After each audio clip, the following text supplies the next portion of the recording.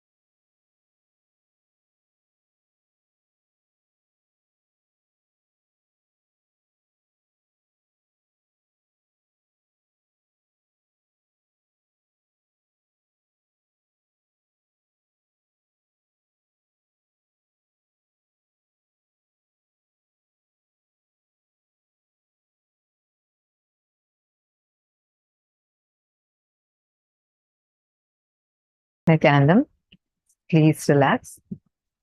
Swamiji himself explained to us what is Swarupa Samadhi and took us through an intense process for Swarupa Samadhi.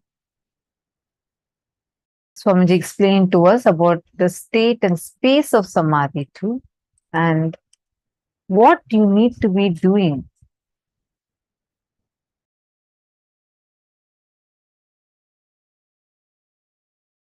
Now, all of us are going to be doing a round of power manifestation and then entering to the actual sessions that there are so many important sessions that we are going to be covering today. But before that, I would like to understand from each participant, who all do you want to invite for today's program, and for whom specifically you are wanting to receive healing for, and anyone that is struggling with any kind of health issues. It's very sorry, I am seeing some messages and SJP manifestors female room that you're not able to hear my audio. I request if you all could acknowledge if my audio is clear. Okay.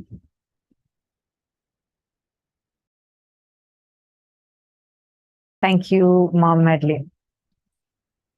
Now understand. Today we are going to be attending to some of the very important parts of ourselves. Now, what are these? The thoughts that we carry. Swamiji said, Paramashiva runs his whole universe without thoughts. But all of us are sitting with thoughts. And these thoughts are so powerful that they have a direct impact over how we exist in our body, how we feel about our body, and how inside of us, how are we feeling about ourselves. All of these together constitute the way how we exist, what we experience as our health. So today, when we are experiencing the breakthrough from these patterns and understanding the nuances, you're not just going to be healed. See, one Swamiji will definitely give you healing today. But Swamiji is not just going to heal you alone, but Swamiji is also going to give you the science of healing and science to optimum health and the science to anti-age. So it's a very, very, very powerful day.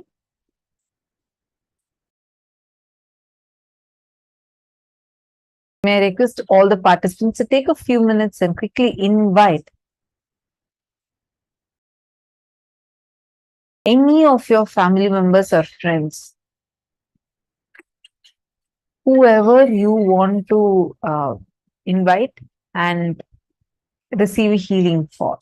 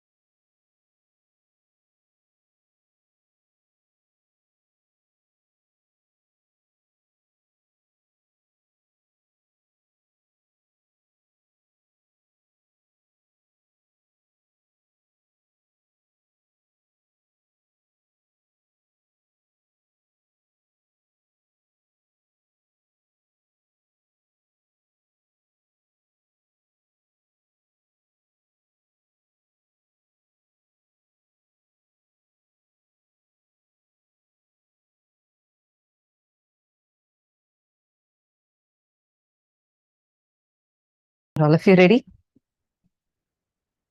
Shall we all enter into power manifestation session? Okay. So today, the first power you're going to be manifesting is the power of body scanning. Anyone here for the very, very first time, you have never experienced power manifestation, you do not know about power manifestation?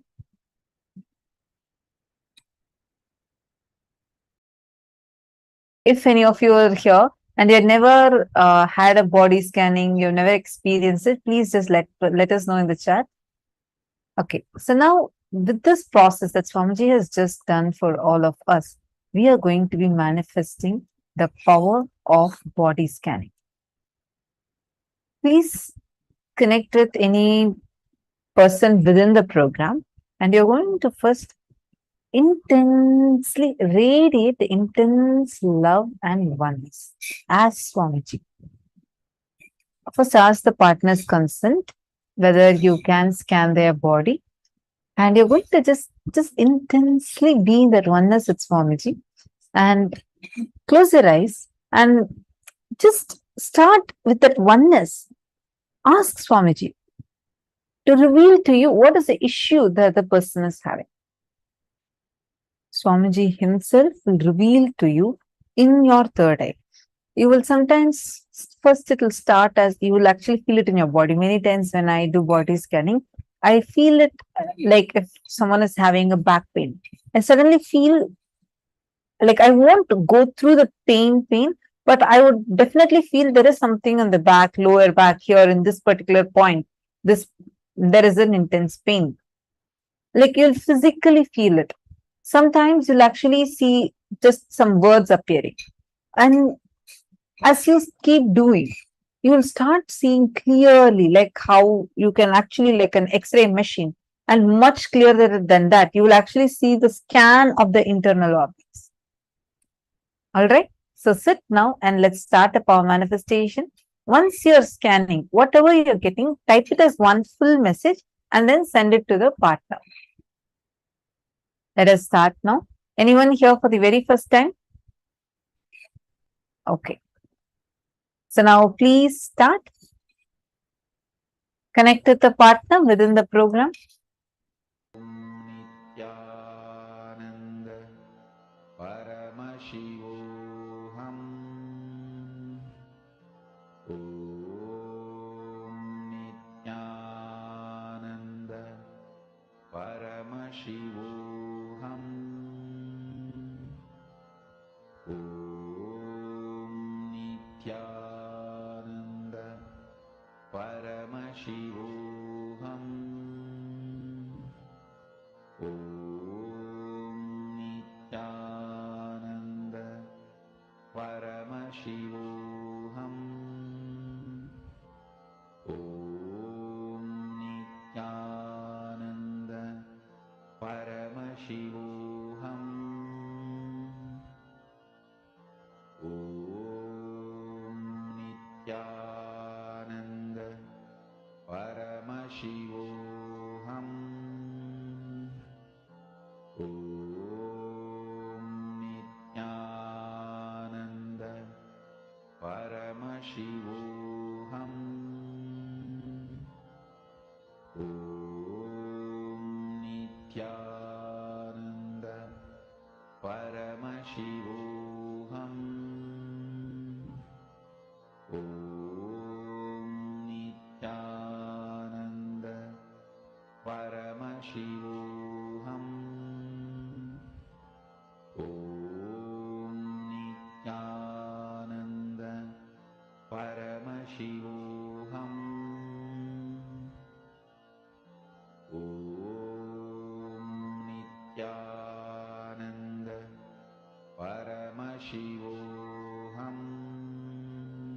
Om Nityananda Paramashivoham. Om Nityananda Paramashivoham. Om Nityananda Paramashivoham.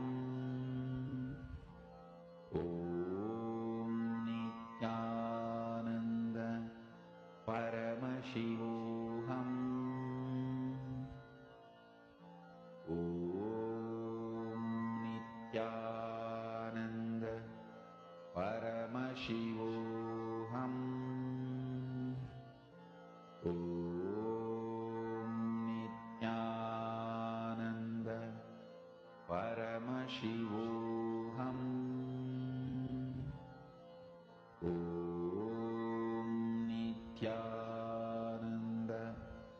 Paramashivoham.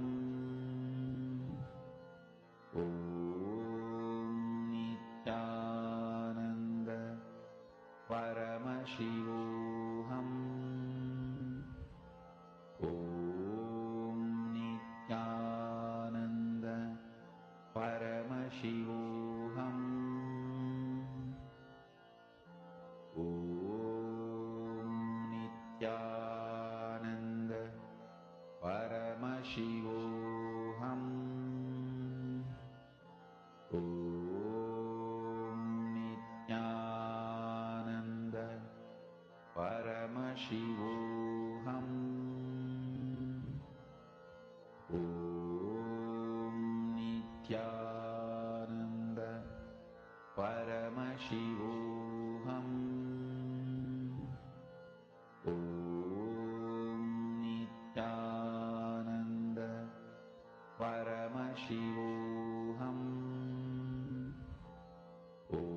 Om Nityananda Paramashivoham. Om Nityananda Paramashivoham. Om Nityananda Paramashivoham. Om Nityananda Paramashivoham.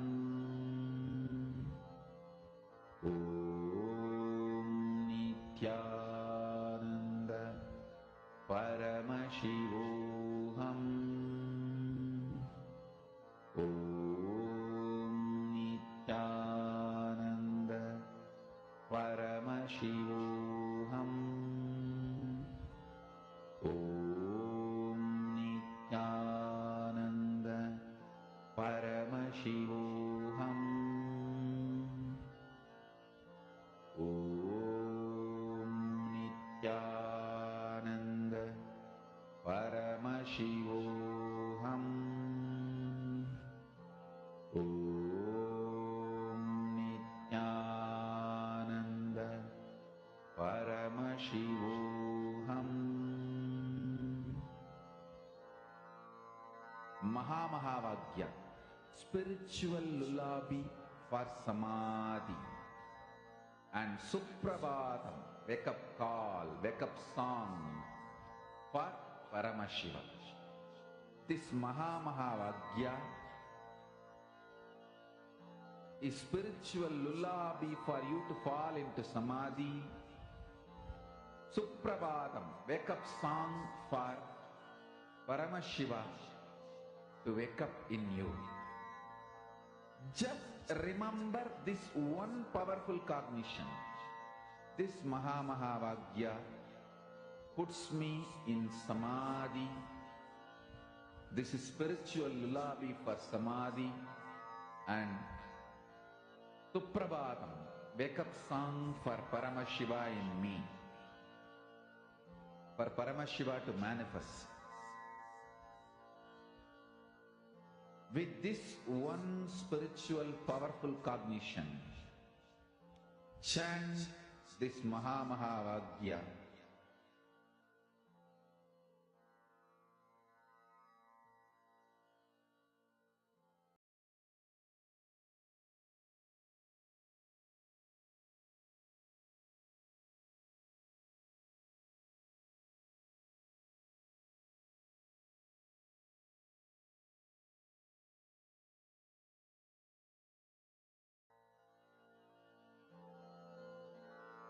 Mahamahāvāgya, spiritual lullaby for samadhi, and Suprabhatam, wake up call, wake up song for Paramashiva, for Paramashiva to manifest. With this one spiritual powerful cognition, chant this Mahamahāvāgya. Om Nityananda Paramashivoham. Om Nityananda Paramashivoham.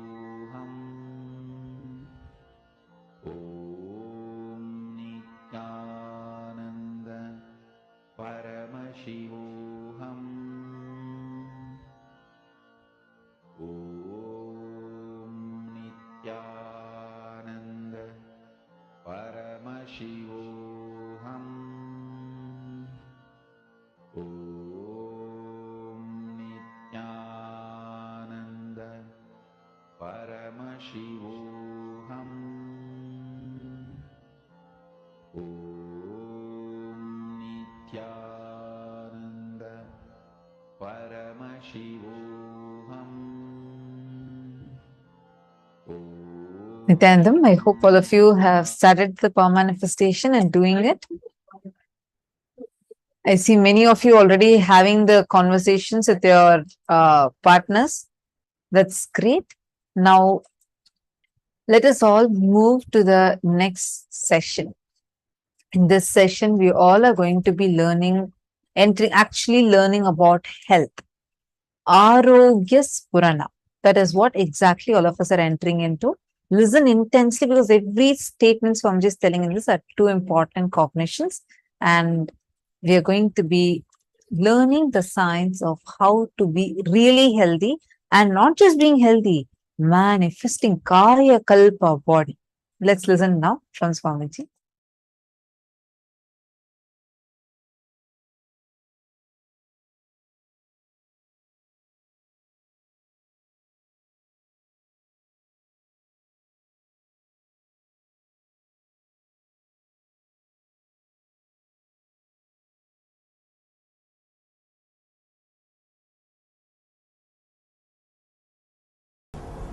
First, let us understand the word Arogya Spurana.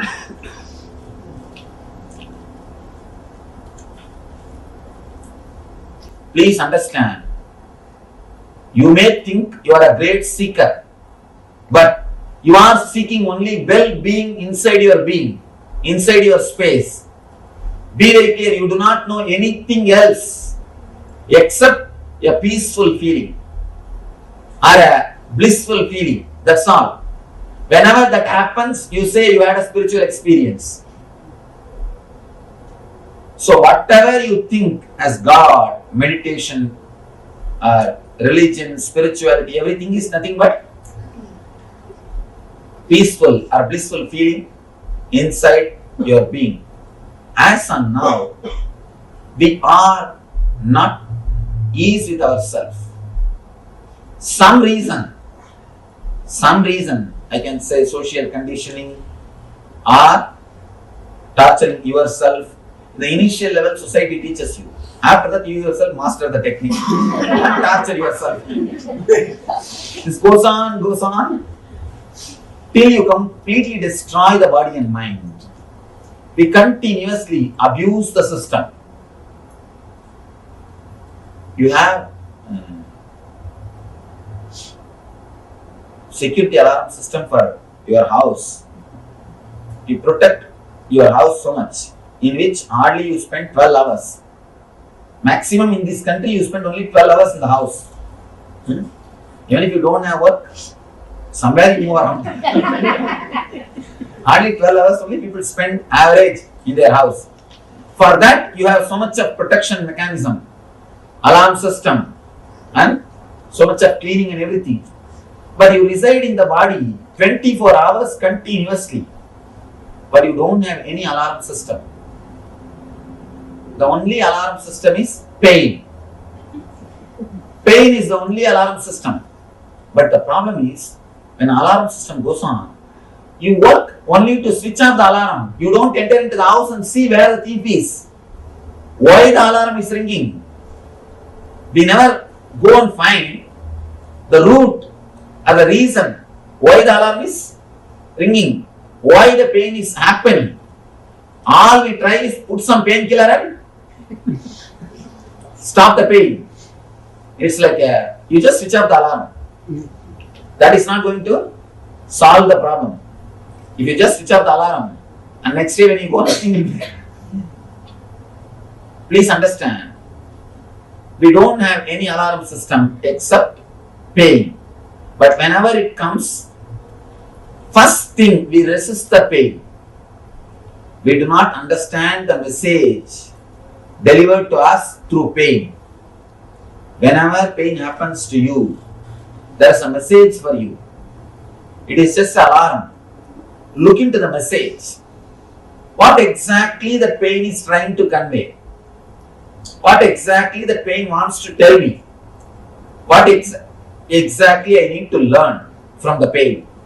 Same way, continuously our body is giving so many messages for us. According to Ayurveda, not only according to Ayurveda, according to the truth, human body is the most sophisticated, intelligent system in the whole planet Earth. If you see 2-3 things, first thing, converting blood into blood, which every day your body does. Please take few minutes and in your notebook write a list of pains, uneasiness or diseases which you are having. Pains. Please understand. 3 level. Pains, superficial. Irritations like a ulcer or wheezing, that type of things. Third, diseases. This 3 level, all 3 level, please write whatever you have. Even if you suspect the little slight symptoms you are having, please write it down. If you already attended some of our programs or if you already know me, you may be knowing.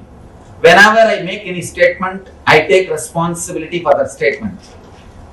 Now I tell you, even though it feels too good to be true, I tell you, whatever you have written will disappear. You may think, what are you talking, Swamiji? Please understand,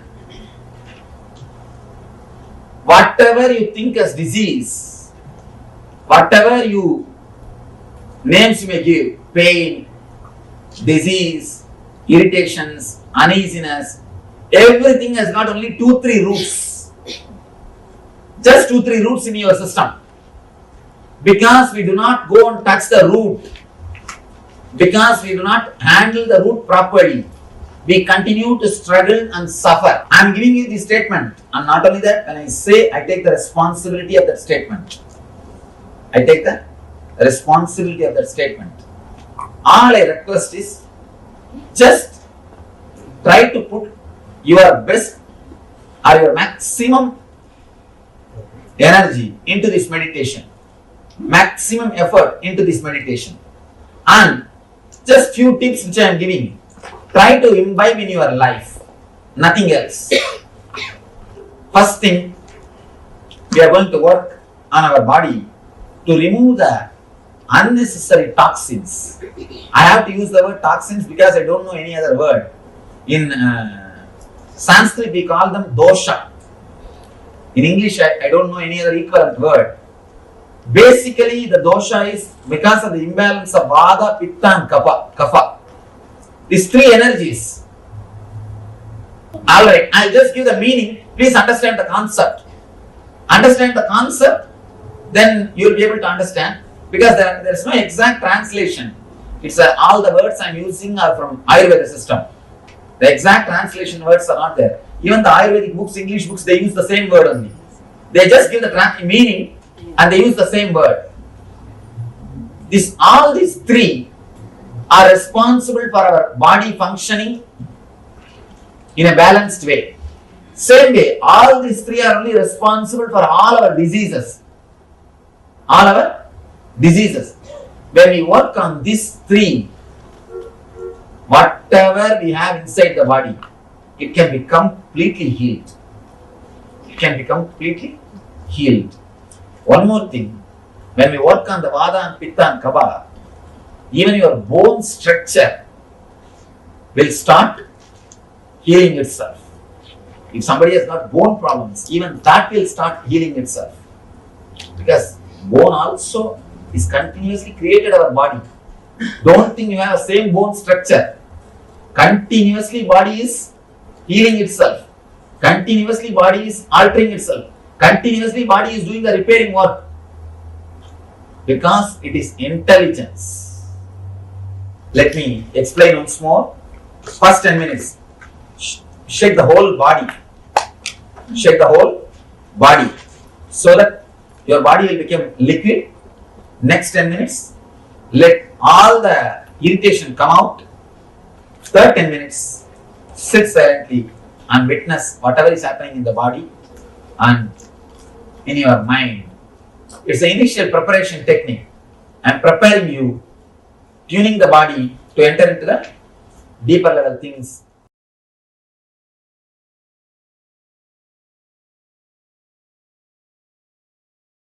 Understand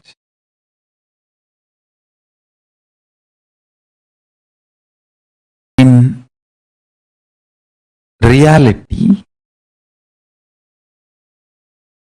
and in Hindu tradition and as per Paramashiva's revelations about yoga, body is never a first person. Listen, what you feel as first person, I. You all know first person means I, second person is you, third person is he. Body is never first person. Your skin will be shining if you see your body as a second person. You will become a most handsome, glamorous, beautiful, romantic, sweet person when you see your body as a second person. You will be an amazing bogi. Real bogi is not the person who takes boga from others, who gives boga to everyone. He is the real bogi. Real bogi is the bogi who gives boga to everyone. He is extremely charismatic. Goes on giving boga to everyone. Your blood will feel like a honey when you see yourself as a second person. The moment you start cognizing your body as a second person, you are a bogi. Everything you do becomes pleasant for you and for others. From morning till night, while you are eating, see your body as a second person. Body is eating. While it's feeling tired, see, body is feeling tired. While you are feeling like sleeping, see, oh, body is feeling like sleeping. Okay, body is sleeping. Throughout the day, have this cognition, suddenly you will see, you will become such charismatic, graceful being. A practicing Hindu is expected to see your body as second person.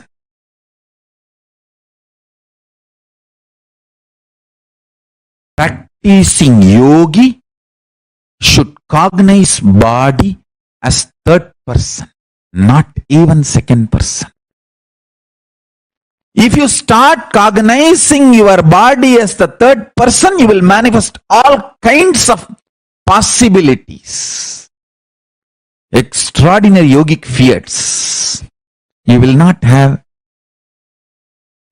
fear in the muscles. Fear in the muscles is called pain in modern medicinal terms. Understand?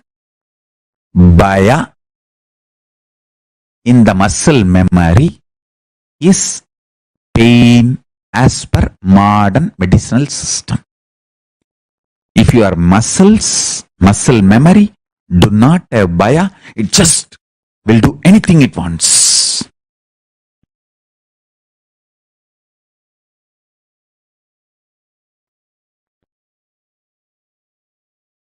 It will not have something called pain forever. Pain is bhaya in muscle memory. There is nothing concrete about pain other than the level of fear you carry in your muscle memory.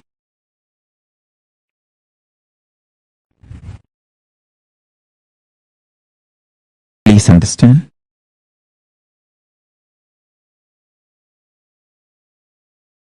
And realize this fundamental truth. The more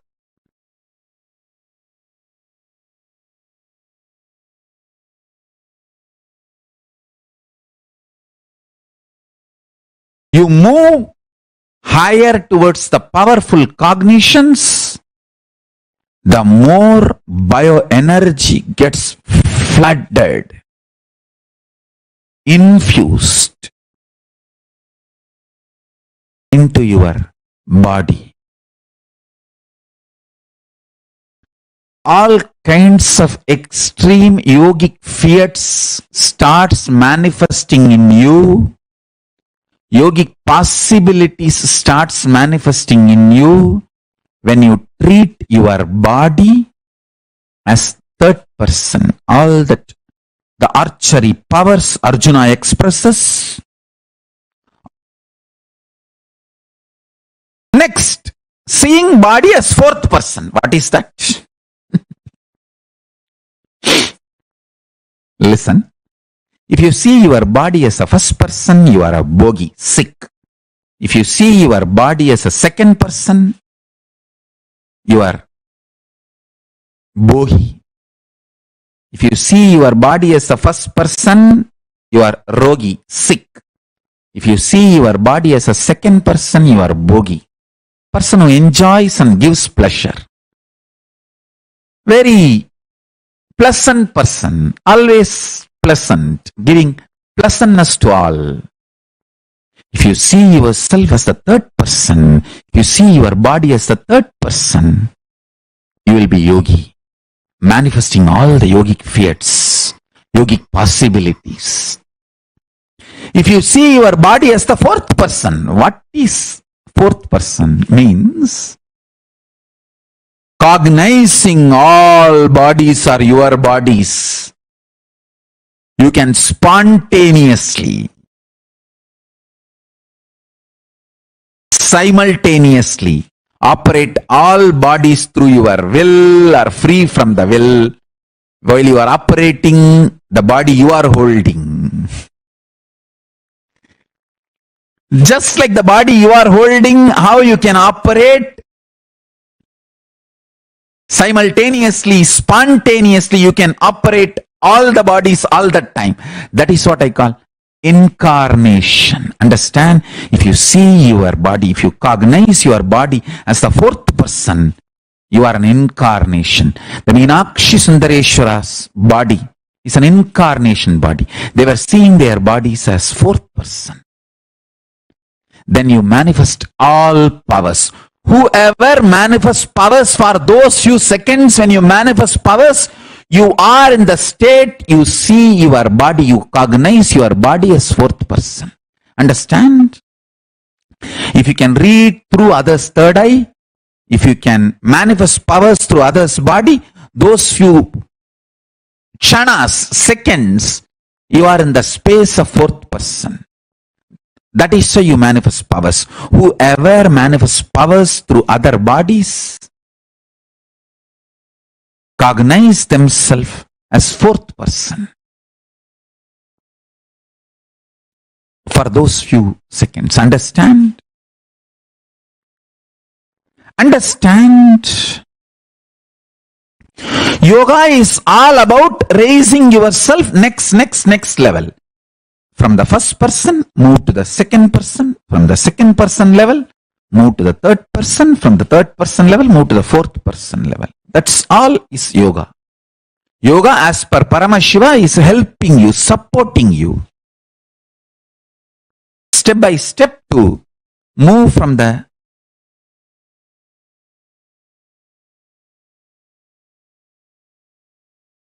level of seeing your body as the first person to the seeing your body as second person, and seeing your body as third person, and seeing your body as fourth person. That's all the essence of yoga.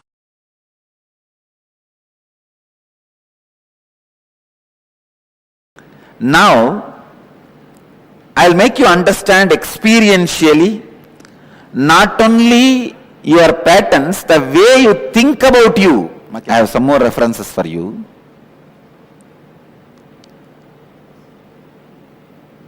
More studies done in psychobiological connections. University College London scientists. Just to give you one or two references I have. They say even the blood chemicals, please understand, stress does not change just your blood pressure. You would have heard only your blood pressure is changed. If you get stressed, your blood pressure will go up. That only you know. But the psychobiological connections, the research is done in that line by the University College of London says, not just blood pressure, even the chemicals, ingredients of blood changes along with your stress level. If your stress level goes up, the poison level, the toxins level in your blood goes up. I wanted you to understand not only your patterns or engram, even the way you feel about you is very important for your health. Even if you don't have any external stress, but if you have a wrong idea about you, that itself can destroy your health. I have seen many villages, they don't have any stress, they are not in corporate companies, they don't need to get up and just eat their breakfast while driving and land in the corporate office and whole day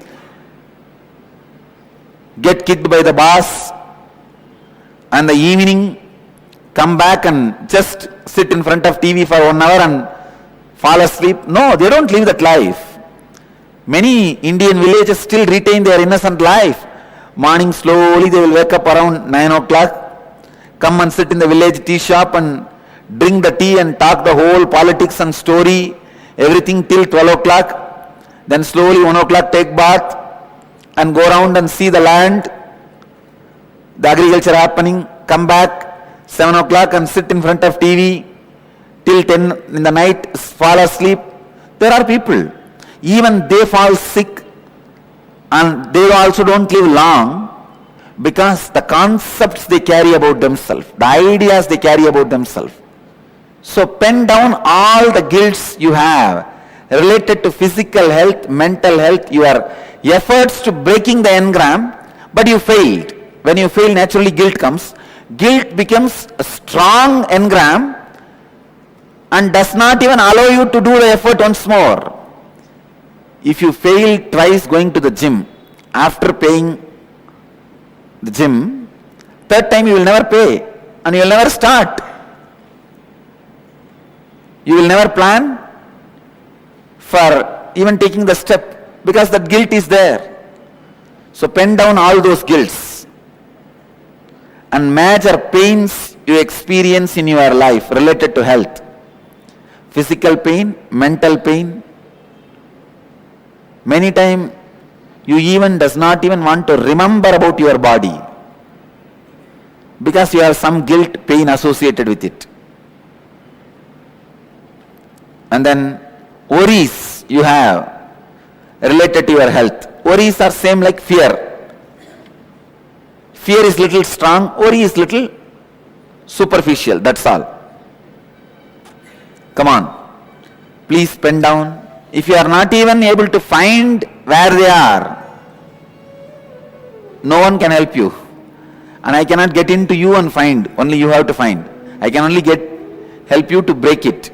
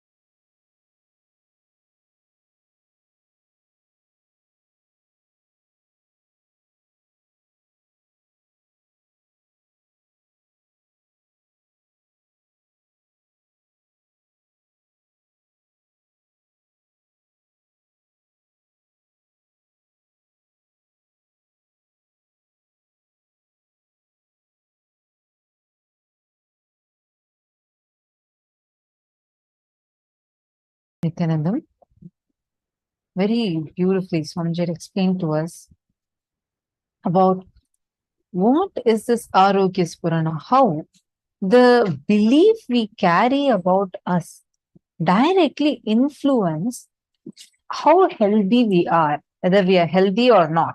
All these, how this has a direct influence. Very, very beautifully Swamiji explained, even with the understanding that it's not just your stress, because there are people who are living very stress-free, relaxed life, who still go through the same issue of dying early. So it's not, or falling sick.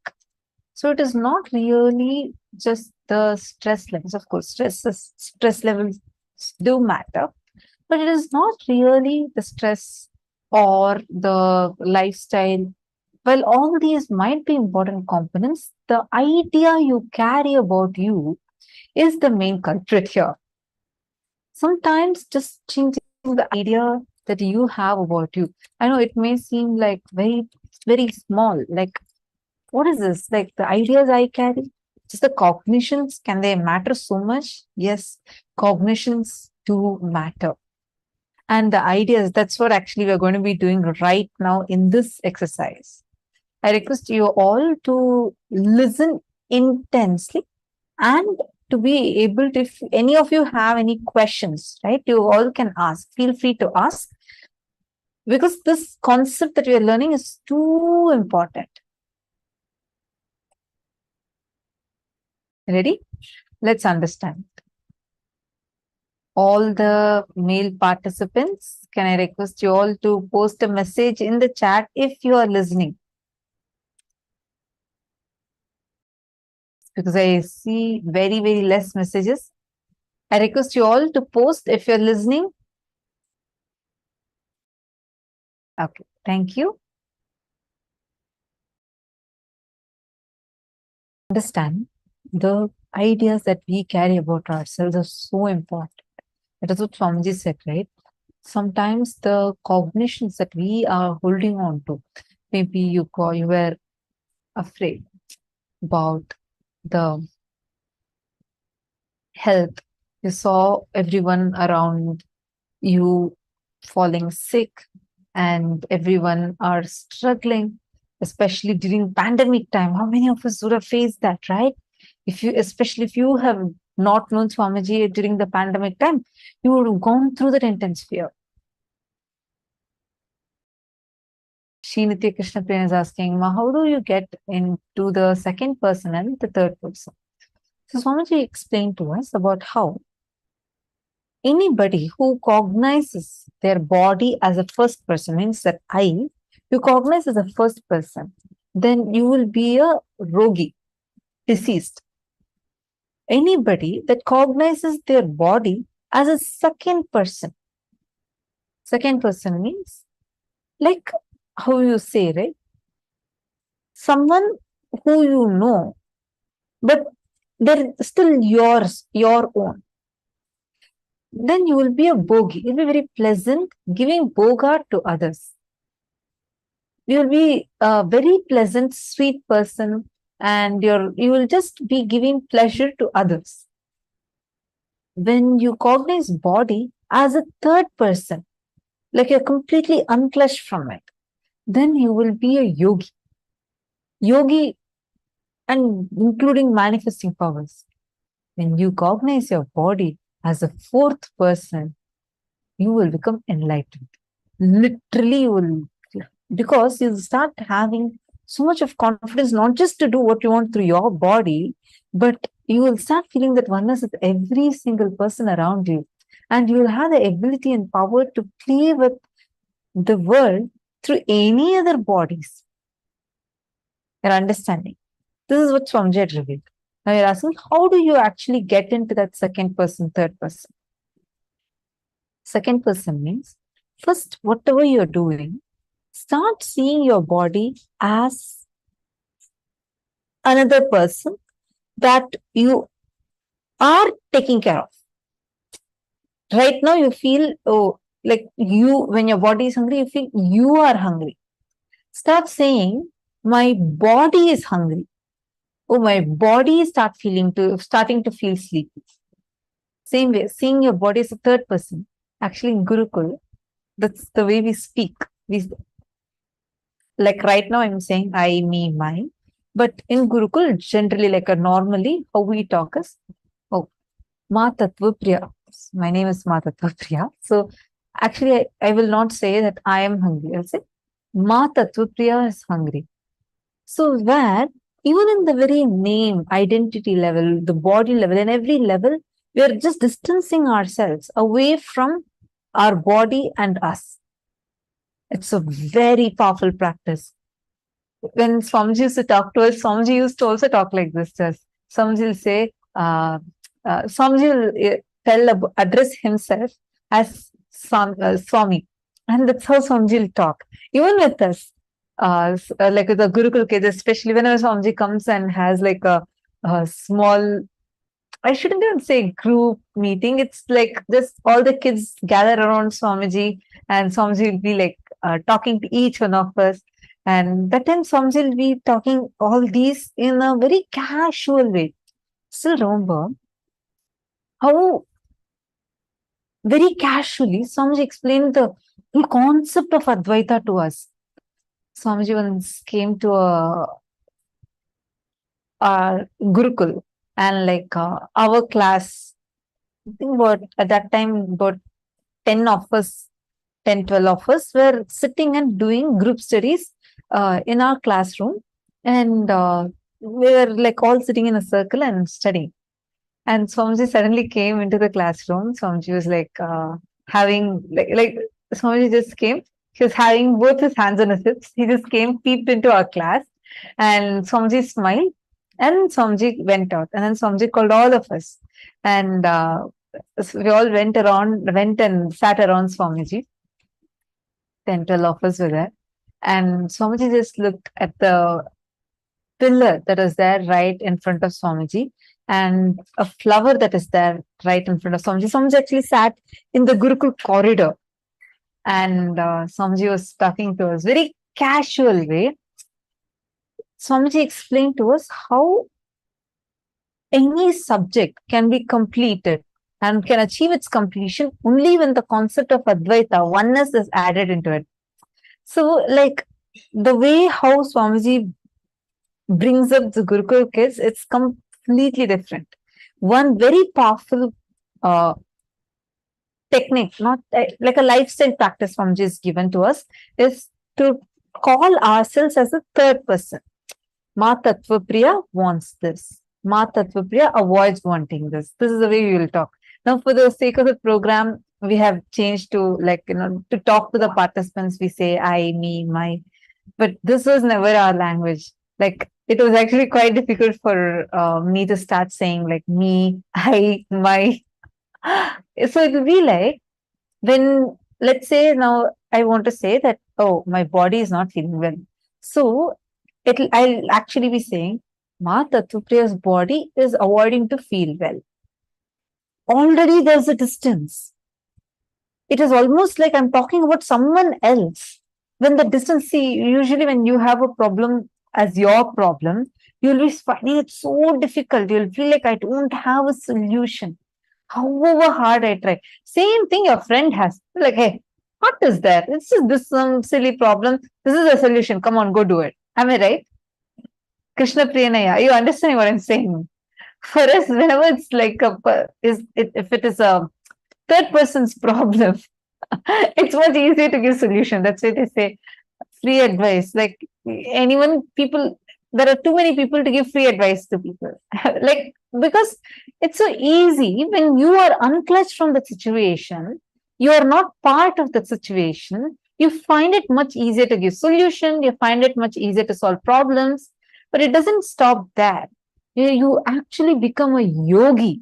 The way you start seeing yourself would be so different. Like many times we'll feel so strongly. It's like the body will become more like a friend. Be like, hey, why don't you get healed? Just why don't you, what's wrong? Are you fine? Like you'll actually sit with your body and converse, and you'll ask, what's the problem? I know you're trying to tell me something when this stomach issue is coming. I know you're trying to talk to me something. What is it that you're trying to tell me? You will become a good friend with your body. So that's how you see us, first person, second person, third person. Seeing yourself as fourth person means Swamiji gave this as a power where now when you tie your eyes, you see through your third eye. The next level of it, you tie your eyes and you get one more friend of yours to tie his eyes and keep a book in front of his third eye. You will see through his third eye. Your third eye will connect to his third eye and you will see the book through his third eye. That is seeing your body as a fourth person, where not just your body, you exist through every body that you're seeing around you. You just exist blissfully. I actually remember a very, very, very powerful experience. I feel so blessed with Swamiji did the first ever Aushadha, like an enlightenment fill during Savasana time. This is in 2016. So Swamiji is doing certain very ancient techniques with which Swamiji will mix different herbs like turmeric, kumkum, sandal, all these different herbs and do a very specific process and create like a Aushadha, it's called as Viryam, and through which he'll energize it and like you can use it for power manifestation. All the Sadashivoham participants who attended the Sadashivoham program in 2016, you all would have received it, right? Along with the Mandelas and all. So, first time ever, when Swamiji did that, I can say so proudly now. I mean, I feel so blessed actually that I got to be the person to assist, right? Holding the plate of turmeric, to be there with Swamiji when Swamiji did the whole process. So actually, when the process is happening, Swamiji said, it should be just Swamiji who should be doing the whole process, like taking everything and putting together. And then Swamiji said that few balasans can actually sit and assist because we can connect to Swamiji in oneness. So Swamiji told that, and Swamiji called a few of us to be around Swamiji to just like take and give the plate with the Aushadas and all that. This is in the courtyard. There are actually videos of this. Such anyone who attended the Sadashivoham program, all of you would have received it in the Sadashivoham after movie CD that all of you got as a gift. This whole process also was video recorded with grand yantras, mandalas, and Swamiji got all different mandalas. Literally, the whole courtyard was filled with this, and all the Nityananda Yogam participants were there, and everybody were like standing around Swamiji. It was fully crowded. The whole courtyard was fully crowded. And Swamiji is sitting in the middle down and doing the process. That time, Swamiji started doing the process. And I still remember this so clearly. When Swamiji did not tell like, Swamiji didn't speak, give this, give that, any words. The moment Swamiji started doing the process, there were like so many powders, like kumkum was there, sandal powder was there, haritaki was there. Like this, there were many Ayurvedic powders that are all kept. Swamiji started doing the process of taking and mixing, doing the camphor, and they're very powerful process Swamiji is actually doing. When Swamiji stretched Swamiji's hand, like see, if I want to pick up something, right? Automatically, if I want it, I can go pick it up with my hand. It's not that I should say, hand, move, go take it, correct? We don't give like that instruction to our hand. We want it, you go pick it with your hand. I remember so clearly when Swamiji started doing the process, whenever Swamiji would stretch Swamiji's hand, automatically, like my hand, I don't remember anything of my own individual identity or like my independent thinking there at all. It will be like when Swamiji is stretching Swamiji's hand, automatically my hand will go and take and give.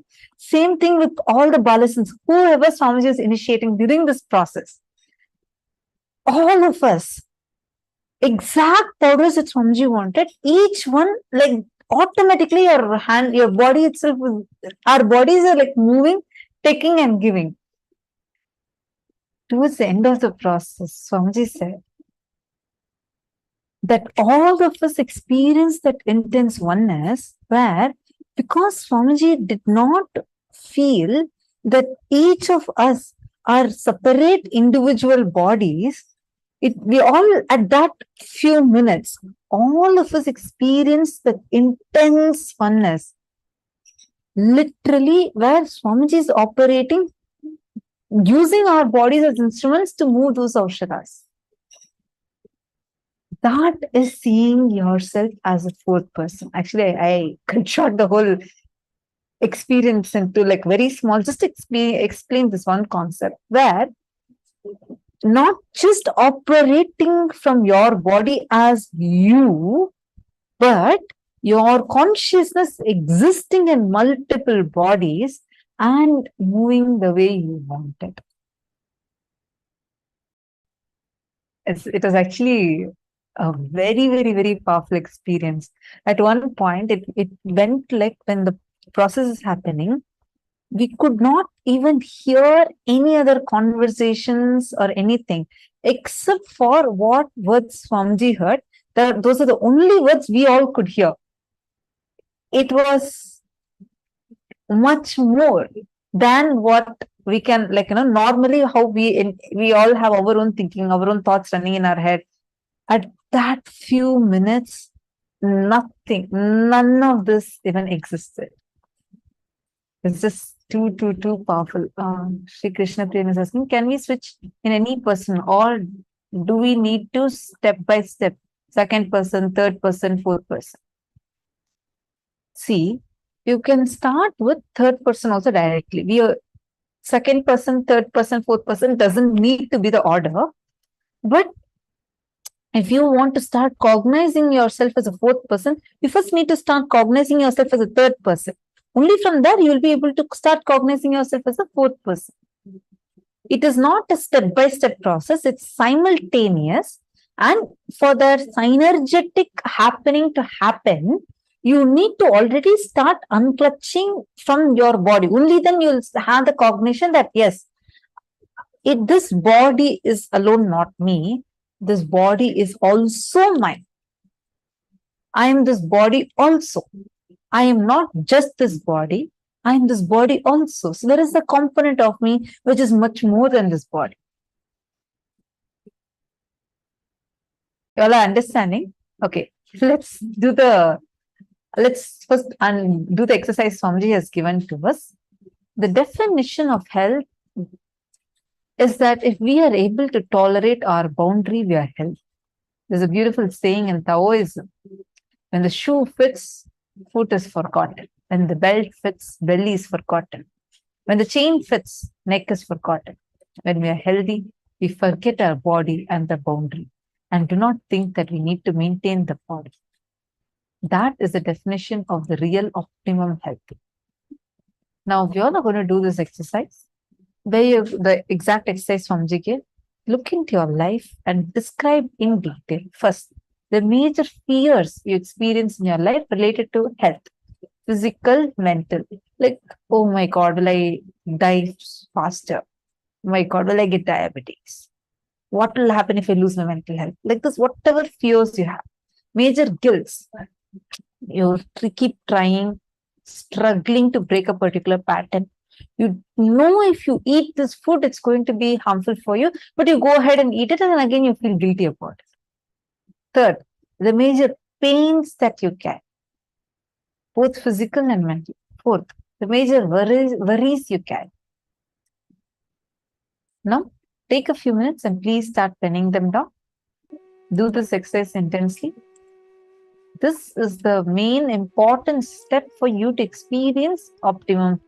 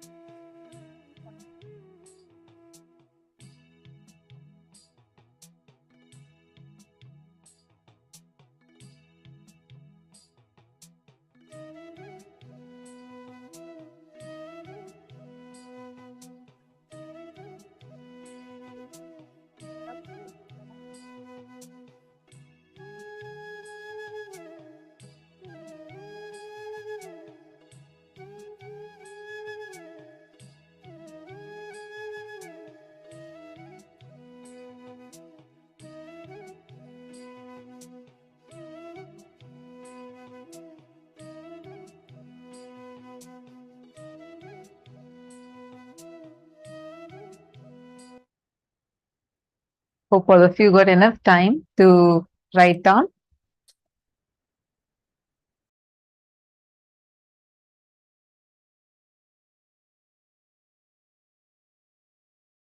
Akash, I read your message. I posted, Ma, the yoga session today brought up a lot of fears stored in my body.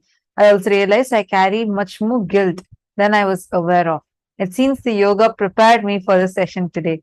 Beautiful. That's right. That means you are doing it very authentically.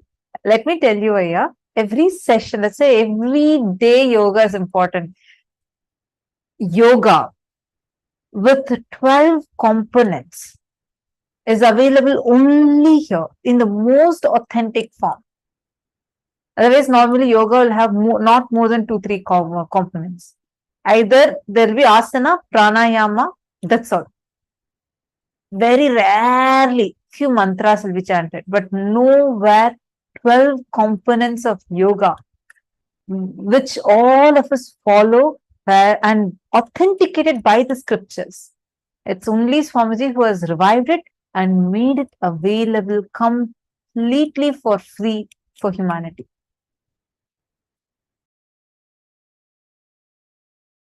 I just feel like every time I remember these things, just the compassion and tyaga of Swamiji melts me. What effort Swamiji puts into it. I know how many times I have seen, Swamiji will be sitting in the temple and opening the books, like the Hatha Yoga book, Hatha Yoga Pradipika, like this. There are tons of books, the yoga books and the Agama books. The Swamiji himself personally sits and goes through. And Swamiji will train a team also. Swamiji will teach this to a team, the yoga team. And Swamiji will teach how each asana is supposed to be and decode it. It'll be like day and night. Swamiji will sit and do it. And that's how Swamiji has created Pratama Vinyasa Krama, Ditya Vinyasa Krama, Tritiya Vinyasa Krama, and gifted it to the whole humanity completely for free. Wow.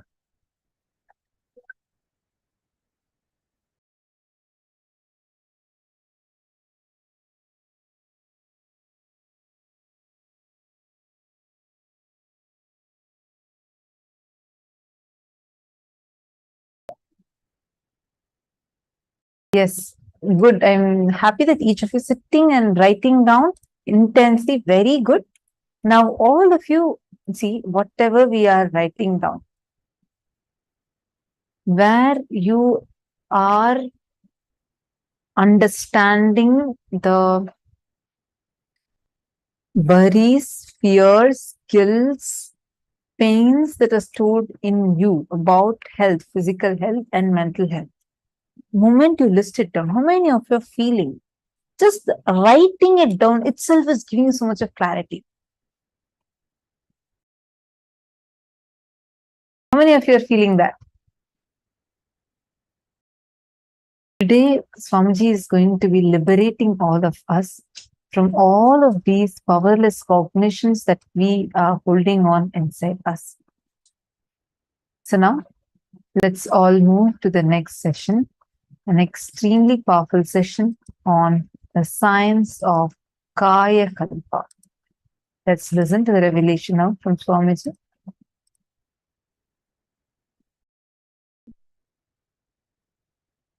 The science of Kayakalpa is where you can exist in your body healthily as long as you want. It's very, very, very powerful ancient science. Even Swamiji has told there are many Apta Pramanas for it, including Mahavatar Babaji. Even now, he is available in his youth form to many people that are very sincerely connected to him. Or Tatwale Baba, who even now exists, like he's actually some few hundreds of years old, but he'll look like about 30 to 40 years old, and he still exists. Let's listen to the revelation about Kayakalpa Yoga now from Swamiji.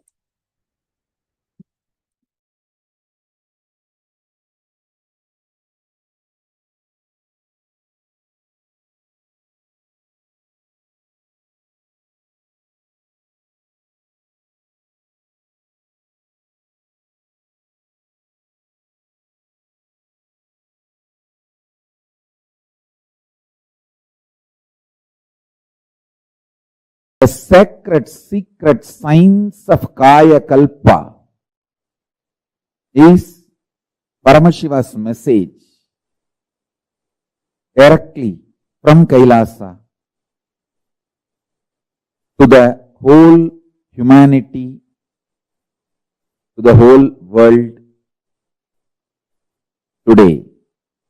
From today, Paramashiva will reveal the great sacred secret, science of Kayakalpa. Understand? Search for healthy life, long life, healthy long life was done by human beings from time immemorial. Through their seeking, research, experiences, expertise, human beings have discovered many things to have long, healthy life in various civilizations. In Saraswati civilization, in Ganges civilization, in Hindu civilization, in African civilizations, in Egyptian civilizations, in various civilizations, a lot of things were invented, discovered, reinvented, rediscovered. First and foremost, let's bow down to Ganapati, who is the manifestation, the greatest manifestation of Paramashiva.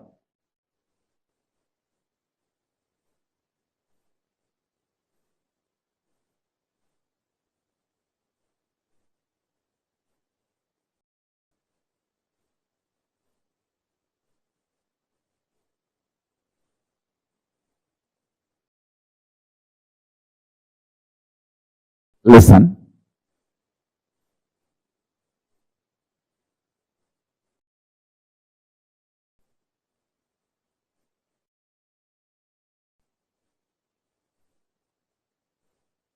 Out of your consciousness, you 3D printed,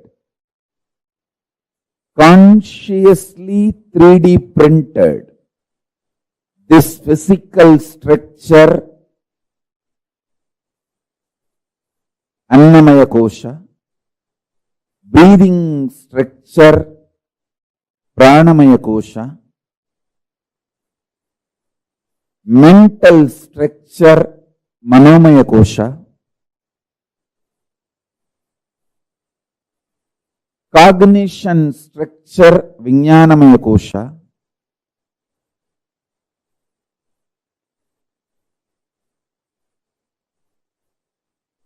conscious structure, Anandamaya Kosha, from your superconsciousness, from your core, Paramashiva himself.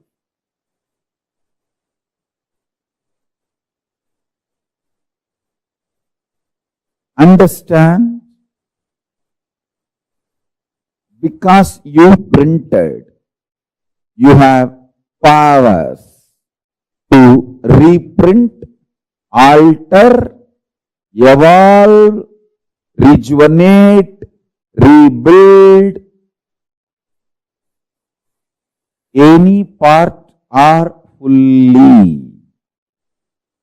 First secret I want all of you to know. Continuously give love.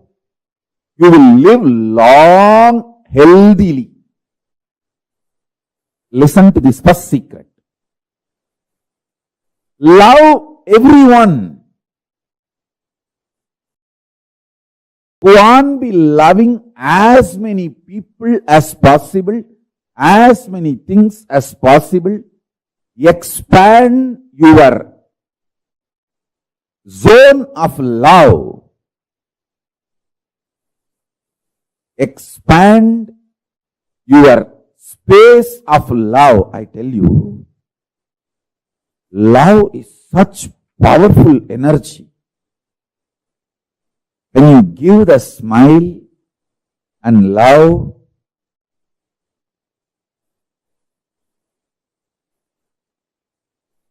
the way others respond to you, react to you, and the way you start feeling about yourself, and the way again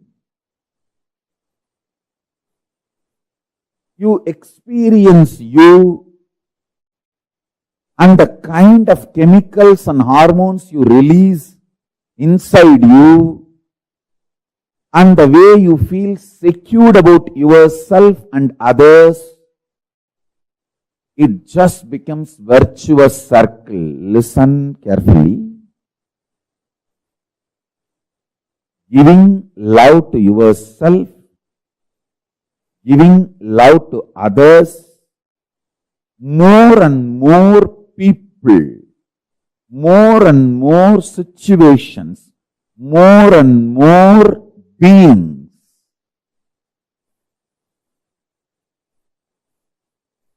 giving love,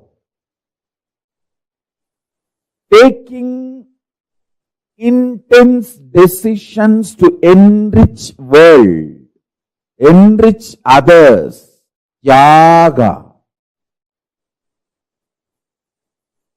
Tyaga removes all the negativity from not only your mind, it removes negativity even from your intestine.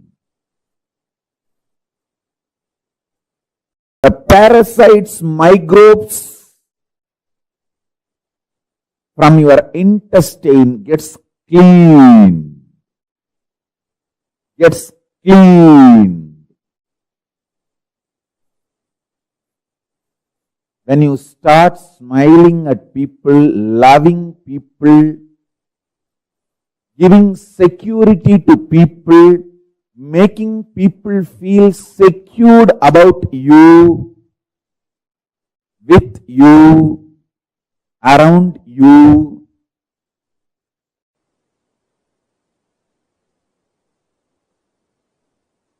everything Paramashiva revealed, I'll share it with you all. In this work, I have also spent little time in studying what various other cultures, other traditions, other researchers, human beings try to gather information through their research and development, through their thinking and collecting and organizing the data, whatever they did, I studied that also. Listen. Listen carefully. I am giving you the methodology through which Paramashiva revealed everything to me. First, as experience, he gave me this sacred, secret science. Once I started manifesting that in my life, I went through the sacred scriptures.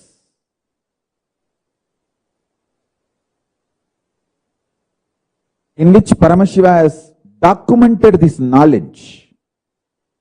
When I went through the Vedic Agamic scriptures where Paramashiva has revealed this science in a detailed way, I understood the in-depth meaning. I understood the deeper meaning, the sacred secrets got revealed to me. I decoded the whole scriptures in a different level. Listen. When these revelations happened in me, I was so excited, inspired, energized. I tried to see various other knowledge traditions.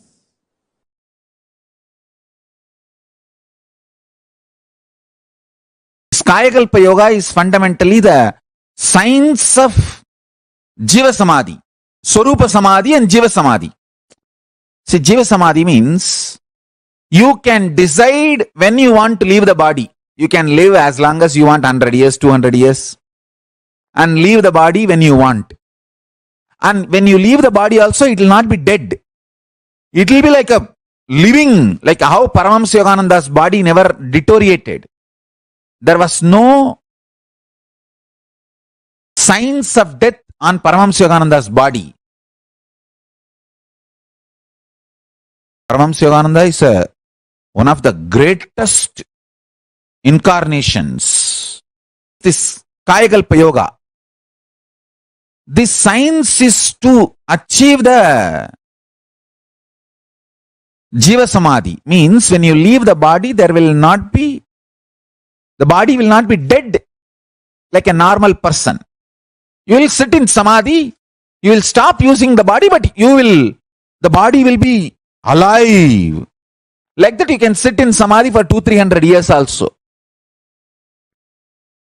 In India, we have great Jiva Samadhis. My own gurus, Raghupati Yogi and Kuppammal and Isakki Swami, all three of them are Jiva Samadhis.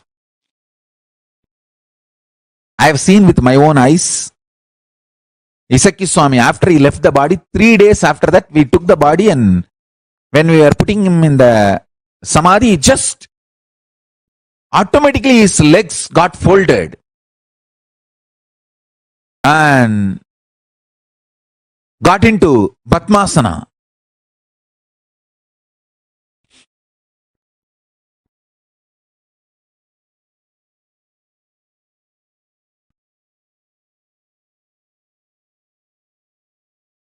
Not only I saw, there are many eyewitnesses.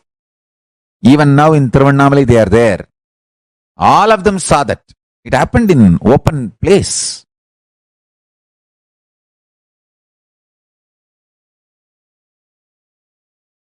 Body which is used intensely remains healthy. Internal organs which is active intensely remains healthy and continues to function long. Mind which remains sincere continues to be focused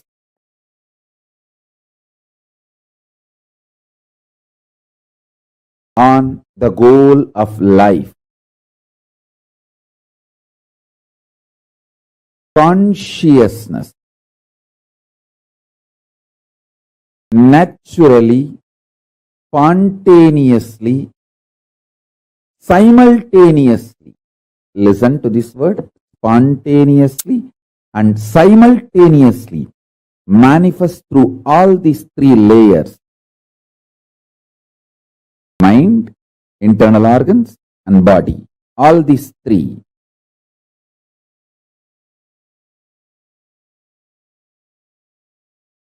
When they remain sincere. Let me give you deeper explanation. Use the body more and more.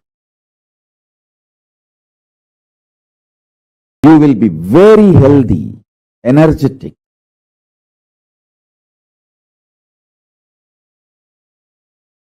Use the internal organs more and more. Every time when you fast, all the internal organs of your body starts working. Every time you fast for 24 hours, the whole system becomes alive, activated. That is why I insist at least 2 times do this to you every week. Understand? Be good to yourself at least 2 times a week.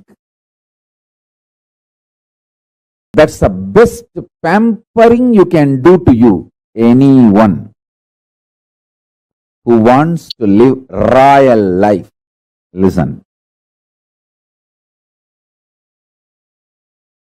eating like a pig. Whenever you can, whatever you get is the cheapest way of treating yourself.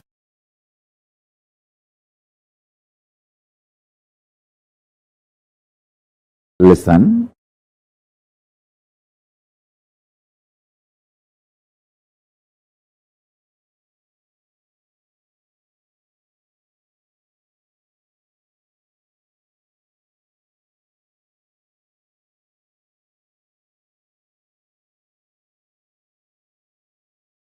It's like treating yourself like garbage bag, garbage can, dustbin.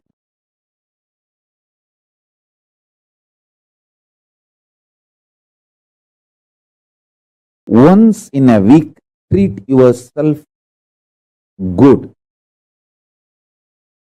I will highly recommend at least twice. If you are an initial level seeker, once a week. If you are very sincere about enlightenment, twice a week. Treat yourself royal. It means stop eating. 24 hours, just absolutely no food. If you can, dry fasting. If not, just water is okay. Water fasting.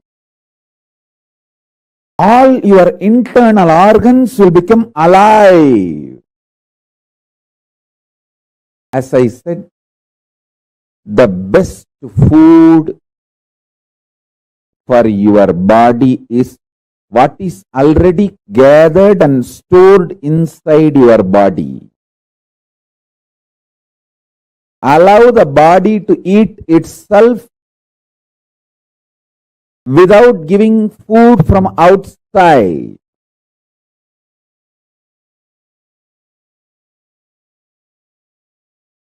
Listen carefully. I have seen people who don't eat because they don't have, but people don't eat even though they have for a purpose, higher purpose they don't eat. I have seen both kind of human beings. I have seen extreme poverty. I have seen very powerful royal people who don't eat not because they don't have, but because they have a higher purpose to exist, they stop eating. The difference I have seen in both the bodies, people who don't eat because of poverty, their body doesn't shine. People who don't eat because of the higher purpose, their whole skin shines because the cognition, purpose adds sincerity, shraddha, and shraddha as capacity to generate ojas and tejas. Ojas means pure energy. Tejas means shining power.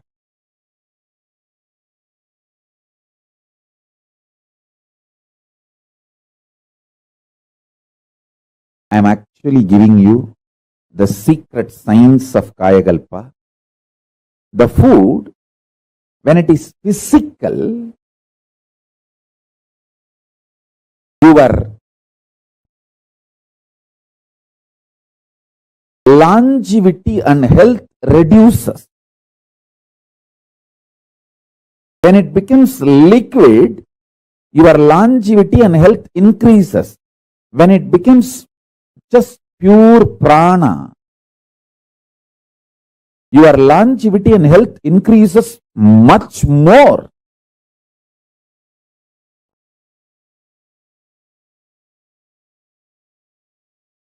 This Mauna Swami, he used to sit in that ilippai tree breathing space, the ellipite tree, it used to be tall tree. All trees have their own breathing space. To the level, to the length, to the circumference, they spread their flower, fruit, smell is their breathing space. So this temple tower in which this Mauna Swami was sitting comes within the breathing space of that ellipite tree. So when he sits there and does his pranayama, that ellipite tree's smell, breathing space, goes into his body, his internal organs receive glucose, sugar, directly just from the prana without taking any white sugar, brown sugar, anything from external source. I tell you, just if you do the detox properly, cleanse all the parasites and microbes, your whole system will become such healthy.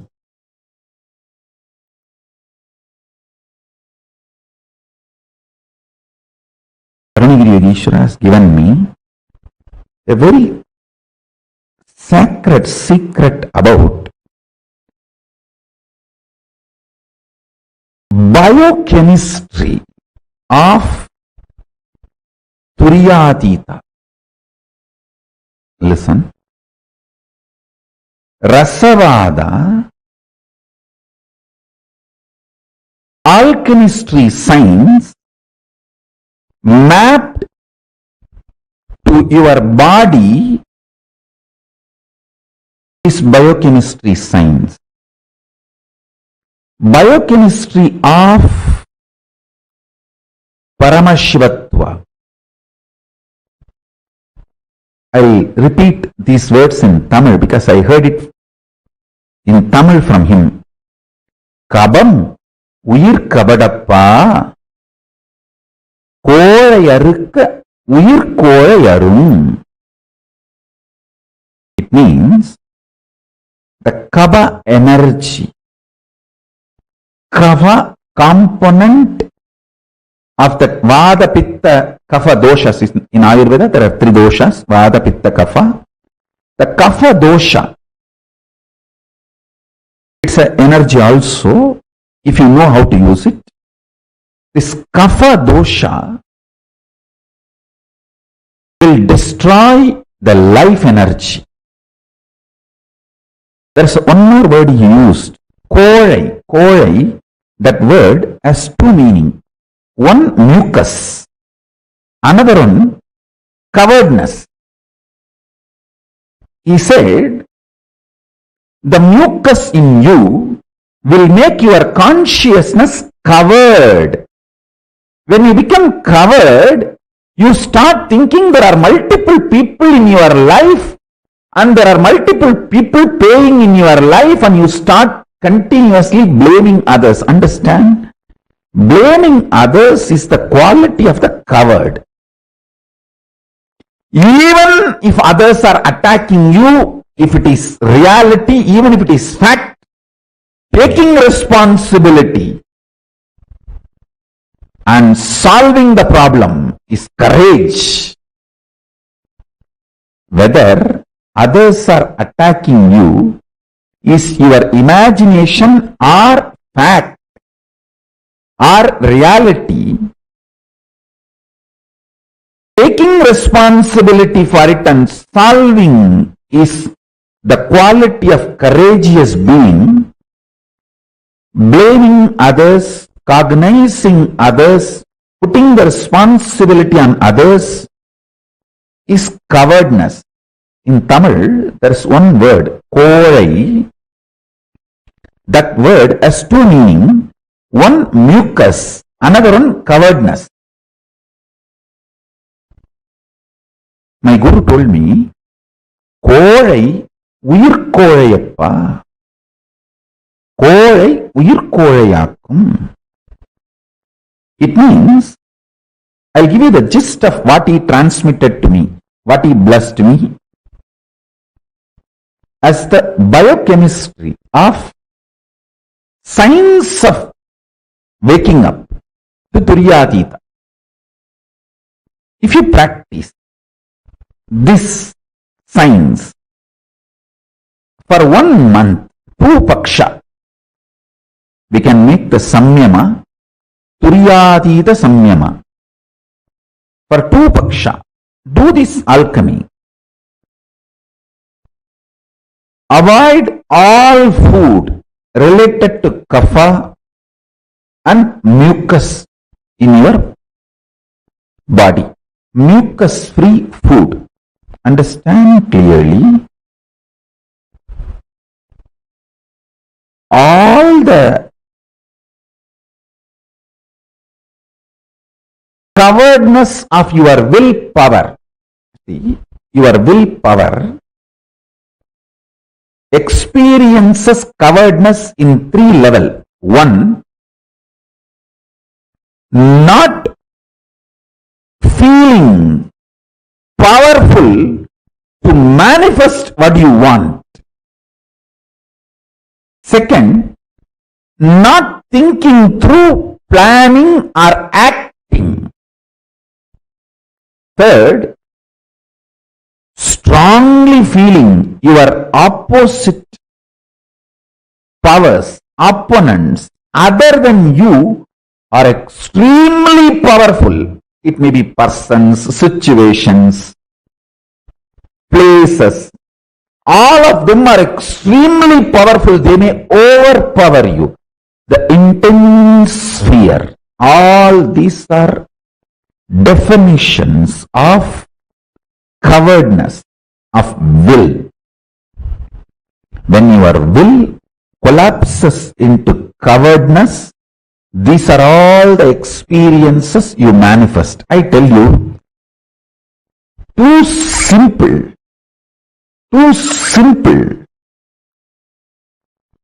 Change your biochemistry, the whole problem will be solved. I have seen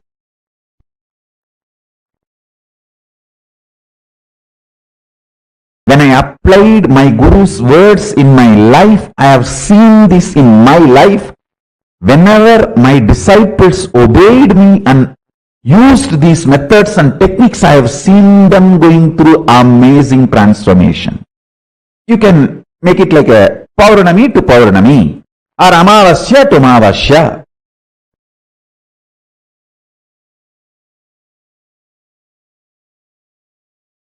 Take this up.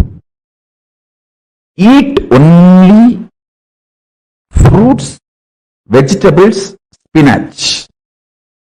Just only these 3.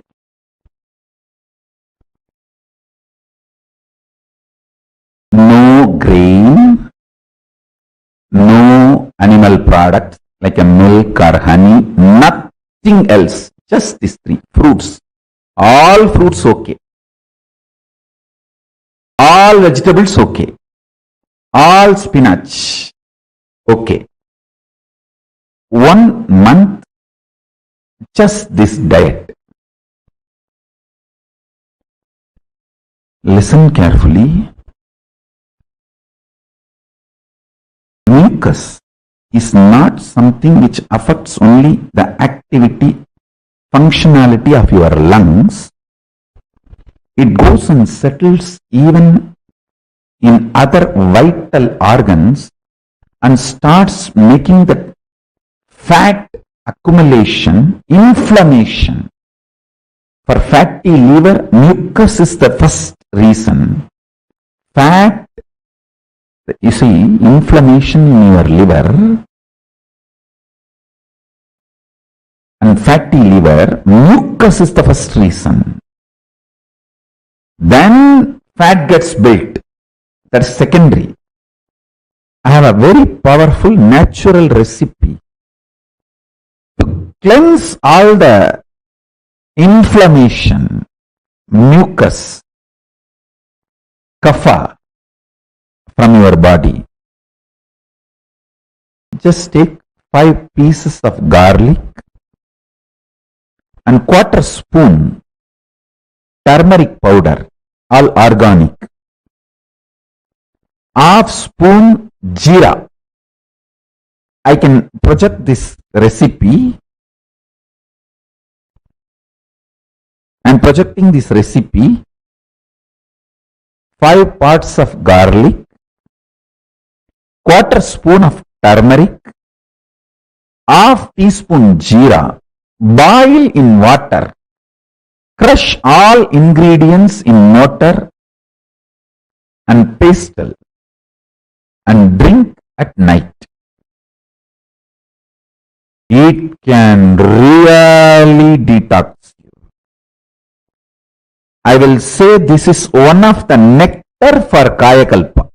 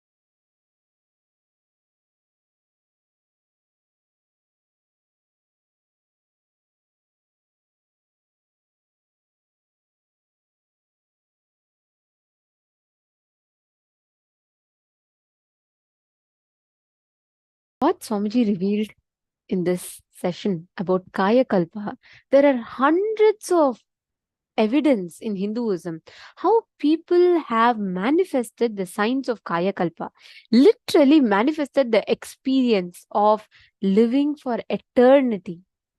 There's a very beautiful science behind this, okay? Whether you take Mahavatar Babaji or like Swamiji himself said, Isaki Swamigal, Swamiji's gurus, they have all transcended the concept of aging itself. They have started, like they started anti-aging. They started transcending the concept of aging. How is this possible? Understand, when you actually treat your body as the second person, third person, or fourth person, you start manifesting I'll not say control, but you will start manifesting the command over your body, where your body will be in absolute listening and sync with you.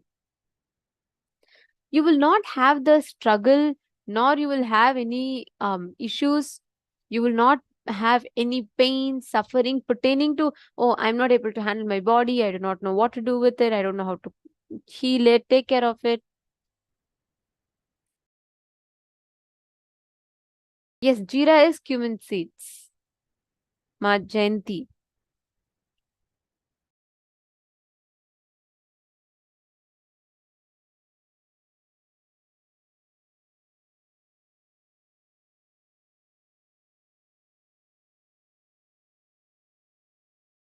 Okay, very nice. Now, I wanted to ask every one of you here,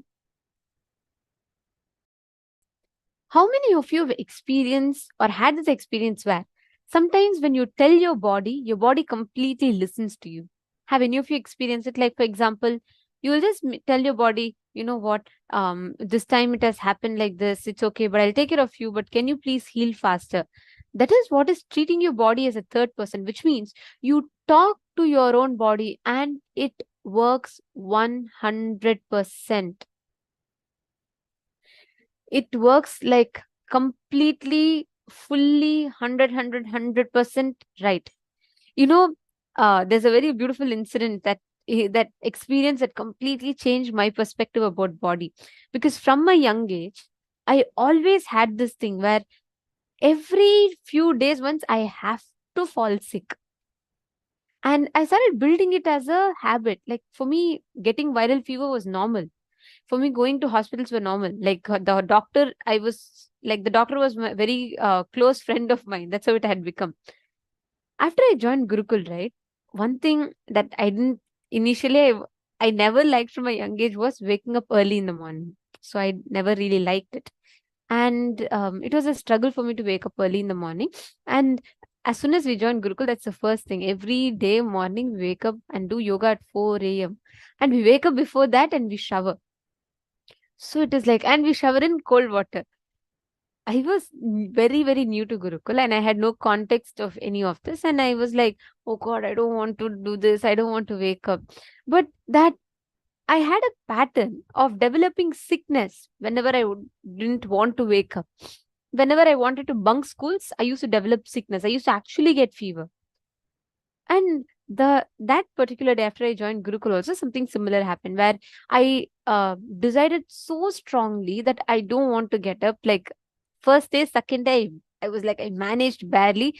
Third day, I decided, no, I can't do this. I really need sleep. And all my conditionings, all my patterns, everything came up. And I was like, oh God, I can't be like this. If I continue to wake up early, I'll fall sick. My concepts.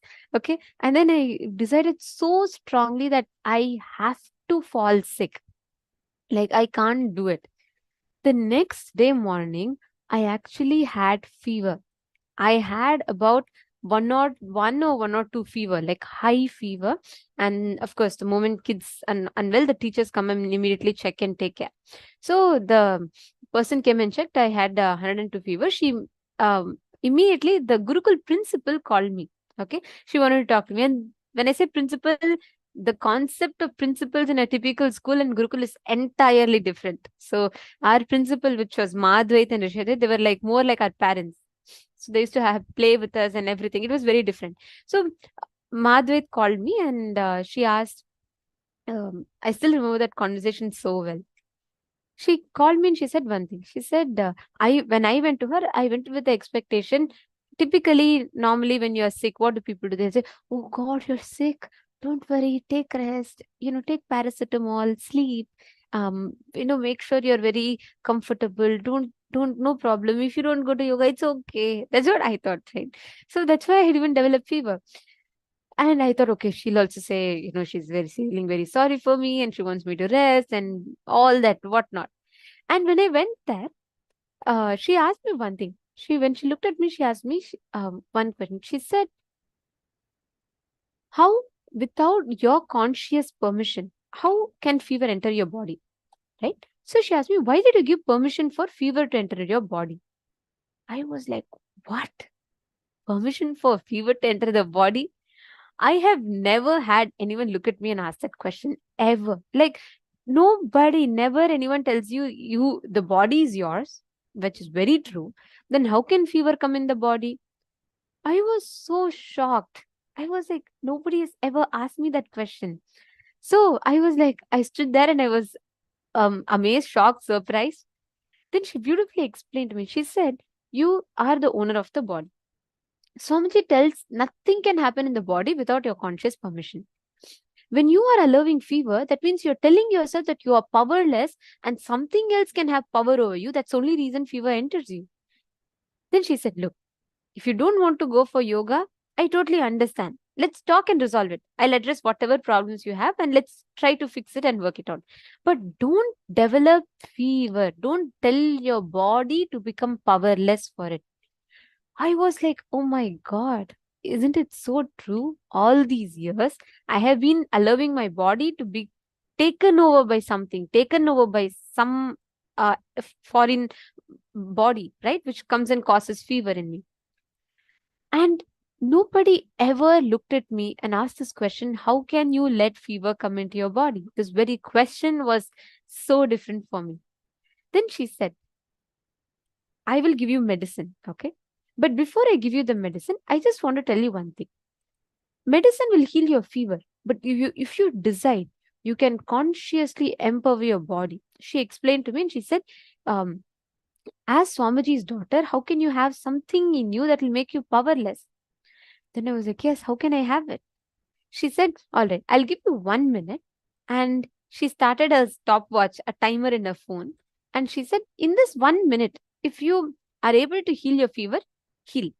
If not, let's take the paracetamol. I just want to give you 1 minute to make that conscious decision in your body. And I tell you all, she started the timer. The moment she started, right, I just closed my eyes. I decided, no, I do not want fever. How can I give permission? It was such a strong click for me. Like, it may be a normal conversation now when I say, but that time it was like life-changing click for me. I said, I am Swamiji's daughter, so no fever can come in me. Within the stopwatch hit 1 minute, the fever from 102 came down to 97. And that time that it took, even that 1 minute was a time for the doctor to put the thermometer and measure my temperature. That's all.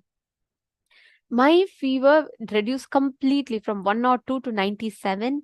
And after that, for 10 years, no fever, no kind of sickness in my body whatsoever.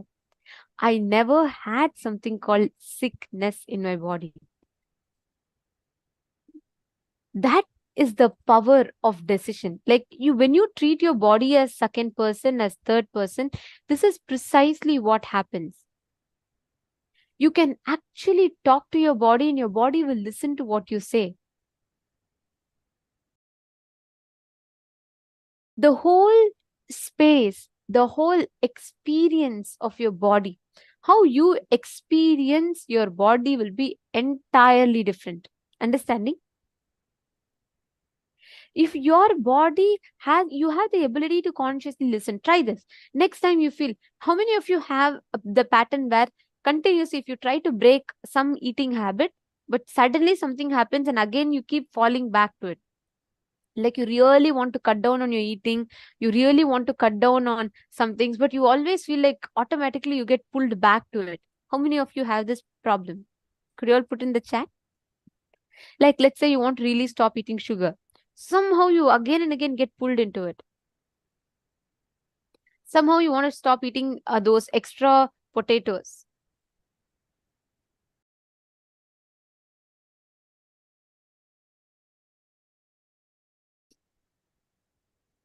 Nityananda Yogini is saying, yes, Indian food better, but not yes. Yes, okay. So many of you. Ma Prematavasi is saying yes. Ma Ning is saying yes. Okay. Listen. Do this one thing which works 100%. Next time when you consume that food, Swamiji tells, pleasure or pain is not external, it is the definition that you add to it. For example, when fire touches you, you cognize that as pain because you've been taught it is pain, correct? Let's say in your young age, the first time you burned, if someone taught you, hey, that's supposed to give you pleasure, they'll say, they'll clap, they'll celebrate. The conditioning that it is burning you will completely dissolve. Instead, it will be replaced as a pleasure. All definitions life has given you, pleasure, pain, good, bad, joy, everything is how you define it. Now, Swamiji very beautifully explains all the food patterns. You give a definition based on how your tongue responds to it. Now change it to how your stomach responds to it. Swamiji told this in one of the satsangs. I used to eat my eating quantity was like a lot. I used to love oily foods. I used to love different types of eating cakes, chocolates, everything. So I started this whole thing, and it was in 2021 satsang. Swamiji revealed a very beautiful thing. Swamiji said, next time when you put the food in your mouth, listen to your body. See if your tongue is enjoying it or your stomach is enjoying it. Just do this one observation. I really did it. After that, my whole like towards what food I enjoy completely changed. We are all so occupied. The moment you put the food in the mouth, our listening is completely towards what our tongue is saying about it, correct? Oh, the food is tasty. Many times, that's why even when your stomach is full, we put that extra spoon, extra amount of food into the body. Why? Because we don't listen to our stomach, we listen to our tongue. Just shift your focus. Start talking to your stomach. Really, it works. Swamiji said stomach is like a small child. If you talk something to it, it'll listen to you. Just start talking to your stomach. Listen to what your stomach is saying about it. You will actually see sometimes when indigestion problem is there, if you just talk to your stomach, it will heal, listen, and complete. You tell your stomach, look, I'm committing to you. I have been very, very insensitive to you. I want to get back, and I want to give the food that you can bear with it, that you can manage, that you can digest, and that is needed. After that, when you put the next spoon of food into your mouth, automatically you will see your stomach will say it is not able to handle. Your body will actually respond to you.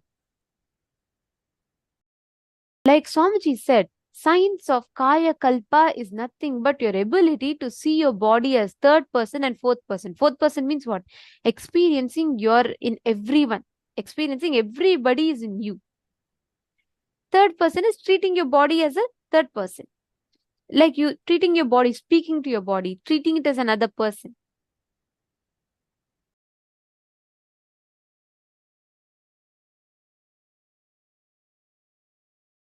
Ma Kerry, see ma, of course, I will not say yes or no to it, because if it's medical need, please take it.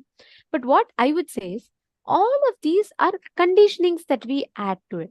So you're saying that you feel you become so weak if you don't eat meat, correct? Tell me, when I say the strongest animal, okay, what do you visualize? You visualize elephant. Elephant is one of the strongest, mightiest animals out there. Elephants don't eat meat.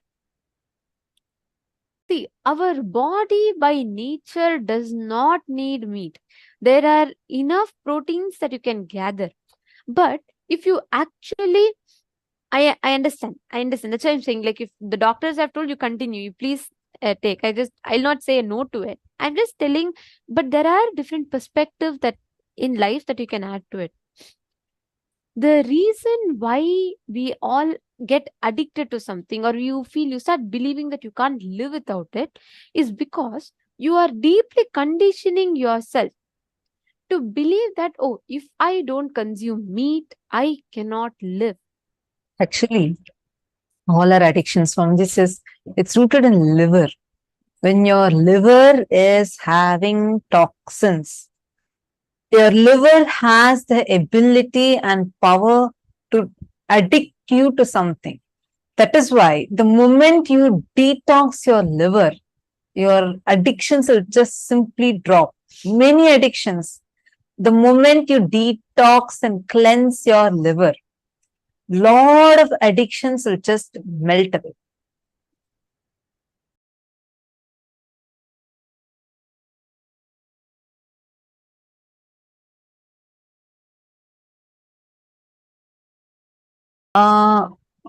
Yes.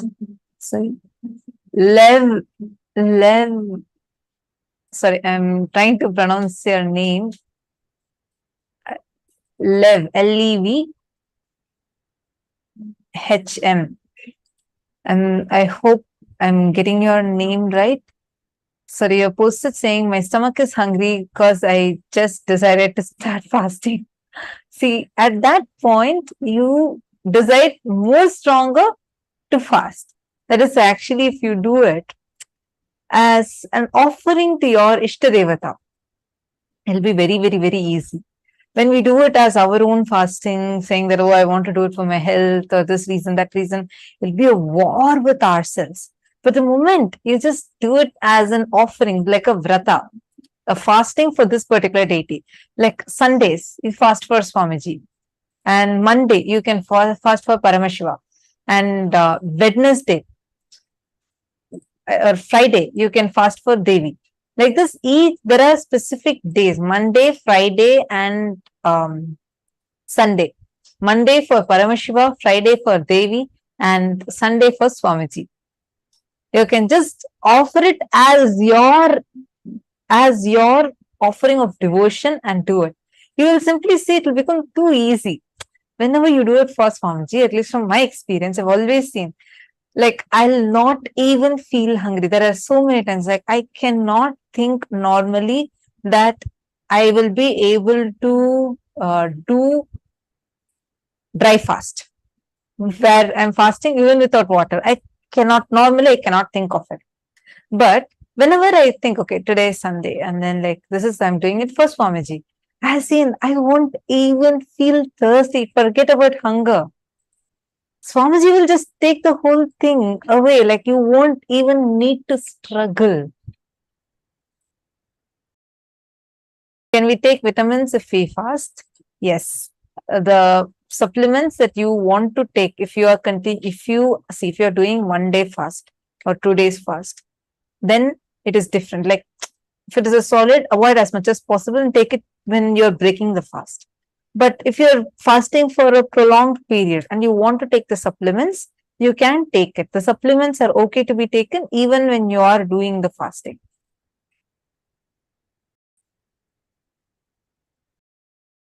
Any other question?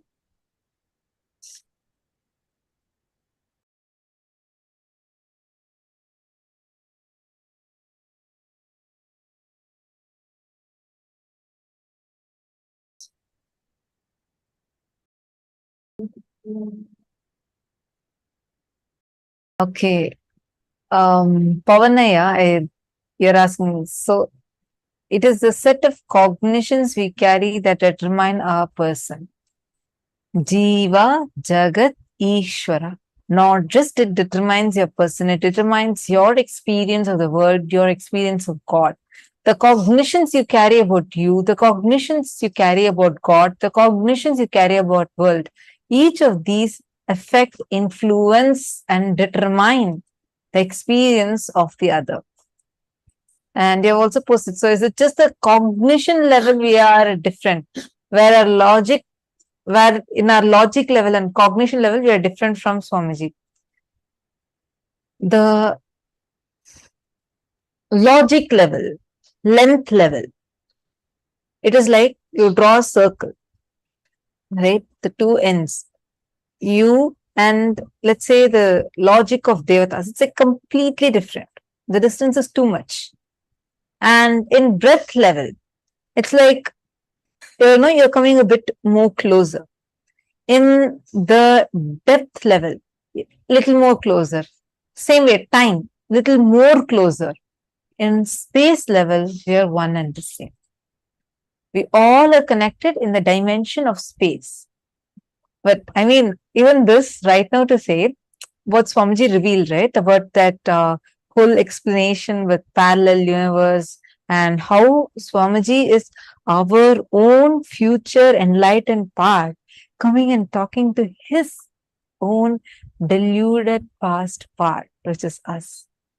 I think that completely changes the whole definition now, because it's no more that you are even separate at any level. It is he, it is you. One, you can be rest assured that he is your future. The more and more you say that, even now you feel like I have all the qualities and powers, possibilities that Swamiji has. So if I want, the more and more I remember and connect to him in oneness, I am going to remember my highest possibility and manifest as powers. That is what we are doing as power manifestation.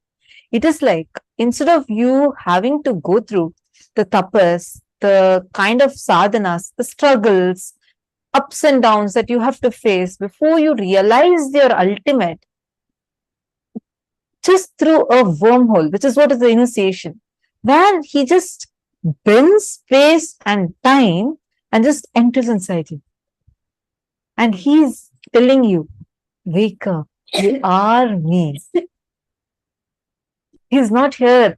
The proposal is not, will you marry me? But the proposal is, will you become me? That is what Swamiji is giving to each one of us. And that proposal that Swamiji is giving through a cosmic wormhole, literally bending space, bending time, and reaching to us and awakening us, saying, hey, I'm right here. Every moment, just look at your life. I feel like every moment, this is what Swamiji is doing to us. Sometimes we catch the signals, if you see in that Interstellar movie, like the daughter Murph, she took a few years to decode and understand that Morse code and cognize what was the message that Cooper was trying to give her.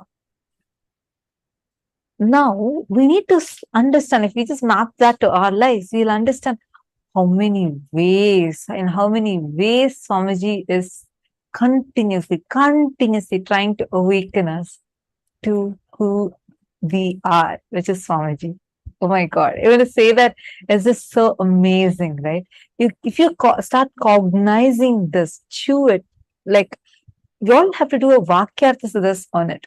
Each of you can post your powerful cognitions. Go to the Paramashivoham Facebook group and tag Swamiji and post it. You all can actually have a Vakyartha. Today again, we are going to be having a Vakyartha where each of you can post your understandings, ask questions, question another person's answer, and answer another person's question, and so that we all can get prepared for receiving today's darshan and initiation. All right, now are you all ready to enter into the power manifestation? Today we've been manifesting the power of body scanning, right? We have the ability to have X-ray vision, which means you can actually see what is happening in another person's body, what exactly they're having, what exactly is the issues that they're having in the body. You'll be able to see even the subtlest things, like let's say blood pressure, or if they have some kidney problems, everything you'll be able to see and identify. So let's all enter into the session now.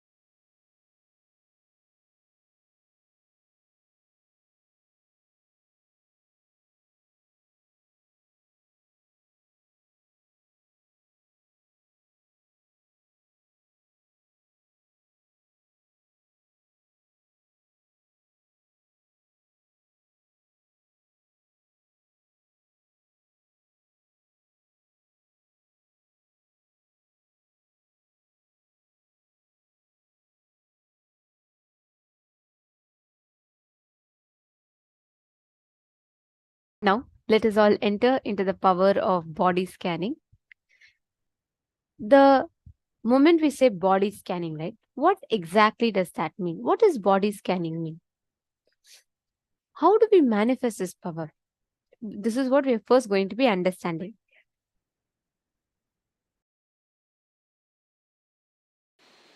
Yes. So the power of body scanning is actually done. So basically, like when you go to doctors, they diagnose you on whatever problems, whatever pains you're facing. Like for example, you have a stomach pain. The stomach pain can even be gastritis, or it can be ulcers in your stomach, it can be anything. So you go to a doctor and the doctor will diagnose for you and give you the correct medicines. Whereas in body scanning, when you come up with a problem, they scan the root of the problem. Like when you go to a doctors, usually they will just diagnose it, but they will not be able to find the root of the problem. Whereas in body scanning, the power of body scanning, Swamiji will reveal you the source of the problem. From where did the problem start? And with like it can be maybe what kind of thought currents you cherish which led to leading up to the problem. That's why Nityananda said that she didn't want to get up for yoga and everything and she manifested fever. So to that level also Swamiji will be revealing like to what thought current which you cherished which made you to suffer the problem which you're given. And also third will give you the best and quickest solution for you to get rid of the pain or the suffering which you're suffering from. Yes. Beautiful truth Swamiji reveals about this is like how your eyes can see clearly what is happening outside. Like, for example, you can see the place around you, correct? You can see the house, you can see the um, sofa in front of you, the TV, the people in front of you.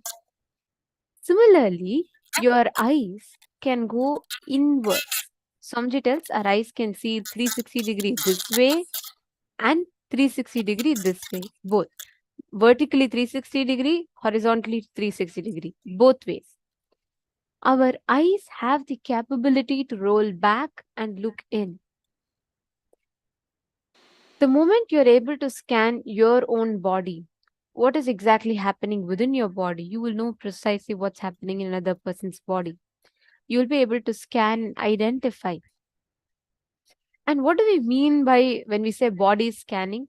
See, when you close your eyes, through the third eye, you will be able to start seeing how the other person's body is functioning. For example, if the other person has, let's say, heart palpitations, or let's say they have some pain in the stomach, you will actually see sometimes it'll be like that area will just have a highlight kind of a thing in your third eye. It'll just highlight that part, or sometimes you'll hear it as a word.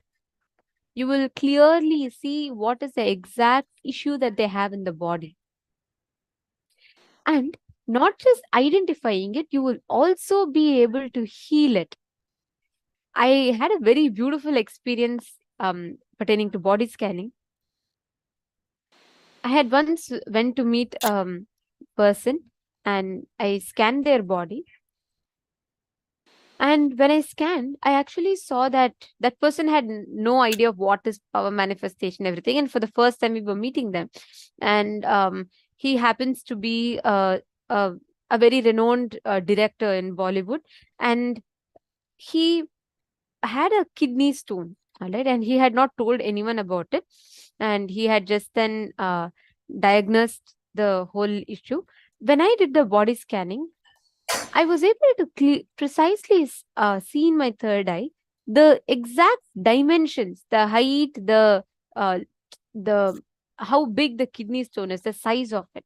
So I drew it, and then I showed him that, and he was astonished. He said, like, how did you know? I said, no, I could actually see it in the in that you have the kidney stones. Then he asked, okay, can you also scan and tell what the solution for it is? I said, yes, I'll do surely. And then I scanned. Swamiji told me that if he just does one particular process, it will just heal completely in 10 days. And I told him that. And he said he had a surgery scheduled. Okay, he said he had to remove the kidney stones before it becomes too dangerous. He had to remove. Doctors had advised him. So he had scheduled a surgery. So I requested him that, if you could just wait for, before deciding he has to go for surgery, just 10 days. If it's, of course, if the doctors are all okay with it.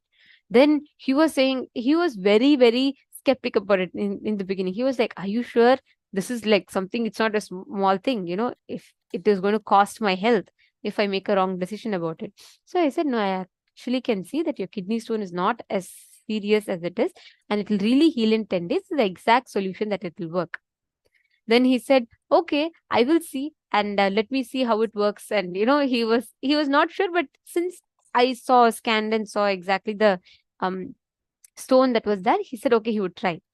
And I actually saw clearly, Swamiji told me in my third eye, I will take care. That was exact words that Swamiji said. So I was like, okay, Swamiji will take care, don't worry.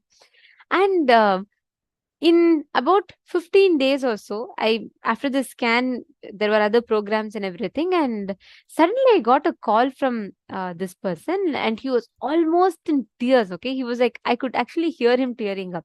He said, Ma, I really want to meet Swamiji. I said, what happened? Yeah, is everything okay? What's happening? He said, you won't believe what happened with me. His whole tone was completely different. I said, okay, what happened? He said, after the 10 days passed, 11th day or something like that, he started having severe pain. Okay, like there was sharp pain in his stomach.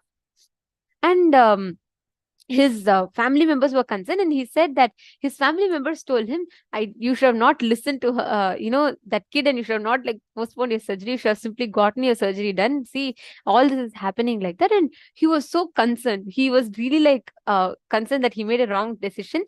And he said he immediately went to the doctor. He was having that for that last few days, when the 10 days were getting over, in that last few days period. And he could not even pass motion freely, and he had some problem. So he went to the doctor. After 10 days, he went to the doctor, and he said he's like, he's supposed to get a surgery done, and he said he wants to go ahead and get the surgery done. Since he was shooting for a movie in a particular place, he went to the top hospital in that place, and the doctor took his scan, and they came and asked him, what surgery do you want? I don't see any stone in your kidneys. Then he was like, no, there must be some error. I have diagnosed kidney stones, and I'm supposed to get my surgery done. The doctor said, no, there are no stones in your kidneys. I absolutely don't see any stones in your kidneys. Then he was shocked, but he was not very sure. So he wanted to go back to that same doctor who told him he has to have a surgery. So he came back to Mumbai, and he went to a top hospital to verify it. That hospital also said it was a medical miracle, and the kidney stone had completely healed. He went to 3-4 hospitals, and every single hospital told him there's no kidney stones at all. He said, without a single knife, without any single medication, let alone knife, he didn't even do anything other than taking haritaki powder. And there was a very particular solution that I saw through the third eye, which I forget now. Swamiji clearly showed the precise pattern he was stuck in and what he needed to do. Just through that, the kidney stones completely healed. Understand, not just for you, even for others, you will be a medium through which Swamiji can perform these life-transforming miracles in their life. And it's an absolute joy to even be a part of these. Every time I scan someone's body, right, I feel like, oh my God. You will actually be able to see. You will be able to scan others. You'll be able to see if their iron levels are less, it's high, what is the problem. Everything will clearly appear in your third eye. So that is a power which is what we are going to be manifesting right now. First, we will understand what exactly our scriptures tell about this power. Understand, this has elaborately been applied, practice. It is not just like some, some good to have thing. It has been practiced successfully and applied as a science in our Hindu lifestyle. Our ancestors lived with these sciences in their everyday life. There's a very beautiful Shastra Pravana from the Vijnana Bhairava Tantra, which actually speaks about this power. Yes. So the Shastra Pramana for the power of body scanning is taken from the Vijnana Bhairava Tantra, Sutra 54, Dharana 31. स्वदेहे जगतो वापि सूक्ष्मसूक्ष्मतराणि च तत्त्वानि यानि निलयं ध्यात्वान्ते व्यजते परा. The meaning goes, Bhagavān Paramashiva says, cognize deeply that from the subtle to the subtlest constitutive principle, the whole body, Swadeha, or the whole universe, simultaneously consists of the essential reality. They are being absorbed in the source cause, Paramashiva. By the experience of such blissful awareness, one becomes complete from all thoughts, and the ultimate universal divine power, Paradevi, Adishakti, is revealed, and the supreme power manifestation happens. And this exact science that Paramashiva has revealed in the Vijnana Bhairava Tantra was lived, practiced, applied as a lifestyle in our Hindu agamas by our Hindu ancestors.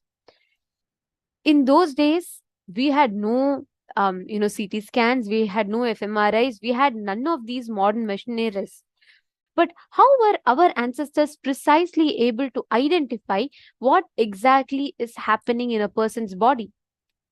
For giving an example of this, I'd like to show you all this picture, as you all see here. This picture is taken from one of the temples, which is present-day Tamil Nadu in India. Now, when you all see this picture, what exactly do you all see? Can you all take a moment and please post whatever you're seeing in this picture? What do you guys see in this picture? Do you see a sperm fertilizing an egg and then an embryo and an embryo in different stages? And how the whole science of how human beings are born, not written, not just referred to, but carved out with such precision. Now, I request all of you to take a moment. Please go and Google and please post in the chat, when was the first ever scan of an embryo done? Please Google, take a moment, all of you Google. And who found it? I request all of you to post it in the chat. What is Google saying? When was the first ever human embryo scanned or like identified? Which year was it and who did it?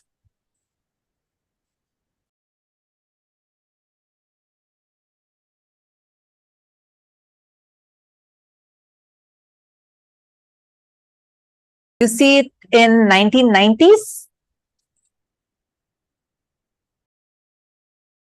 Which year are you all getting? Come on, post it in the group. I mean, in the chat. The Vakyats, this questions, Pavanaya, we'll announce. At that time, you can post all this on the Facebook group. Okay. Right now, all of you post. Come on, Google and tell us which year. You can find who is the, when was the embryology found? So, yes, okay. I see some answers. Vinita Nagaraj has posted 1950. Donald and engineer Tom Brown have identified. Okay, 1989. Okay. So all of you are getting it within the last 2 centuries, within that range? Because I also saw some of the numbers. Just in the last 200 years, within this range, right? Now, I'm going to show you all one more temple carving. Please see this picture. How is it? An embryo with the umbilical cord. This is almost in its 3rd trimester. And that too exactly the position in which the baby, when the baby is in the mother's womb, has its hands.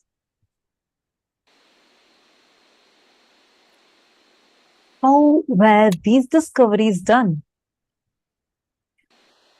according to the modern day science, and as all of you Googled, Google says that till the 1900s, we didn't even have the knowledge of how the embryo looks like, how the baby in the stomach looked like, how was this fertilization process happening. Nobody knew. Then how did our ancestors, the great inner scientists, the Vedic rishis, discovered this? And not just discovered, it was not just a knowledge that only the elite had, because it's carved in our temples. This is Meaning- actually, this carving is from the Varamurtishwara temple. Today also it is like accessible. If you just go to the temple, you will see the whole stages of embryo and development, how a fetus is formed and how it grows, the whole stages of the baby's growth, exactly as per the Garbha Upanishad is carved in this temple. This temple is called the Varamurtishwara temple, which was built at least more than 3,500 years ago. Wow. So that's like much, much, much before, not just a few hundred years before, but few thousands of years before the modern science even discovered this. Now, I want each one of you to take a moment and give a guess. How do you think our rishis had discovered this? Actually, you all can, I know now each of you will be questioning yourselves, because how can Google give an answer like this? Unfortunately, this is the current situation where our Hindu history is just termed as mythology, and our sciences are not even accessible to us. But we have living the carvings are standing tall to prove how advanced we were in our science. Not few hundred years before, but 3,000, minimum 3,500 years before, these carvings had been done. This advanced science, actually, we showed you only a few pictures. The further, there are pillars in that temple showing the cells, cell division, how a zygote is formed, and from there how an embryo is formed, and how it develops into a fetus. All these stages of fertilization is clearly not written, but sculpted as carvings. So it can be beyond your doubts, beyond any other questionings that you may have. So how do you think our own ancestors, the Hindu ancestors, had this science? How did we have it? Because the powers that we are learning today, the power of body scanning, is not something new. That is why Swamiji says he is not an inventor or a discoverer. He is a reviver of this great science called Hinduism. This power that you all are learning is the same power that our ancestors, the Hindu ancestors, had used to show, to peek inside what's happening in our body and sculpt it out, set clearly, elaborately as temples, and write scriptures addressing the fundamental issues which even to this date the modern science has not yet caught up.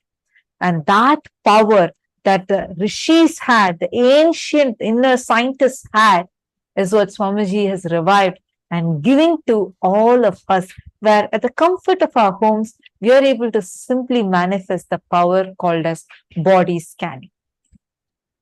And all of these are, you can literally, practically see, experience this in your everyday life. Now, the exact science that we all listen to, you all can experientially see it. First, let's start with scanning ourselves, and from there you'll be able to start scanning others. I request each of you to just close your eyes. The process is very simple. Just understand this, like how your eyes can see front, your eyes can rotate 360-degree inward as well. Just close your eyes and from head to toe, scan part by part of your body.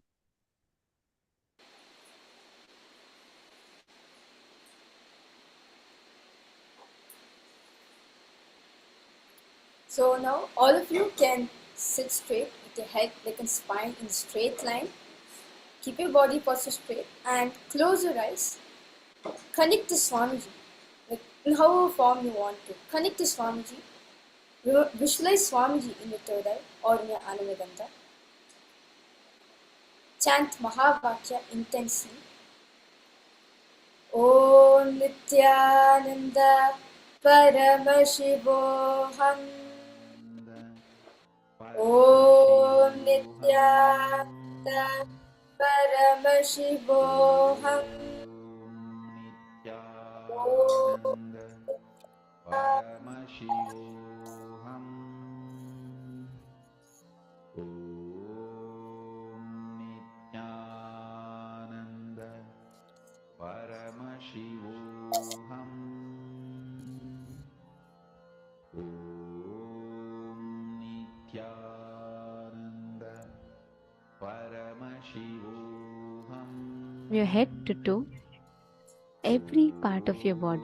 Just bring your awareness and scan through your third eye. Start from your head. Scan your scalp, scan your hair, scan your brain, scan your whole face. Just bring your awareness to that particular part of your body.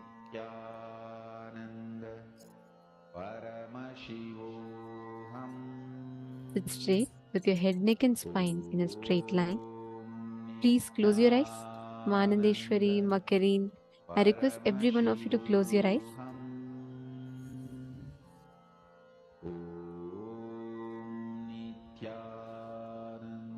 Any discomfort, any issues that there is, scan, identify.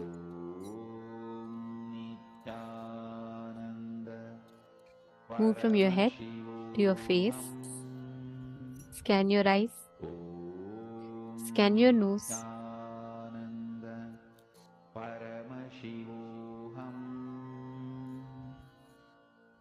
Bring your awareness in every part that you want to scan.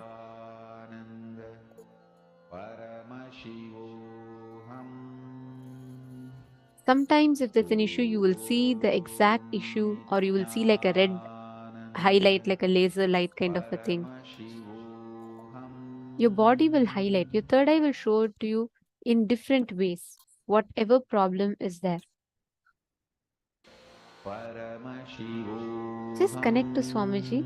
You will be able to see precisely every part of your body, what is happening in each of those parts.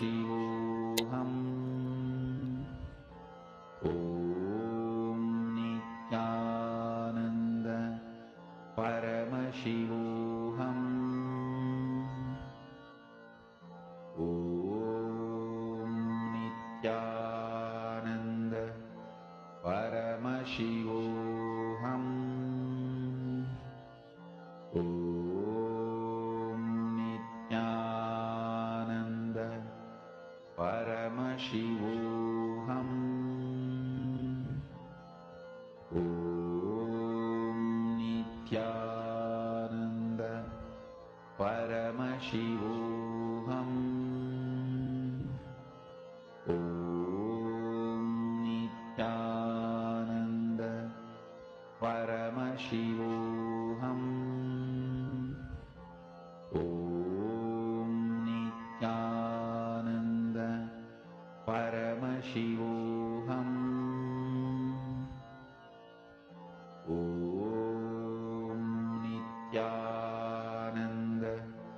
Paramashivoham. Om Nityananda Paramashivoham. Om Nityananda Paramashivoham. Om Nityananda Paramashivoham. Om Nityananda Paramashivoham.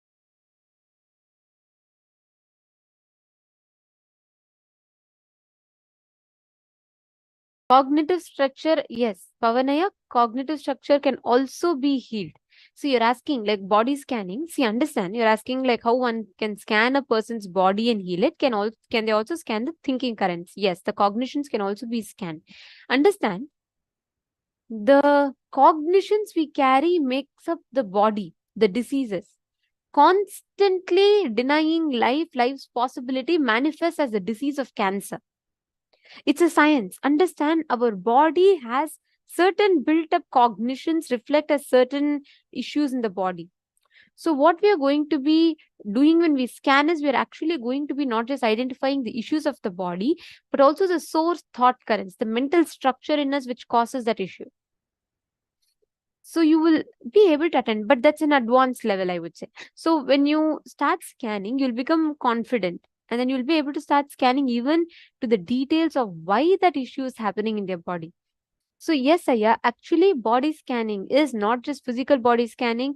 Scanning your mind also is part of the body scanning. That's why Swamiji tells it's not just scanning the issue. Many times doctors try to identify the issue, but why that issue keeps recurring? There must be some problem in the thinking current, the mental setup. So that is what body scanning can identify. So you can heal the whole problem from the very root of it. So yes. All right. Now we're all going to be entering into a very, very important session. Can I request every one of you to please settle down? We're going to be now learning about the science of healing. Today, all of you are going to be receiving healer's initiation. Now we are going to be understanding how healer's initiation works. What is the science behind it?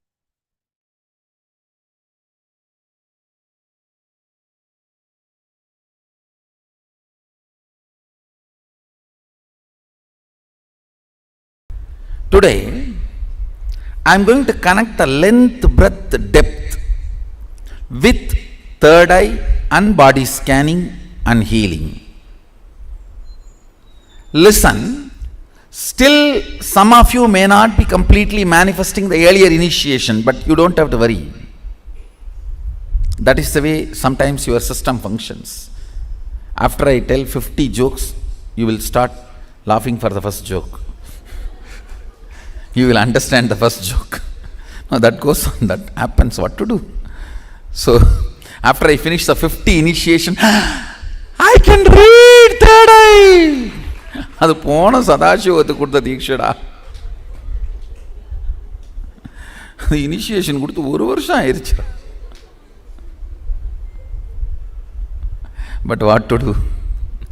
There are some people only. This is the logic with which they function. And it's okay.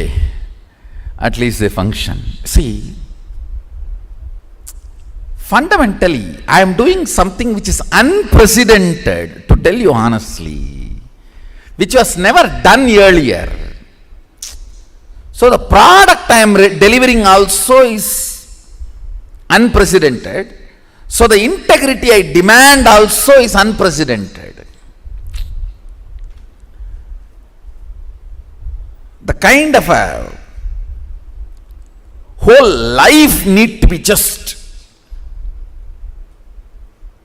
opened and intensified.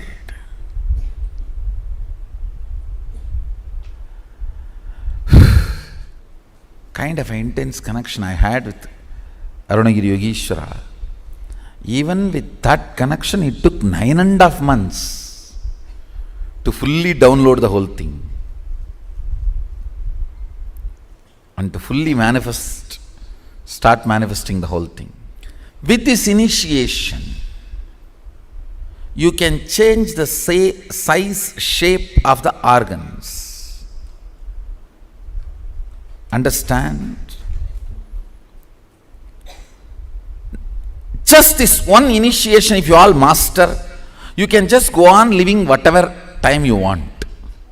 Because you just need to alter your organs and rejuvenate and freshen up, that's all.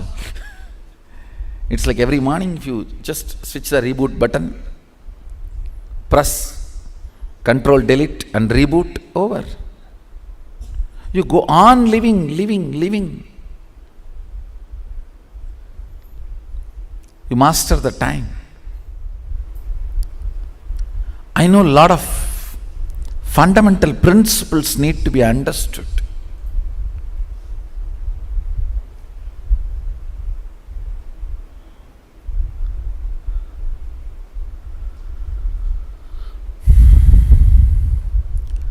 Unfortunately, humanity has moved so much away from nature.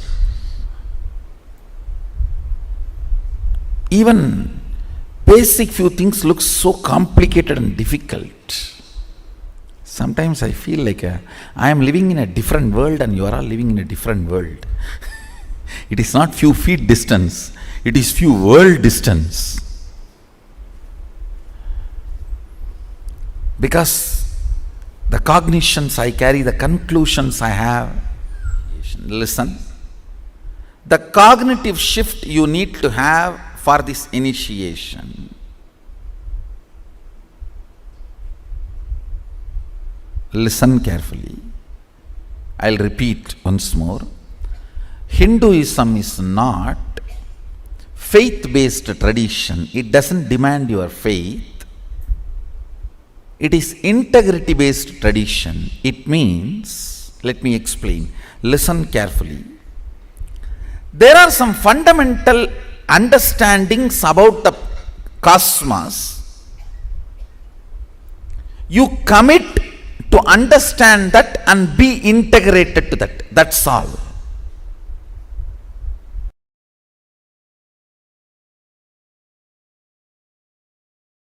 First time I started initiating others into healing in a Jiva Samadhi, means a living tomb called Neru Sadasiva Brahmendral Samadhi. In Tamil Nadu there is a Jiva Samadhi of a great enlightened master, Sadasiva Brahmendral. I went to his Samadhi after I realized my Sadashivatva to have his darshan. He himself appeared and gave the Dhruva grass.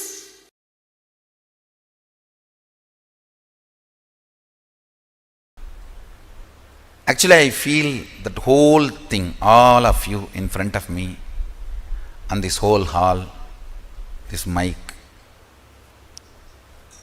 everything, this throne, everything, kind of a liquid, semi-solid, where the bhava freezes into matter, where the ideas becoming idols. In that space, I can see the whole operation happening. From this space, I want to give you one advice. Please understand. Whatever you believe, your body makes that into reality. I can see from this space, if somebody believes sannyas is too easy, just body builds its structure, its DNA, to make sannyas simple and easy. If somebody believes it is very difficult, complicated, structure starts making that same thing, and you have a fear, it is very difficult, but you want to believe willfully it is easy, then that will persistence just swallowing that fear, like a saraba swallowing the simha, like a dinosaur swallowing sharks. I can see the will persistence swallowing the fear.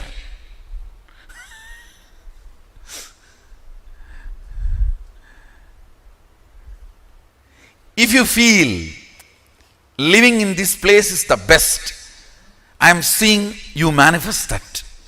If you feel there is problems here, I may not be in tune with this now, then I see that same thing getting manifested. If you feel the fear is there, I may not be successful, I may not fit in, But with will persistence, you want to feel, no, I will fit in, this is the best place. Then I see the will persistence behaving like a Sharaba. Sharaba means Mahadeva's incarnation to remove the blood of Hiranyaksha and Hiranyakasipu from Narasimha. See, Narasimha has to kill Hiranyaksha and Hiranyakasipu in a very raw way, like a physical, violent, eating the intestine, because the intestine was capable of keeping the DNA alive, which Narasimha does not need, doesn't want. So he has to swallow it. Whatever is said and done, because that fellows have done a lot of tapas, that qualities went and got settled into the Narasimha's body. So now it is Mahadeva's responsibility to clean up Narasimha's body.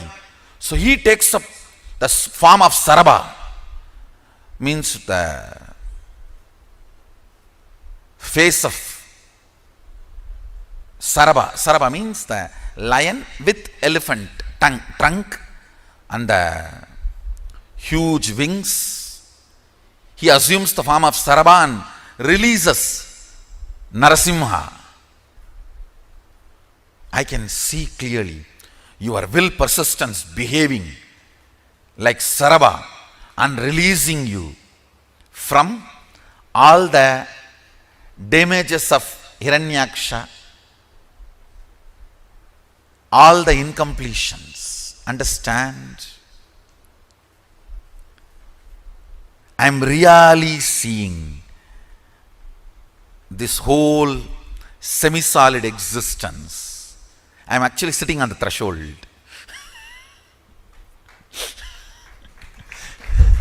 Because I have to be with the reality and I have to relate with your reality. I have to be with my reality and relate to your reality. Powers are nothing but your brain deciding to believe the magical existence of you against the logical existence of you, which is taught to you by your society. See, your society taught to you only the logical existence. Your brain deciding to come to the conclusion, cognition of magical existence, magical way of existing is what is power manifestation. That's all. I tell you, you are not the body, you are not the mind, you are consciousness. Sit with this one truth, trusting just because I said you will not perish. Name bhakta pranashyati. My devotees do not perish.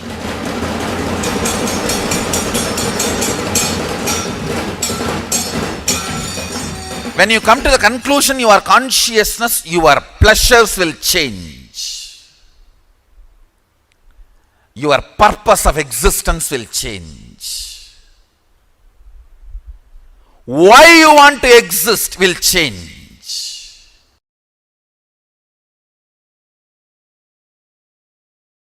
Understand, when you know your consciousness over the matter, then your internal organs are also matter. Have power over them and start healing them, reversing them. Reversing the diseases and reversing the aging. Reversing the tiredness and boredom they all feel due to aging. That's the real achievement. Understand? All powers are to manifest what you want in your life as reality. If you are able to materialize something, then start using that power every day in your profession, in your career,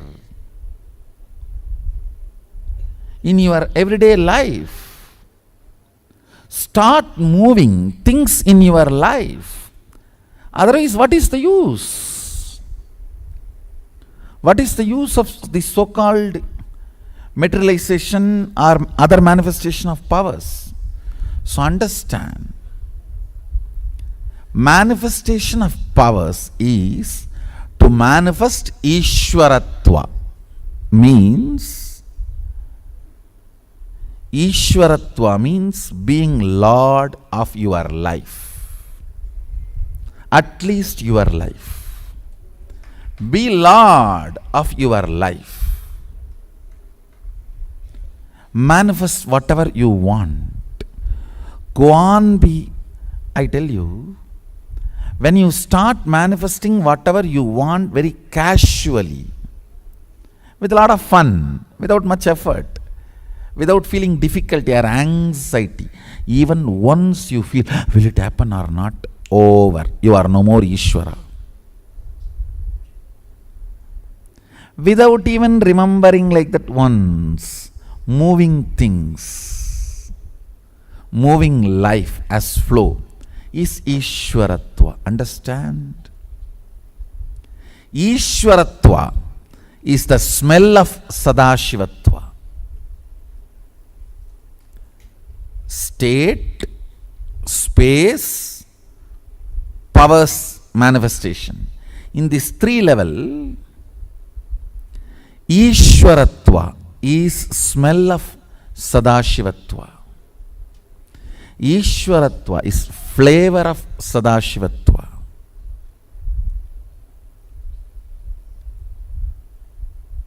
So understand, first thing I want to tell you, no non-integrity business in any power manifestation. Absolute integrity. Whether it is third eye or remote scanning or body vision, any power manifestation, materialization or teleportation, anything, absolute integrity. If you have doubt, be very clear. I am not clear. I think I have a doubt. Let's stop with it. All of you are clear? Absolute integrity. Do not try to bring any name or fame by non-integrity. I do not want. I am very clear. Let integrity be our life breath.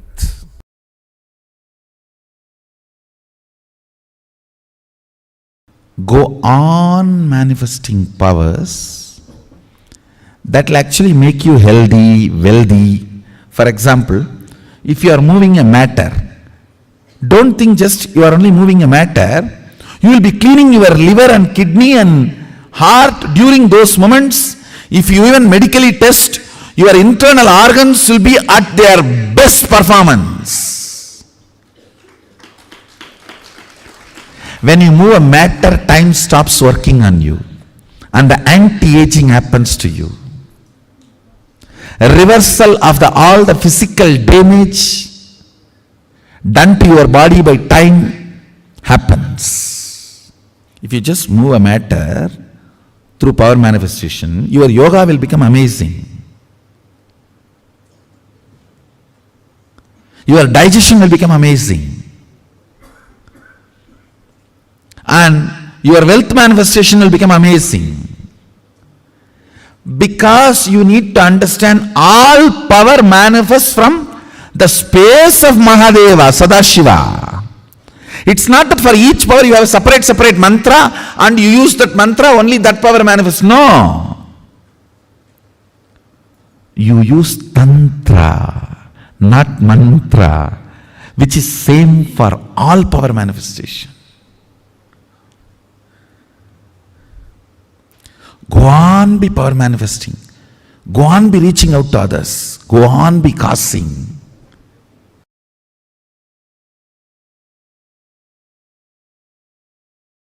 Do not be afraid when I say cosmic principles.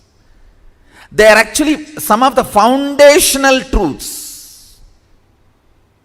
You are using the body. You are not just the body. Many of the ideas you carry about you are ideas, not you. That's all. Understand? Many of the ideas you carry about you are ideas, not you. It's not that it takes years for you to come to these conclusions, because you never tried. Oh, no. These are all. I came here to manifest my desire. Just talk about that.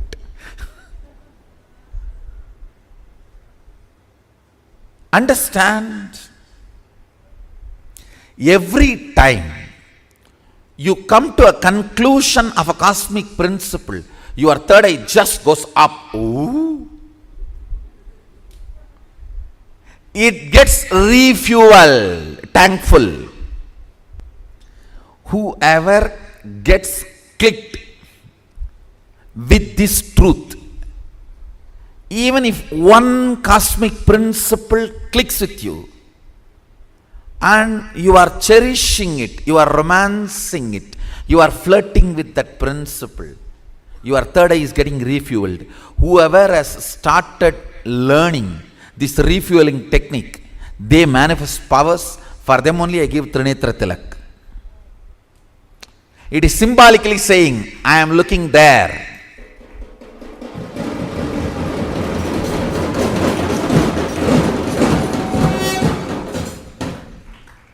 Listen, constant remembrance of me means body and mind.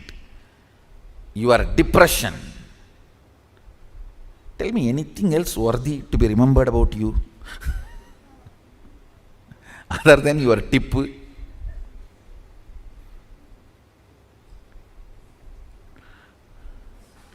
That me makes the third eye go down, pulls down the energy of the third eye, anya. Literally, it convinces your will you don't have future. It is all impossibility. Impossible. Understand? Many times your thought current about your goal makes you believe more and more impossibility. That is why I tell you, don't think of goal, plan for excellence.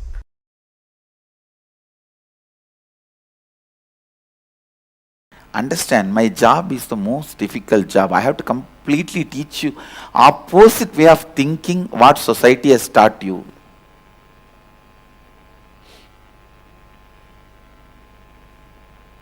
For example, you go to somebody and tell you have a headache, and that person rolls on you, oh, you have a headache, yo, what happened to you, this should not have come to you, and cries and wipes his face on your own sari.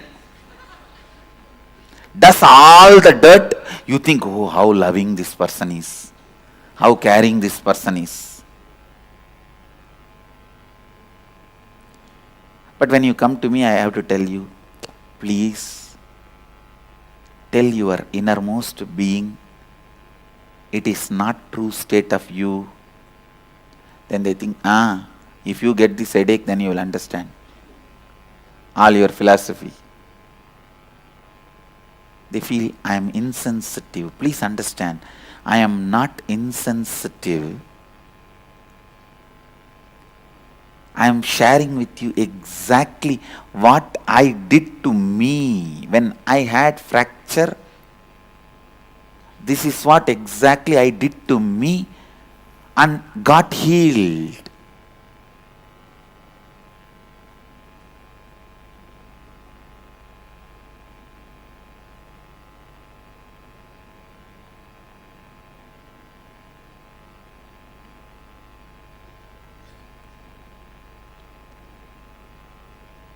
Morning 7, I think I had fracture, 7 or 7:30 roughly. Evening by 3:30 or 4:30 they have done the surgery. Throughout, neither there was a pain nor any painkiller or any other medical care or support. I was just sitting and not even one moment I was unconscious.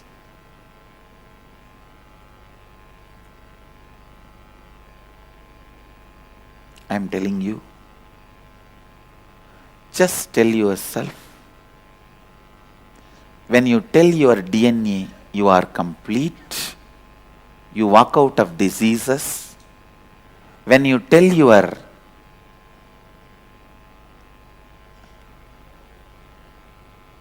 relationship issues, you are complete, you walk out of relationship problems and have a healed, complete relationships.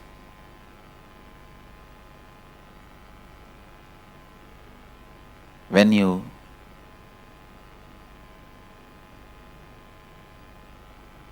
tell your desires, you are complete,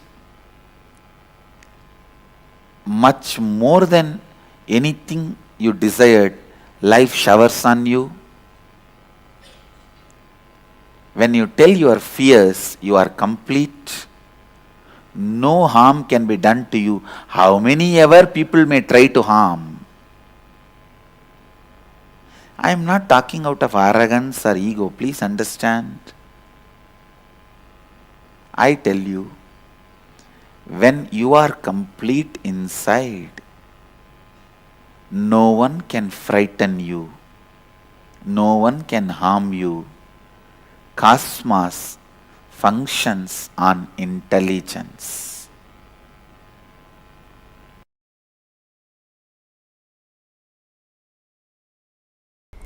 Listen to this intensely. Remember this form in your third eye. Chant this Mahavagya. Om Nityananda Mahasadaशिवोहम. Open your third eye and see, you will be able to scan anybody, your body or any other body. When you scan, wherever there is a problem, see through the third eye from the same oneness space and give instruction, let it be healed and healthy. You will see live the tumors melting, fat melting, stones getting cleansed, fat melting and bodies becoming even shaped. Not just health, you can even bring beauty through this power to yourself and others.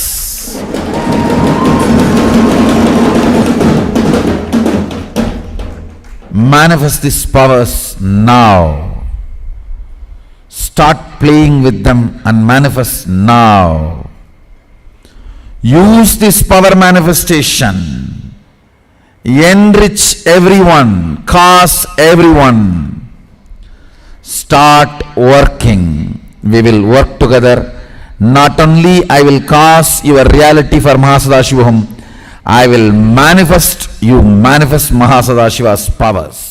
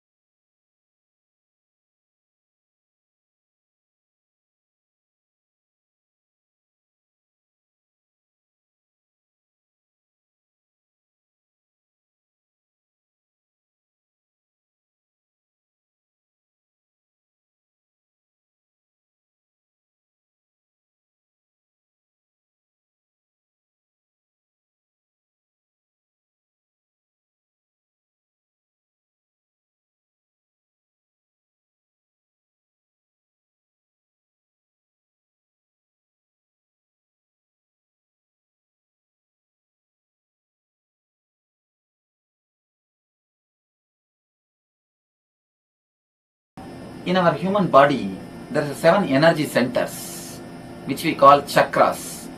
Not only Hindus, almost all the great religions talk about these chakras, energy centers. Now in modern day, the Kirlian photography, which is practiced widely in the Russian technology. Kirlian photography is just like X-ray. They diagnose the people 6 months before. 6 months before the disease comes into the physical body, the disease can be diagnosed by this photography.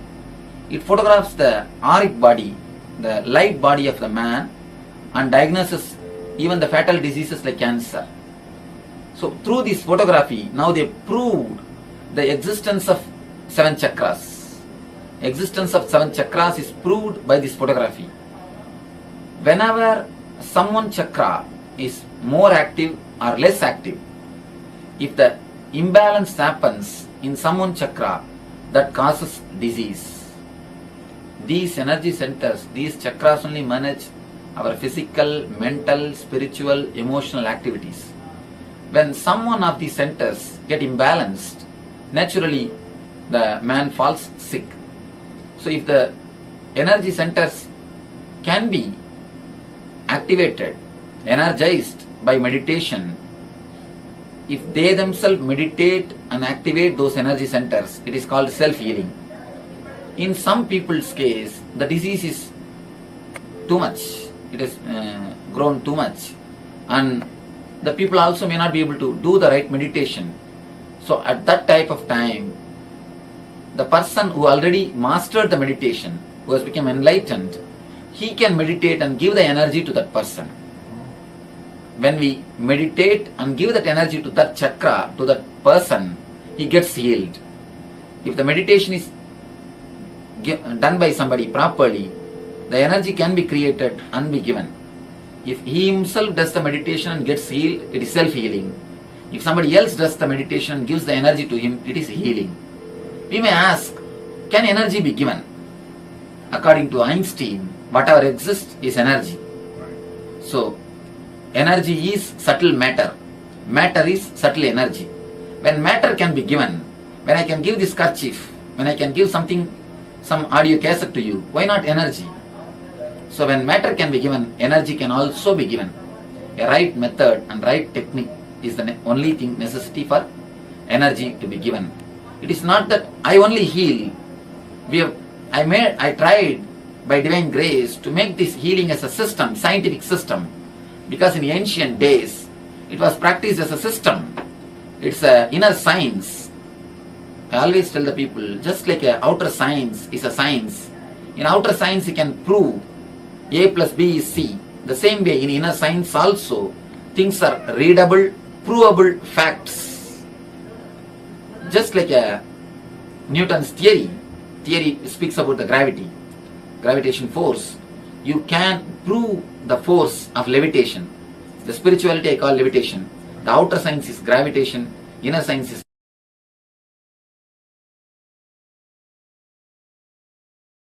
Today the first question. Swamiji, what is spiritual healing? Can you explain the way we can understand?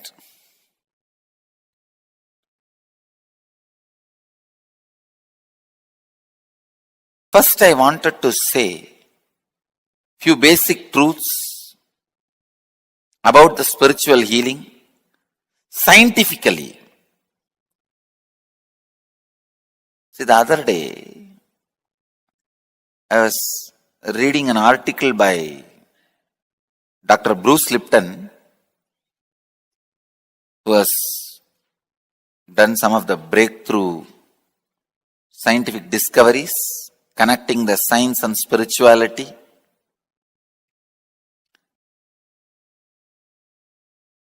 In his article, he is quoting a term called entanglement from quantum physics. In quantum physics, there is a term entanglement. Means, when one energy source entangles with another, they interfere with each other, this interference can be highly positive and transformative and harmonious. Please understand. If one energy source comes in contact with another, one energy source entangles with another, they interfere with each other, that interference can be harmonious and highly positive and transforming. Another one physicist, Amit Goswami, he published an article in Physics Journal. In that, he very clearly proves entanglement directly affects human beings. Please understand, entanglement affects human beings. There are thousands of examples for entanglement. If you have some 200 pendulum clocks put on one wall, the wall can be any length. It does not need to be within certain length. It can be like China wall, any length. If you have few hundred pendulum clocks,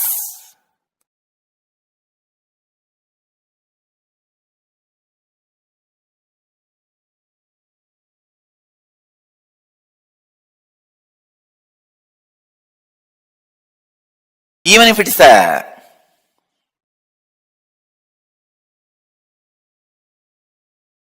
long wall, put hundreds of pendulum clocks and start them all at different times. See, within next few minutes, all the pendulums will swing in synchronicity.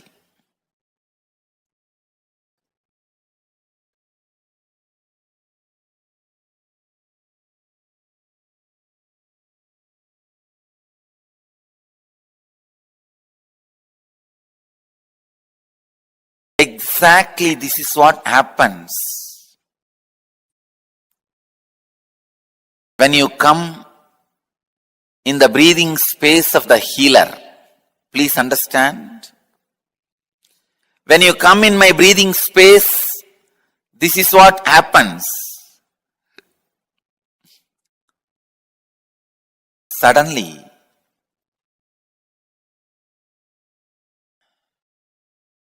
your mind gets entangled with my no mind. I wanted to tell you, entanglement is only in the thought level. If your mind entangles with my no mind, it is entanglement, thought level. Next, please understand, if your muscle memory gets entangled with my muscle memory, that is called entrainment. If your biomemory gets entangled with my biomemory, it's called enlightenment. Entanglement can move to entrainment, then entrainment can become enlightenment. You need to know a few things. How this healing happens. See, healing happens in the entanglement level.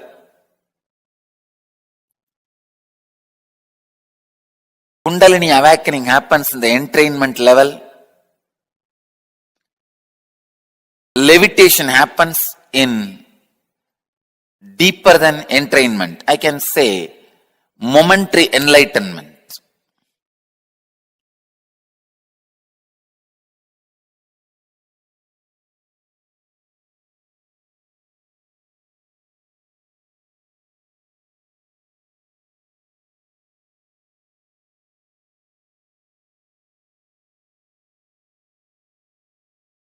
This is very important truth. This truth about the entanglement, because this opens many doors, many possibilities, many understandings.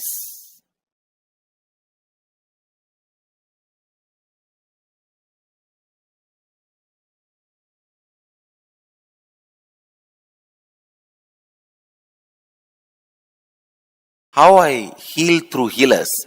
Because all my healers are pendulum clocks. Any other broken, little altered pendulum clock, I add it in one wall. Both clocks start swinging synchronistically. Understand? That's all.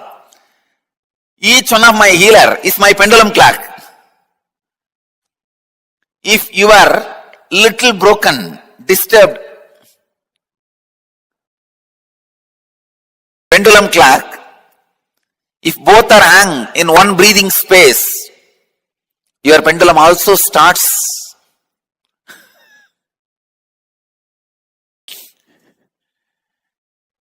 vibrating, moving.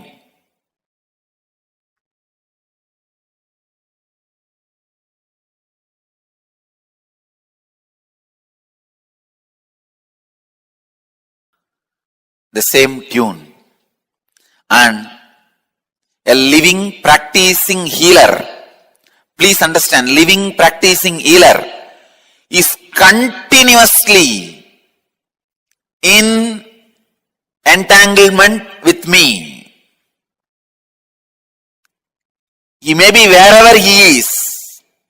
A living practicing healer is continuously in entangle with me. This is what I call physiology of feeling connection. A practicing healer, a healer who lives whatever I am teaching, as long as he retains the feeling connection, the very physiology becomes different.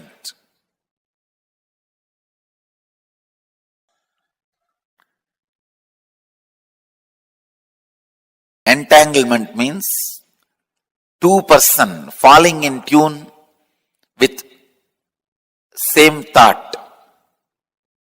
Entrainment means two person falling in tune with the same idea. Enlightenment means two person uniting beyond ideas.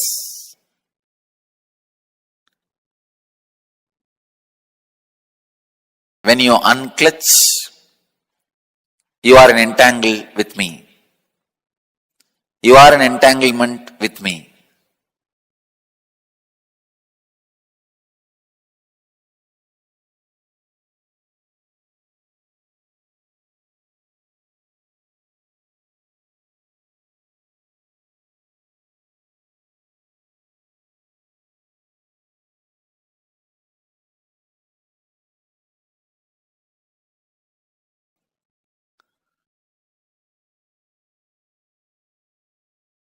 This again opens a huge door. Then is the thoughts of a healer going to affect us? I say yes. That is why I am telling you, go to a person only who is thoughtless and beyond mind. Do not receive healing from ordinary Reiki healers, this healers, that healers. No. Receive only from enlightened being. And all my healers, during the moment of healing, because they are entangled with me, they represent me, and it is equivalent to you receiving healing directly from me. You don't need to worry at all, doubt at all about my healers. Understand? This is the physiology of feeling connection. When you have a feeling connection, your very physiology is different. And feeling connection has its own physiology. When you have feeling connection, your physiology is different. Feeling connection itself has its own physiology.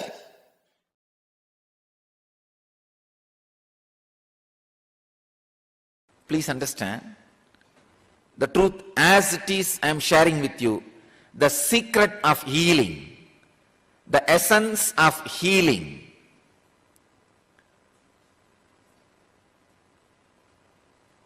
the definition of healing. Just be. You will heal your body and people who are around you and the whole cosmos. Please understand. Just be, nothing else. Be in your body. As and now, you know one thing, you are having a body and you are aware of having a body. You are being aware of having a body. Please understand. Just be inside what you think as your body. That's enough. You may think, what is this? That is what we are doing. No. You think you are inside your body. You are never inside your body. Be inside your body. First thing will happen to you is, you will heal that intense pain and battered consciousness you are carrying. When you decide to be inside your body, the power of present moment will work on you. Power of the present moment always heals your system. That is why I am telling you, again and again and again I am reminding you, just come back to your body. Just be. Even now, decide till the end of this satsang, decide you will be heavily present, intensely present in your body. You will see healing happening in you. Be. Just be in your body intensely. Suddenly you will see the compassion biomemory, intelligence biomemory, awareness biomemory, all of them are kindled, awakened in you for no reason, because being is the right button you need to push. Be intensely inside your boundary, inside your skin, in this moment. You will really see your body, mind, inner space gets intensely healed. Nothing else needs to be done. Anything else is a ring attached to the gadget for easy pulling and pushing. To heal the cosmos and to heal yourself, you don't need anything else. Just be. Biggest problem is we think that be is too simple or too difficult. Don't decide it is too simple and think it will not bring the result. No. Don't think it is too complicated because you failed last few times and stop making effort. No. Neither thinking it is too simple, it will not bring effort, bring the right effect on you, nor thinking it is too complicated, it will not be possible for you, is going to help you.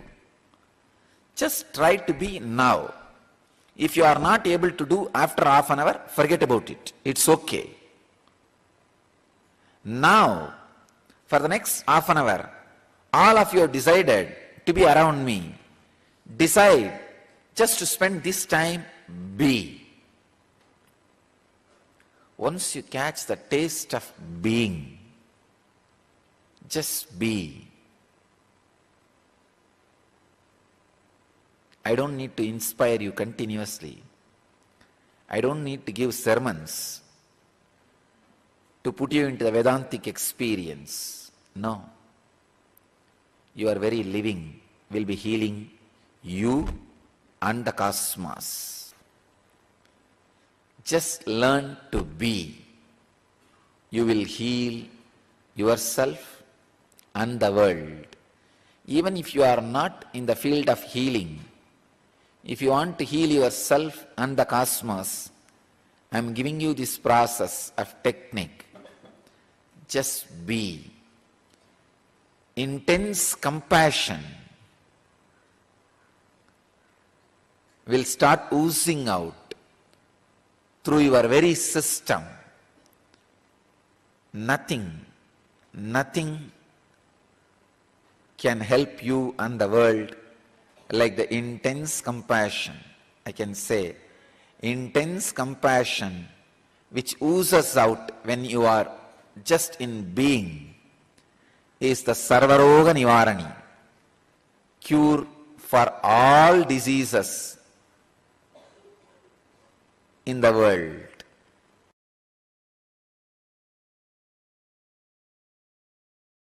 Anandagandha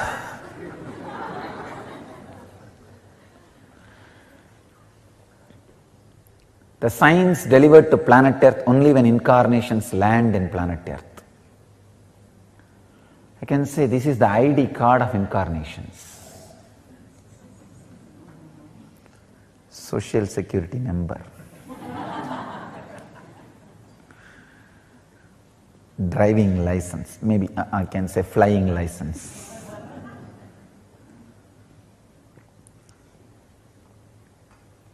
That is why the truth, the secret knowledge about Anandagandha first time becomes available to the mass, because it is only now the necessity to reach the mass and possibility to reach the mass for enlightened beings have happened. One, the necessity to reach the mass has happened only now because there is no one geography dedicated to the enlightenment science. Till my last predecessor, there was always one geography dedicated to these great truths. They don't need to reach to the mass. If they create one group and create that, transmit that science, it is done and they take care. But unfortunately, after the India's independence, worst calamity happened to the planet Earth is the geography dedicated to enlightenment is destroyed. It lost its uniqueness. In the name of pseudo-secularism, understand, real secularism is taking the essence of all religions and using it, experiencing it. But the pseudo-secularism, discarding all great truths of all religions and living your own materialistic culture. Anyhow, so the planet Earth is now swindled. So now the necessity to reach the mass has happened. Second thing, the possibility to reach the mass has also happened. So understand, the need to reach mass and ability to reach mass has happened first time in an incarnation's life. After these two happened, maybe I am the first guy happening.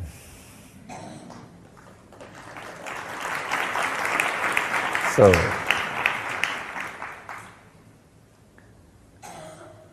that is why I have to set all new trends.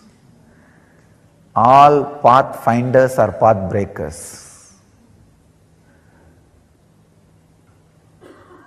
That is the reason the science of Anandagandha is revealed to the world first time. That's a source of superconscious healing. Understand? You have 7 major energy centers. About the 7 major energy centers, almost all religions talk. The 8th energy center, where all these 7 merge, become one with, is what is Anandagandha. That is why I say it is not even a separate chakra, it is a space, source of superconscious energy, where the matter comes in direct contact with consciousness, where the consciousness is directly touching the matter.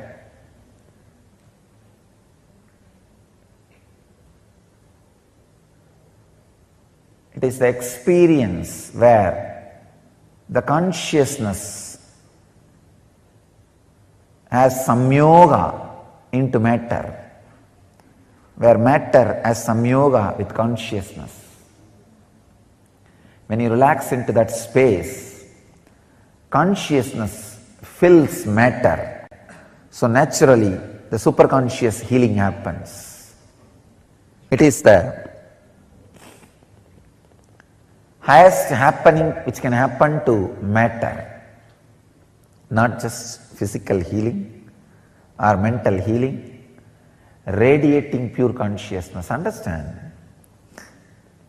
My advent has happened to give a breakthrough for human consciousness, to bring new consciousness, new age man, new man who does not age.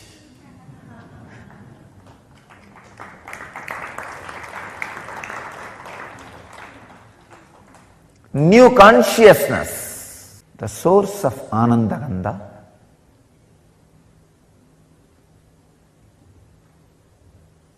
which is source of spiritual superconscious healing, is the ultimate science towards enlightenment, not just physical healing or mental healing. Physical healing also happens because your very DNA structure gets re-altered when you relax into superconscious state. The other day I was reading a book, The Biology of Belief. A great scientist who has done a great service to spiritual tradition.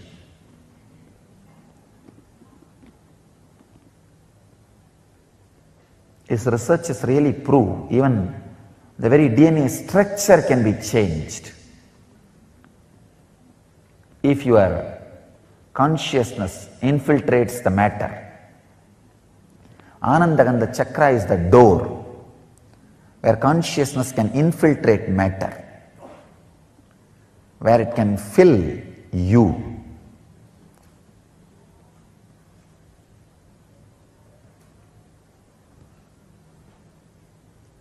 Where it can give you the extraordinary conscious experience, means breakthrough in human consciousness. I tell you, even the definition of enlightenment I am updating and upgrading. Understand, I am not only updating the definition of enlightenment, I am upgrading the experience of enlightenment to human bodies.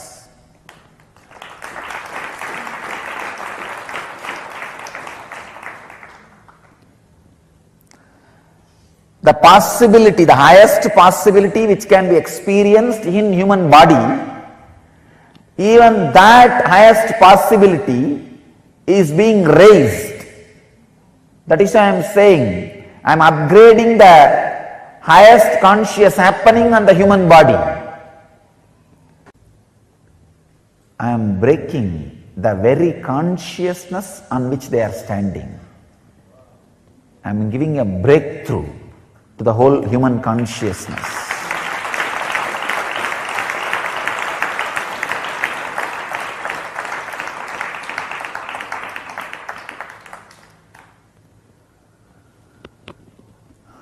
I am inviting all the people who feel the sacredness of my work, my contribution to the human society, to drop small differences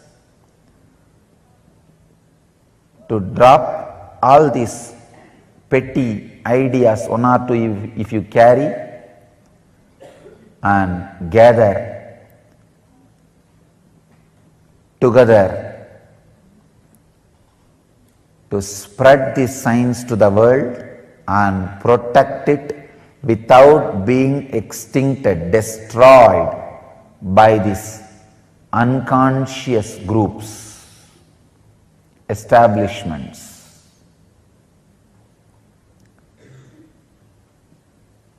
I am giving open invitation. Whoever feels helped by what I am doing, sympathetic towards what I am doing, feeling friendly for what I am doing, feels this ought to be done to save planet Earth, I invite all of you to drop this petty, foolish, small ideas, self-centered sufferings.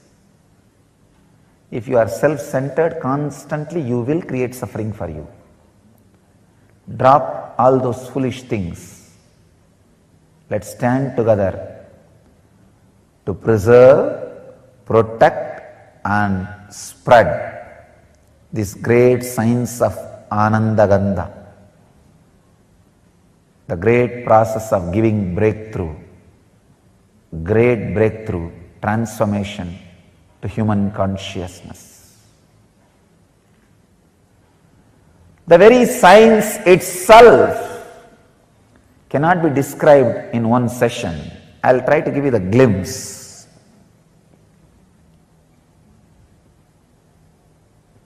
The higher you move in your chakras, the more subtle you become. The subtlest possible chakra is Anandagandha chakra, where you are no more ordinary human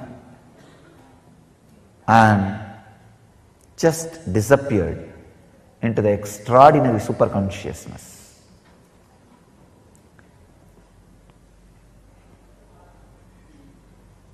The technique or the process is 2. 1. If it has to be done just by your effort, unclutching. If it can be done with my effort also, process. If it has to be done only by me, initiation.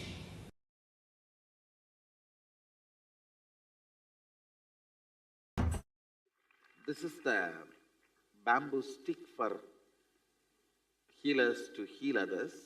This stick has a big story. First time I started initiating others into healing in a Jiva Samadhi, means a living tomb called Nerur Sadasiva Brahmendral Samadhi. In Tamil Nadu there is a Jiva Samadhi of a great enlightened master, Sadasiva Brahmendral. I went to his Samadhi after I realized my Sadashivatva to have his darshan. He himself appeared and gave the Dhruva grass and said, with this start initiating anybody, they will all be able to heal. He gave me that science and Dhruva grass. And I brought the Dhruva grass and put it on in our ashram, the bamboo grove. The bamboo grove was dead at that time. I put the Dhruva grass, whole thing came back to life, and the bamboo came back to life. From that bamboo, you are all given a stick. So, it represents the energy of Sadashiva Brahmendral's Dhruva grass. So, with this, if you touch anybody, they will be healed.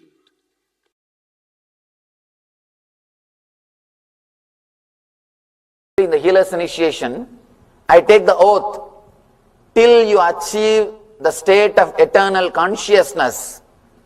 I take the responsibility of guiding you even if I leave this body. That is a promise taken by a master, given to a disciple at every initiation. This is traditionally the master is supposed to take this oath. When he initiates a disciple, and not only traditionally, it is a responsibility of the master. Master will see that you achieve that state. Till you achieve that state, constantly he guides you to that, and it's a big responsibility. When you take that responsibility, even if you leave this body, even if I leave this body, it is my responsibility to guide them, to help them, so that Sangha, the people with whom I am involved, with them I live 33%. Means, even if I leave this body, it is not that I will stop working. It will continue to, my energy or the energy which is operating through this body will continue to work through the teachings and through the Sangha. You may just miss the physical presence, but you will not miss the being.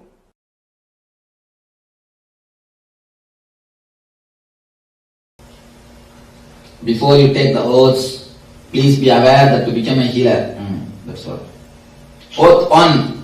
I hereby swear that the power given to me by Swamiji will be used for the service of all, both animate and inanimate. Your first oath is never to refuse healing to anyone or anything in need of it, be they people, animals, plants or inanimate objects. Any personal conflict or difference in ideology should never affect your healing. After all, this healing power is not yours to give or refuse. The power that is invested in you flows from a divine source, and the divine does not distinguish between right or wrong, saint and sinner. Divine mercy is unconditionally available to all who ask. The healing system I offer you has been created and perfected over the ages by the greatest ancient masters. It is a culmination of centuries of rigorous tapas. In fact, the original system developed by Patanjali was so sophisticated that it was beyond the comprehension of all. But a select few, the great spiritual masters who followed him, poured their life into simplifying the system and made this precious gift of knowledge available to all. In order to cherish this legacy and truly be benefited by it, you must be willing to drop your ego and share this gift with joy and compassion. The only reason you can have for refusing the healing would be if the person is likely to violate your person or property. If he is a thief, if you feel that by letting him in, he may disturb your property or you, only then you can refuse. But please ensure that your personal opinions are not influencing your decision. Actually, after initiation, you will find that this attitude comes upon you naturally. In the presence of this tremendous healing energy, petty considerations like differences in religion, ideology or personal conflicts simply won't count anymore. For starters, try this exercise. For a moment, close your eyes and imagine that your worst enemy, mother-in-law, someone who has really hurt you in the past, has approached you for healing. Can you bring yourself to consent? If you feel certain, can you heal him? Without hesitation and humility and love, you are ready to take the next oath. Understand? Even if your worst enemy comes and asks for a healing, you cannot say no. Because this is a gift created by the divine masters, not for one family or one group. It is created for the whole world. One thing, we always have our own prejudices. He is right, he is wrong, but from his view you are wrong. So you cannot hold on to your views that if somebody is right or wrong as far as healing is concerned. It is for the whole world.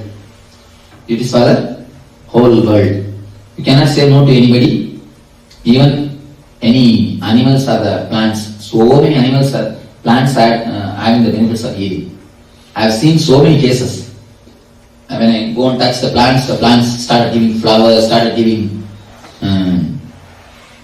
drumstick tree. It was not giving fruit.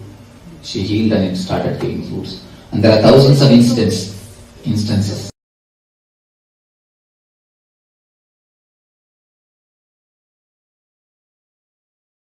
Everything can be healed. It's a love energy, it's an energy, it can work miracles. You know one thing, plants and animals get healed quickly because they don't have intellect. If you see my biography pictures, you will see one cat sitting on my lap. That cat was healed. If you see that person is not having resistance, you can go and tell nothing wrong. Better you tell nothing wrong, perfectly. Don't think that you are spreading yourself. You will never have that problem. Carry on. How One more thing, there are many people, they heal only their family people, not everybody. Don't do that. Serve everybody. If you heal others only, then you will be able to heal your family people. You see, understand few things that nothing you will carry. Simply you will die without even a cloth. You cannot carry even your clothes. Understand that one thing. When you die, nothing can be taken with you. So why to have, after all few days, it is nothing but few days you are living here. Why to carry unnecessarily so much of grumbling and grudge against people? And here we are going to die, and she is also going to die, they are also going to die. Nobody is going to live. As long as you live in a joyful, ecstatic way. If they want to rule, let them have their rules and let them have a regulation. You just safeguard your life without being disturbed by them. Just don't bother. Don't carry any wound in you. By carrying the wound in you, you will be continuously disturbing you. I always tell you, if you carry grumbling and grudge in your being continuously, that is the wound. That only becomes cancer. Cancer means don't think only the cancer is cancer. The grumbling and grudge which you carry against others, that is the root of the cancer. Never carry anything. After all, you are going to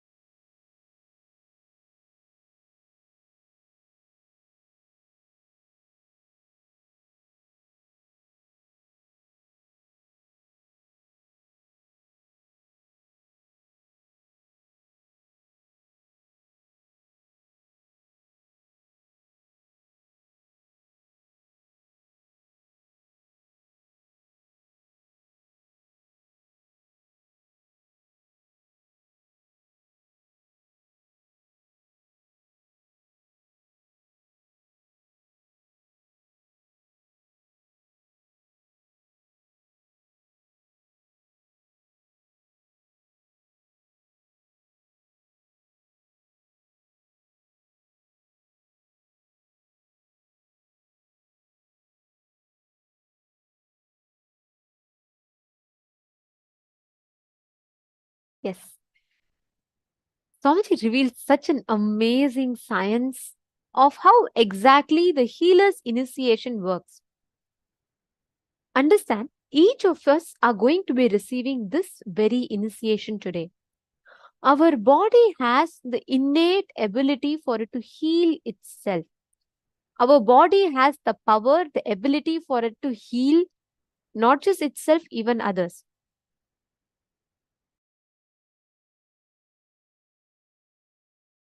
Understand, every one of us are going to be receiving the healer's initiation. How many of you are going to be or want to receive the healer's initiation today?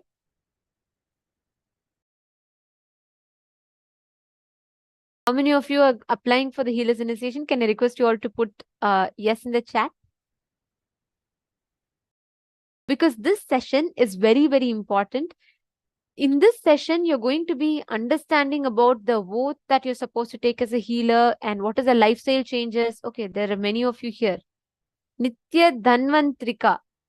Ma Dhanvantrika, your name itself is like Swamiji beautifully revealed in that darshan, I remember. Swamiji has given you an amazing name. Dhanvantari is a lord of medicines. So your spiritual name itself, Nitya Dhanvantri Shaktini, right? That's your name, correct? Your name itself is such a beautiful one that Swamiji has given. Yes, Ma Xiangying Zhao. We'll be explaining to you about Ananda Gandha. Okay, Ma Yingzi, Ma Yingzi Yi. I see your me 10 times. I know you're so eager to receive healer's initiation. The best news is all of you are going to be receiving the healer's initiation today during the darshan. And can I request every one of you to please settle down in the camera, because this session is very, very important. Only those who attend this session can receive healer's initiation. If you are not in this session and if you're not attending this session, it is not counted as healer's initiation. You will not actually be receiving healer's initiation today, because only with this session and who understand the lifestyle and take the healer's vow can actually receive the healer's initiation. I request every one of you to please settle down in front of the camera.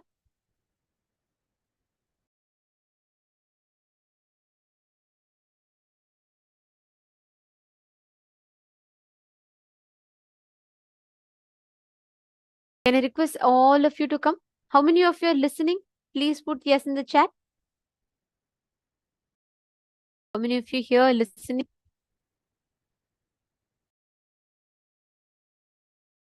Yes. Okay. Thank you. In the mail room, can I request all the participants, whoever is listening, can I request everyone to please come in the camera? Ying Zhu Sho, Vidya Rupan Ayya, Nikhil Thakurji, Arvind M. Ayya, Antriksh Anandaya. Okay, thank you. Manoj Talwar Ayya, thank you.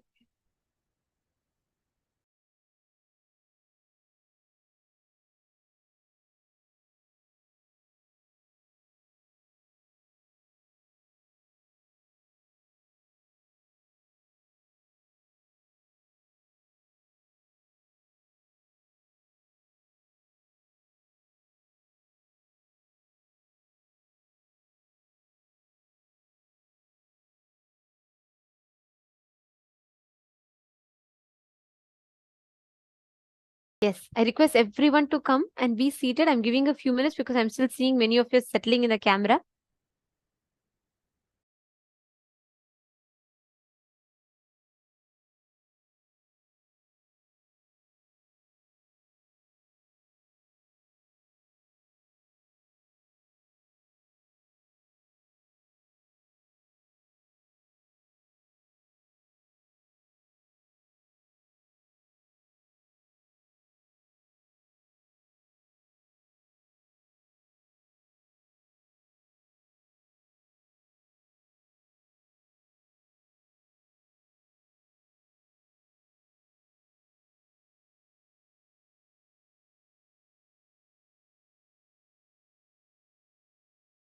Okay, great. Now I see all the participants have settled.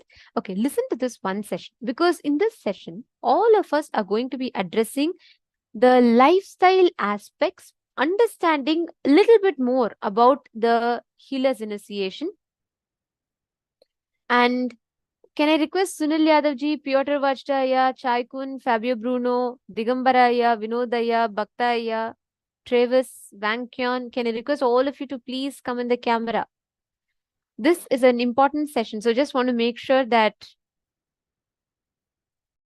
every one of you are here listening completely.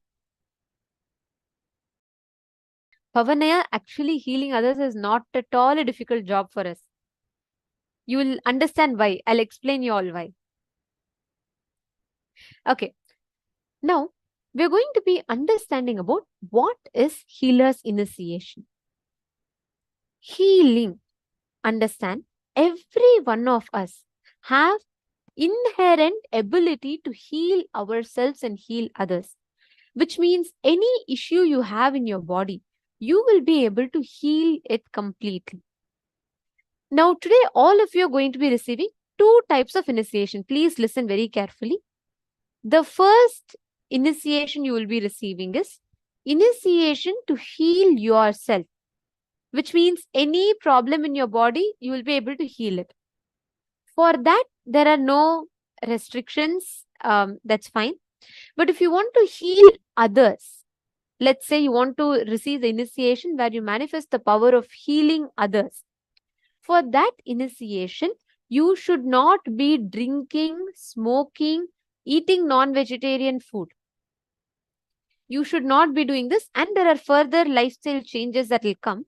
So if you want to have the initiation where you are going to be healing others, today you're going to be receiving that, and there are few changes, lifestyle changes that you will have to do, which we will be understanding further. First thing, understand, when you meditate, when you practice, right, the healing energy, you will have a beautiful continuous energy flow. When you are receiving the ability to heal others, you should not be drinking alcohol, you should not be consuming non-veg. When I say non-veg, I include egg, even mushrooms and yeast. You should not be consuming any of these items. Understand, when you are healing, right, your body literally receives the high energy. Like your body goes into an extreme, intense, higher frequency. And in that high level of energy, if you drink, let's say if you consume alcohol, alcohol has the ability to pull your energy down. It gives you a temporary hormonal surge and pulls your energy down. That's why after drinking, many people feel like, they still feel that after party effect. They feel heavy. They feel like still, haze. They can't think clearly because alcohol brings your energy down. Now, the high energy of healing and the low energy of alcohol would oppose each other, and you will not be able to heal. The energy will be consumed in cancelling out each other. You will not be able to heal others. That is why you should not consume alcohol. Not just that, indulging in these practices actually creates a negative effect on the body. You should not have any kind of alcohol. You should not take any kind of substance, drugs. There should not be any alcohol, drugs, no smoking, no non-veg. None of these are allowed. Even non-veg you should not consume, because non-veg directly opposes your muscle memory. If you consume, let's say now you're having a certain pattern, structure, muscle memory setup. Now, when you consume an animal, you are also consuming the pain, suffering, and the muscle memory of that animal into you, which means all the struggle, the fear, the panic, the pain that the particular animal went through is transmitted into you, is transferred into you. Understanding? So, the non-vegetarian food will completely I would say completely mess up your system, mess up the inner mechanism in you of what you can, how you heal others. It will completely confuse you. It will constantly put you in depression. It is scientifically established that people who eat non-veg go through depression and stress levels 10 times more than a person who does not eat non-vegetarian.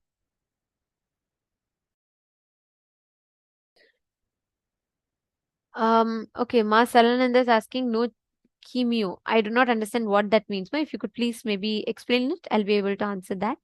Ma Vigneshwari is asking, isn't mushroom classified as vegetarian? Yes, ma. Broadly, it is classified as vegetarian. But what Swamiji defines as non-vegetarian, I'll explain that. Understand, it is not just for moral perspective. It is not just that, oh, you should not harm the animal and, it's socially wrong. It's not just from that perspective. But the pain receptors, whichever have the ability to experience pain, you should not consume that. Which means if something can experience pain, it has the ability to store the memory, which is why you're not supposed to consume mushroom or egg.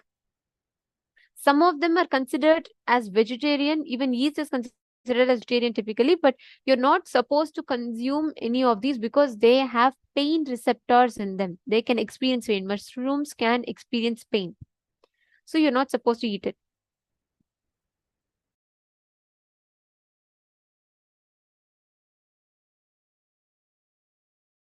Hilde is asking, Ma, can you please explain why eggs? Because, Ma, eggs is having, if you're saying if there is no chicken that is born and why you can't eat eggs. Okay, understand, Ma? Eggs also is a potent life energy. It has the ability to store pain.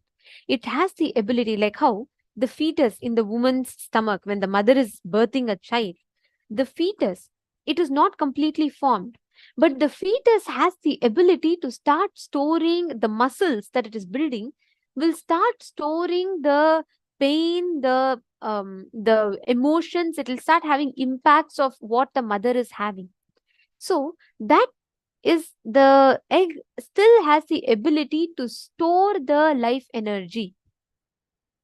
Whether, see, ma Hilde, how it is, I understand what you're asking. Even if the male component is not there, the egg is still the source of life. The energy, today machine birthing is happening for the eggs, right? Just the from the hen. But understand, even then the egg has the ability to store life energy, which itself means it can't be consumed.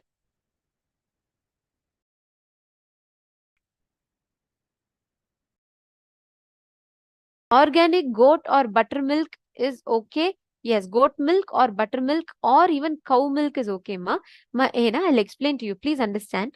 Cow milk is not restricted. You can have cow milk. You can have milk. Milk and milk-based products are not restricted in Hinduism, nor does Swamiji restrict. There are no such things.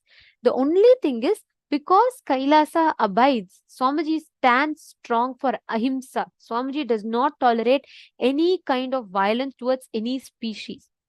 That is why Swamiji has ordained that all the Kailasas around the world only consumes violence-free milk, which means today many of the cows, almost all the dairy farms, after the cow starts giving milk, after the cow stops giving milk, this cow is sent to slaughterhouse where it is butchered and it is sold as beef. That is completely like, Swamiji is completely against any form of violence, and this is not tolerated. That is why Swamiji tells you should not encourage those industries that are torturing the cows. If you are growing cows, let's say you're bringing up cows and you will not slaughter them, you're bringing them with love, you can surely consume the milk. Actually, the cow itself will give extra quantity of milk apart from what its calf gets. Swamiji tells two things, ma. One, the calf should get the first right of the cow's milk. After the calf finishes drinking only, the human should take. And the cow should not be sent to slaughterhouse. It should not be tortured. If the dairy farm that you're buying from is abiding to these two, you can consume it. So if it is non-violence free, you can consume it. Not just cow, even goat milk, anything is okay. I'm not understanding what is spiruline, ma. So I'm not sure. Ma Jnana Yogini. I do not know what is spiruline in particular, so I'll not be able to give a definitive answer for that. I'm sorry. Yes, Ma Xianging Zhou is asking, can sweet potatoes, taro roots, and yams be eaten? Yams be eaten? Yes, you can eat them. That's fine. Ma Hilde, see, yeast also is an organism that is developed enough to store pain. That yeast bacteria can actually store pain. That is why you're not supposed to eat them.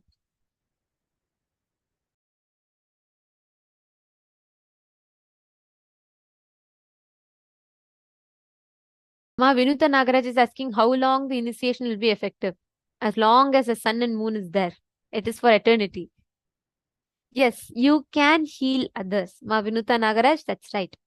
This initiation is permanent. Once you receive this initiation, you can heal others as well.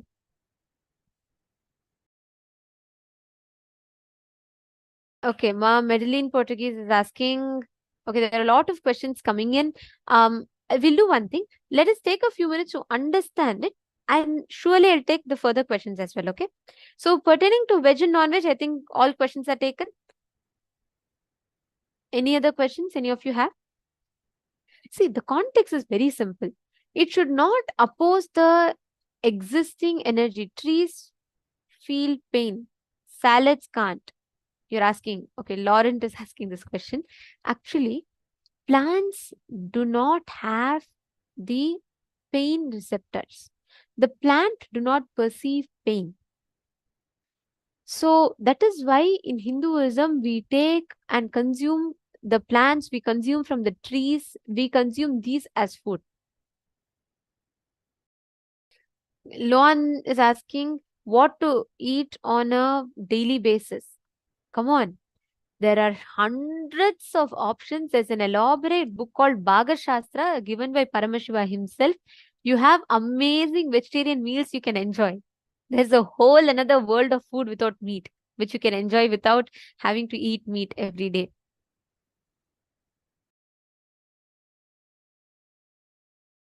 Yes, Everardo Alfaroya, like I said, milk is okay. Just check and make sure that milk is non-violence free. That's fine. Yes, protein powder is also okay. Pavana is saying non-veg seems like taste-wise positive, but energy-wise negative to eat. Understand, Aya? Taste-wise also, because it becomes a norm. I'll tell you one thing. There was once Swamiji conducted an initiative where veg or non-veg voting was done, where Hindus were, like all of us were, the voting was on whether Hindus should eat non-veg or should veg become a mandatory lifestyle for Hindus. And that time we were conducting a program, and I had the opportunity to interview people who, from being a non-veg, became a vegetarian after meeting Swamiji. Majority of them said after they started following Swamiji and after they started becoming a vegetarian, when they look back, they realized they never actually enjoyed non-veg lifestyle. Majority of them continued the non-veg lifestyle for two major reasons. One, because of the family pressure. Like, what will people think if I don't eat? People will not feel like I'm one amongst them. Majority of them. And second is because there is so much of, like, all the advertisements you see, the people around you eat, and because of that you feel like it's cool to eat. When you eat non-veg, just observe, your body actually does not enjoy it. You are actually consuming the pain and suffering of another animal. When you go and cut an animal to eat it, the animal, see, like how, I want you to answer this question, Pavanaya, and all the others as well. Let's say you are standing and suddenly someone is forcefully coming to hit you. Physically, you will experience an hormone is releasing in you, correct? Your body will suddenly, it's not just psychological. Your body will, when you are afraid, let's say you're walking in the dark all alone by yourself and suddenly you are feeling someone coming and, like, trying to pull you from behind. Imagine the moment, even as I'm describing it, all of your body is giving a certain chemical reaction. Our body, see, fear And all of these are not just psychological, it's physical also. So these emotions, the suffering, when you go through, that is why when you have stress, you experience pain in your shoulders. Like that, many of these have physical impacts. The same applies to animals.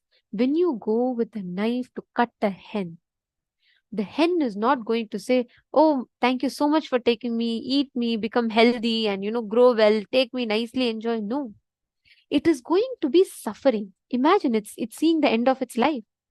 It suffers, it screams. So what happens at that time is all the suffering, tension, stress, all the hormones are at its peak, and they're all released and just gets absorbed into the muscles of that animal. The soul does not carry it, the muscle carries it. The muscle carries that whole hormones, the reaction that is stored. So what happens when you consume that chicken or any animal for that matter? You eat their suffering. You are eating the tension, the stress stored in their muscles.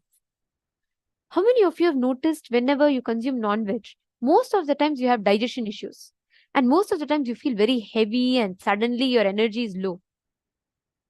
How many of you have experienced that? Could you all post in the chat if you have consumed non-veg?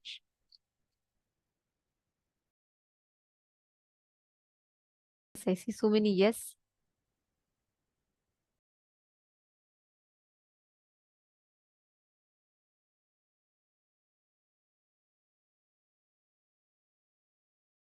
Okay, Ma Sonia Rao, if you have accidentally eaten, you're saying you recently experienced it when you accidentally ate a few chicken pieces. I request you to apply for a reinitiation, Ma, because once I'm aware you were initiated into healing, but you should receive reinitiation, because if you eat non-veg, you cannot heal. If you, let's say you eat non-veg after receiving healer's initiation, if you consciously eat, like knowing you're eating non-veg and you're breaking healer's initiation and you eat, you cannot receive a reinitiation also and you cannot heal. If you unknowingly ate, unconscious, it was not like purposely you went and ate, then you should apply for a reinitiation, otherwise you can't heal. Even if you accidentally ate, you can't heal.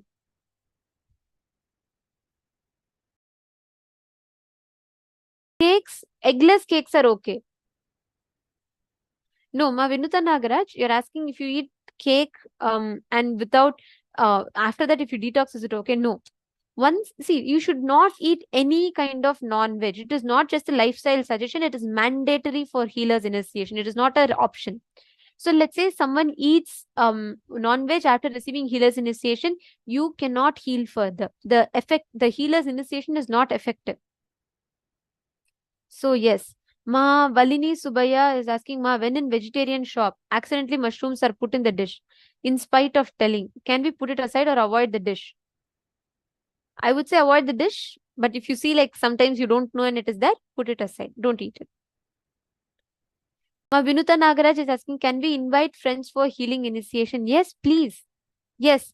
Today, any of you have your friends or family members who want to receive healer's initiation, or if you have any one of them who are suffering due to any disease, please invite them.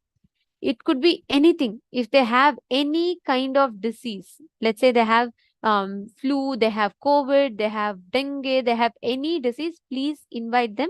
Today we have an exclusive darshan where Swamiji will be healing anyone who's having suffering, pain, any kind of disorders, any problem. Swamiji will be extending the healing, spiritual healing today. So please bring all of your friends and family, let them all be blessed to heal. Ma Vinuta Nagaraj, yes. You should know any gift Swamiji gives is always open. So yes, please invite your friends, family members for the initiation.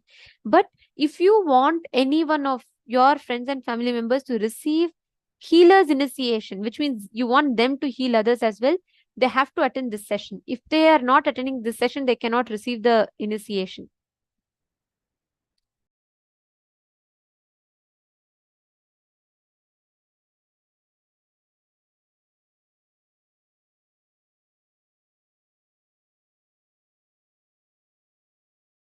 Do they need to register? Ma Vinuta Nagaraj, for receiving healing, they don't need to register. Please invite them. They can just come and attend the darshan. They can join right now. From now, they can join and attend the sessions, ma.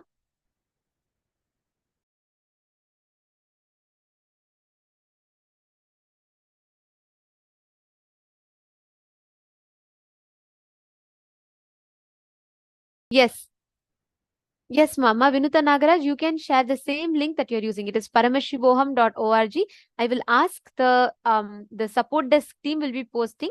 There are many of you are requesting the link for inviting your friends and family members. Ma Vinuta Nagaraj, I'll be sharing the link with you, Ma. The support desk team will be sharing the registration link, Paramashivoham registration link. Actually, right away, you can invite your friends. If any of you are expecting your friends and family members to join, please invite them, let them all come join and be receiving the initiation. And if you want them to receive initiation to heal others, then they have to join this session. So please invite them.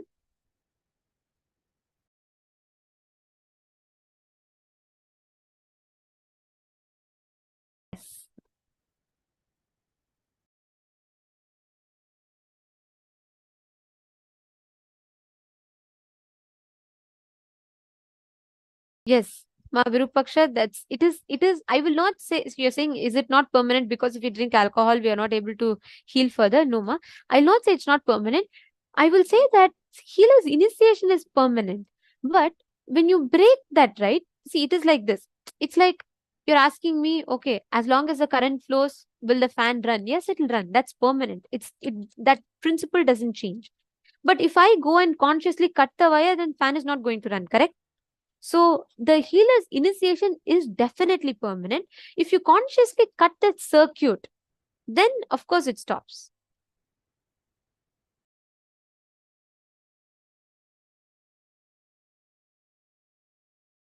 Ma Karin, if you do not have a place, see, Swamiji told this only.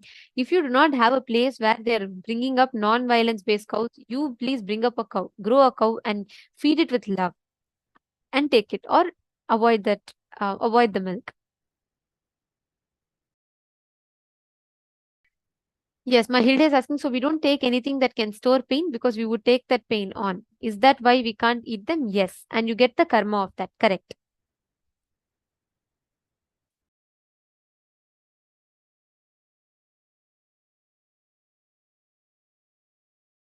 No, Ma Vigneshwari Ramanathan, sweet potatoes are okay. You can eat them.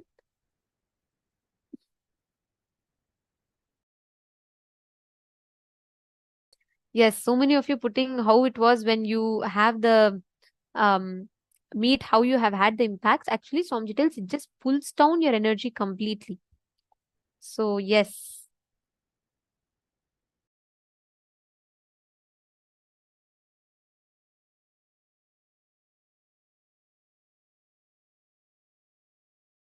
Yes, Ma, one of you are asking, Ma Nitya Prematavasi is asking, I eat normal eggless ice cream and yogurt. Yes, you can consume eggless ice cream or eggless cakes. That is perfectly fine. See, for healer's initiation as such, you do not have a restriction on cake, ice cream, or any of that sort. Ma'am, just make sure it's eggless. That's all. If it's eggless, you can consume it. That's not a problem. Okay, I think I've taken all the questions. Now let's continue understanding the healer's initiation lifestyle. Don't worry, if you all post further questions, I'll be answering them, addressing them further. Yes, okay, this is an important question.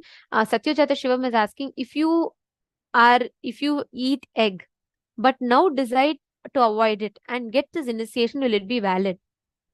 Satyajata Shivam Ayya, understand? Not just it will be valid. Let's say last 30 years you've been eating meat.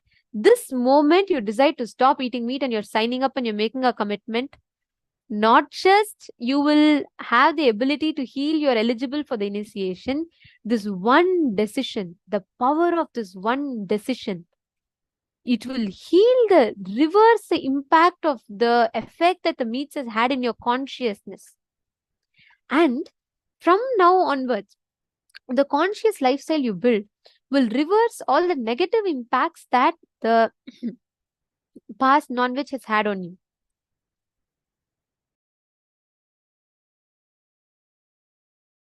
Okay, now let us understand further about healer's initiation. First thing, the moment you receive this initiation, it is a commitment that you're giving to yourself. You do not suppress yourself, do not fight with yourself. You know it is not good for you, so also understand and internalize that drinking, smoking, or eating non-vegetarian food will oppose the beautiful energy that you have in your being. So do not do it as a discipline. Do not do it as a morale. Do it with the right context and right understanding in you. Understand, all the discipline in us should always happen with understanding. Nothing should be happening as a rule. Nothing should happen as a practice. Everything should be done by understanding and internalizing. So here are a few guidelines. I request all of your complete listening to this. Here are a few healing guidelines. First one, you will never refuse healing service to anyone or anything in need of it, whether they are people, animals, plants, or inanimate object.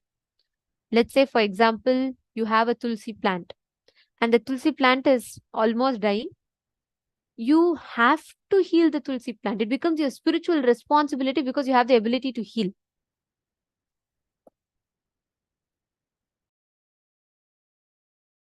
Understand, all of you, even laptops, even inanimate objects should be healed. So I request everyone to completely listen. Nityanandam, I'm seeing some participants are not listening. Can I request everyone to settle down in front of the camera, please?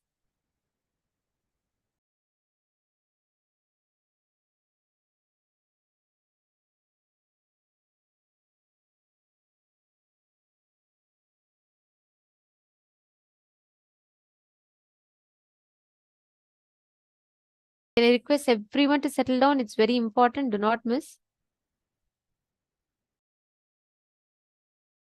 Okay.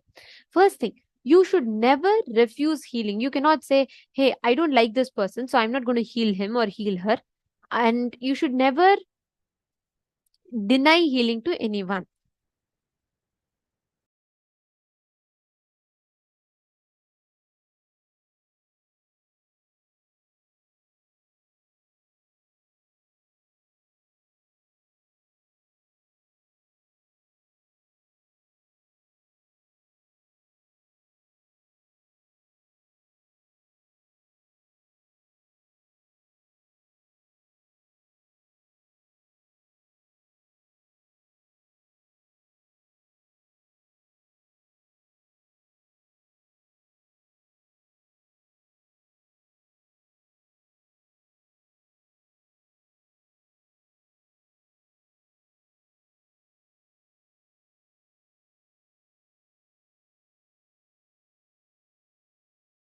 So anyone, even if you feel, you have a difference of opinion with that person, you feel like this person is thinking something else, like my religion is different and this person's religion is different, so I don't want to give healing.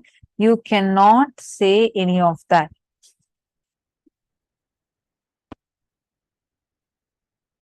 No matter what, you have to provide healing to them, whether it's an animate or inanimate objects. Understand?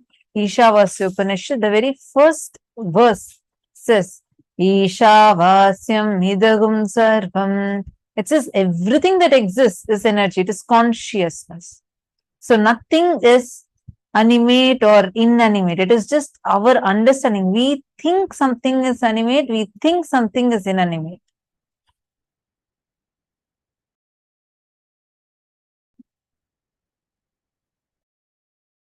So everything has energy. Maybe, like for example, a stone or a laptop, you may say that it has a lower level consciousness, that's all.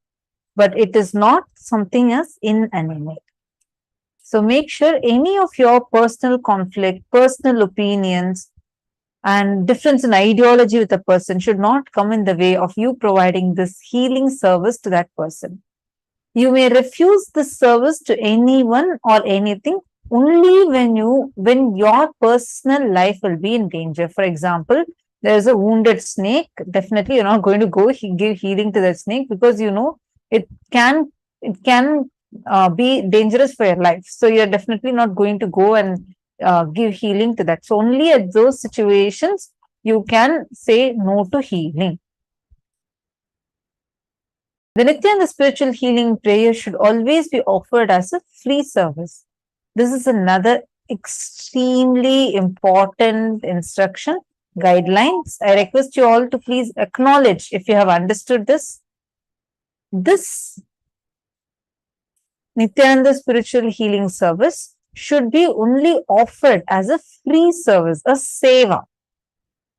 Do not charge any fee or accept any kind of favors. For example, someone says, okay, you have offered me healing. I feel so healed or happy. I feel really good. So thank you for healing. Can I give you, can you just accept this small amount of money? Even if they're giving you a penny, you cannot agree. Or you cannot say, okay, I have given you this healing. Can you just quickly drop me to the airport? No, you cannot say any of these statements. The Nityananda spiritual healing service should be always offered only as a free service. And even if they want to give any kind of a donation, please guide them to come and donate to KAILASA. Do not ever charge. Understand, this is another important thing I wanted to explain. See, whenever you charge, whenever you accept even a simple flower, even a small thing, if you accept, you are accepting their karma. You are saying yes to incur their karmas inside of you. So that is why it is too important that you do not do so.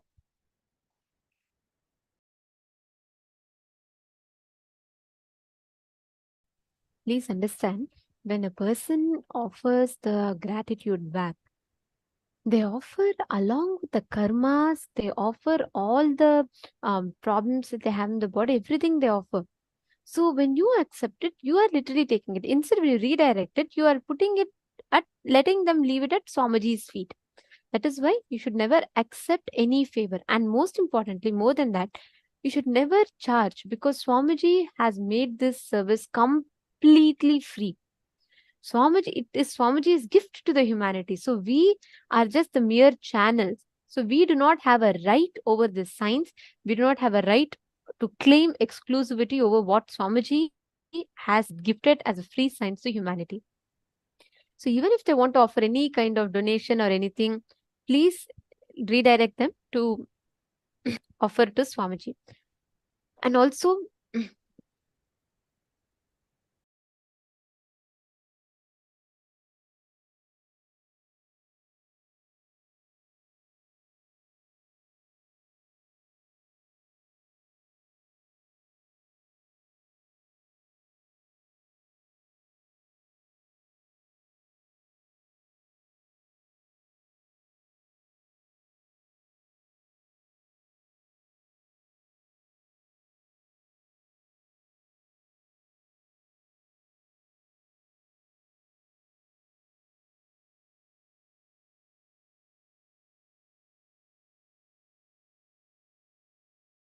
sorry for the technical glitch.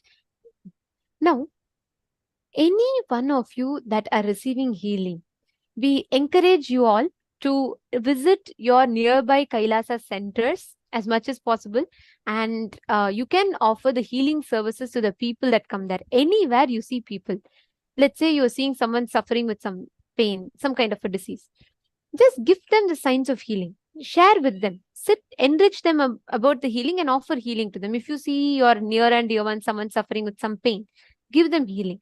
Do not deny the healing to anyone.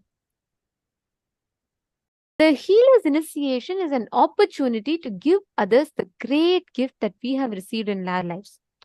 See, because someone took responsibility for you all to be connected to Swamiji, and you are now connected to Swamiji. Is it not? Someone shared with you, someone maybe took that responsibility to send you.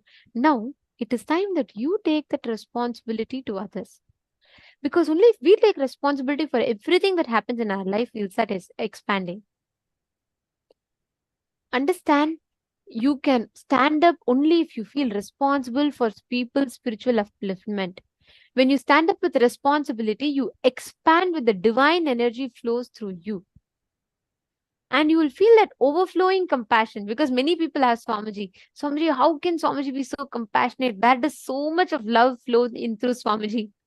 This is the answer. Swamiji says he feels responsible for all the people, the humanity suffering. Seeing some questions. Ayana is asking, how can we ask people if they want to receive healing? Does it mean if someone has pain that we should ask them if they want to receive healing? Yes. Enrich them about the healing service. Enrich them about what happens when you heal and ask them if they want to receive healing. And once they say yes, you can offer them healing. You should always ask them and approach from your side. You should be open for giving the healing.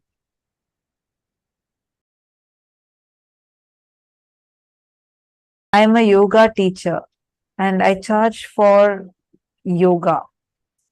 If I heal them, can I still charge them for yoga classes? Yes. Understand? You can charge them for yoga classes, but not for healing.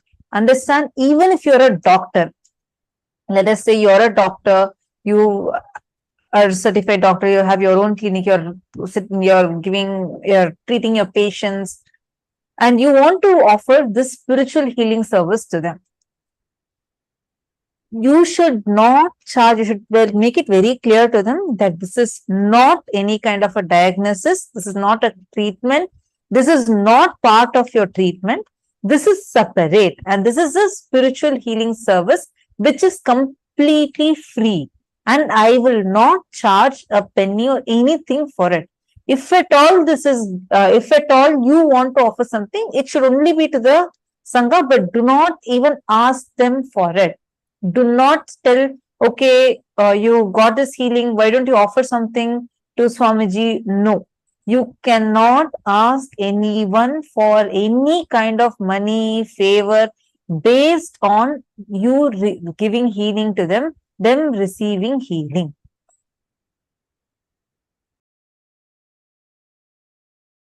So if you want to charge for your yoga classes, you can charge, but not for the healing itself. Ma Vimala is asking, Ma, can we heal only when we are asked and given permission? No. You approach from your side. They should say yes. If some people will say no very clearly that they do not want healing, so you should not offer healing to them. You should not force, but you should always ask them if they want to receive healing. Does healing with Atmalinga have restrictions? Healing with Atmalinga does not have restriction because it is the Atmalinga that is healing. Vimala is also asking, what milk? You can consume milk. Consuming milk is not a problem. Swamiji only recommends that you should consume cruelty-free milk. You do not consume anything that's because the cows are literally treated like some machines, and they are not even treated decently. They're abused, violently abused in many of the factories.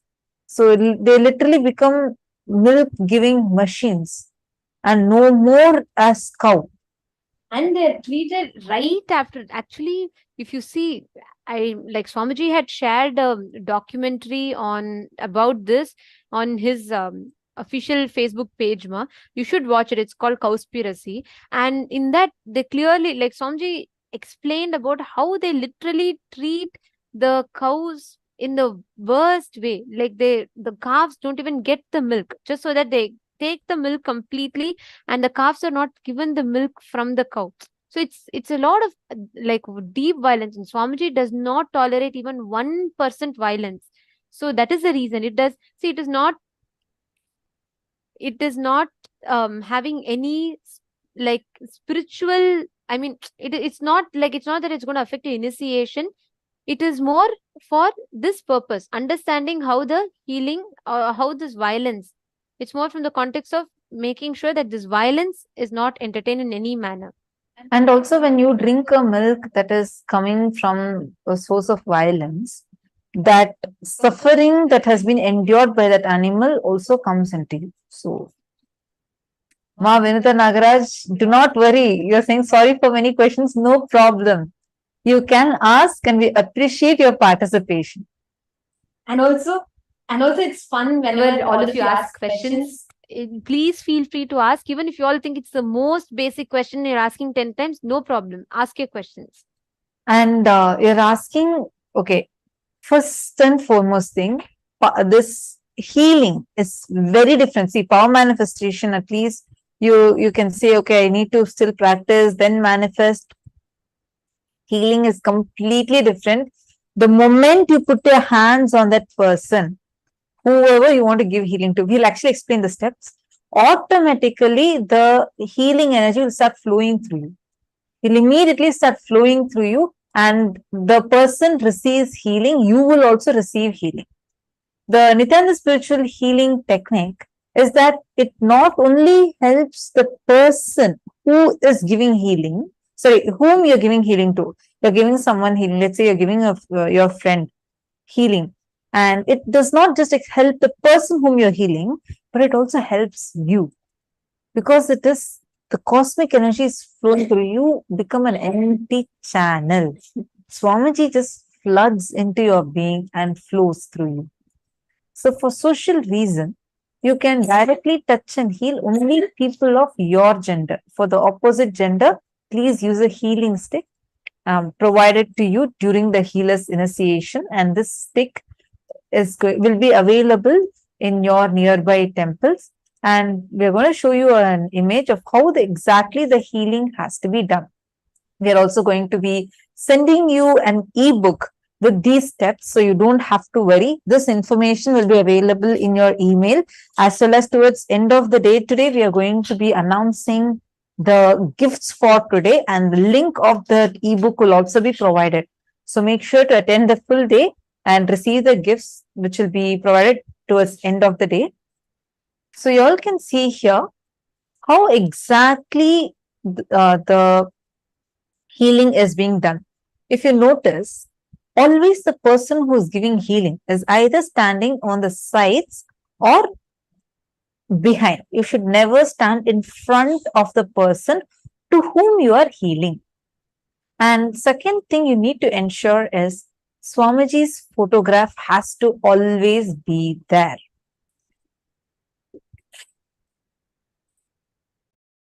Are all of you understanding so far? Place your palms on the area to be healed. Let's say someone wants healing on their hands. So you can place your palms on their hands. Or on the Sahasrara chakra, the top of the head of the person being healed. So if someone, I just want to also clarify one more thing. When we say you cannot touch your opposite gender, this is for social reasons. So if it's your immediate family member, there is no such restriction. Like for your own son, your own daughter, your own husband or your own wife, like whoever you want to heal, like if they're immediate family members, there's no restriction of opposite gender. And the next important thing here is when you are healing, make sure that you do not call that person as a patient. Don't tell that, okay, you any kind of terms related to a patient cannot be used while you're giving healing. Just first become an empty channel. We'll tell you the steps. During healing, you're going to place both your palms on that person's Sahasrara chakra, which is this point. The topmost chakra, the crown center, is called as Sahasrara chakra. So either on that person's crown center, or let's say that person, let's say your kid is having a bad stomachache, you want to give him healing. So you can place your palms on his stomach. Understanding? So your palms can either be placed on the particular target area or on the Sahasrara chakra for full body healing. You should close your eyes and visualize Swamiji's form.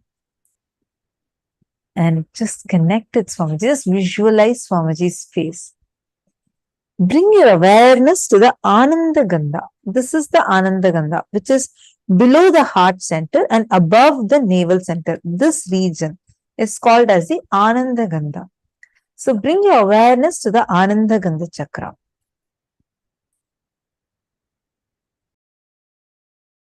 Chant the Mahavakya, Om Nityananda Paramashivoham. Your hands are going to still be on that person's head. Just remember Swamiji and chant the Mahavakya. Bring your awareness to your Ananda Gandha. Chant the Mahavakya. Make sure you're also playing Mahavakya continuously. Have photograph of Swamiji and continuously playing Mahavakya. Both of these should be happening continuously. Should be there. Immediately you'll just feel the energy gushing forth from your Ananda Gandha chakra. Don't think it's imagination, visualization. No. Do not even think of any of that. Understand this is beyond your logic, beyond any of your capabilities, completely beyond. You don't even have to be right or anything. Just make sure you follow the simple guidelines. That's all. Which is no alcohol, no smoking, no non-veg. Just follow this simple guidelines. Bring your awareness to the Ananda Gandha chakra and just relax into yourself. Don't worry about energy flow. It will just happen. You'll just feel it. You'll just be so blissful and energized after you receiving this, whenever you heal. Once you're relaxed into yourself, feel that boundless energy flowing through you, gushing through you. Continue as long as you feel that the person is drawing the energy. You will sense this effortlessly. As soon as you finish healing, your hands will automatically drop. So that means the person has had enough. You'll actually feel like, no, it's done. So make sure you are having the photograph of Swamiji in the room that you are healing. So these are an important set of guidelines. I request every one of you to make sure you're understanding this. And if you don't, please feel free to ask us any questions that you may be having. Let your body language show care and concern. Be aware and sensitive to the needs of those around you. And play the Mahavakya during the healing prayer service. Hope all of you have understood so far. Are all of you clear? Any questions that any of you have? And also we request all the participants to please invite your family member. Today is a very, very, very, very important darshan. There has been tons of miracles. You can go on sharing. Actually, I don't even need to share. Each of you here can tell how you have been healed of something just with one blessing from Swamiji. So with having an incarnation like Swamiji, people should not suffer. People should not suffer from any disease. Let us take the responsibility to get people for the darshan today so they can experience healing. I request every one of you to please reach out to your loved ones, near and dear ones, so they all can come and enjoy the darshan.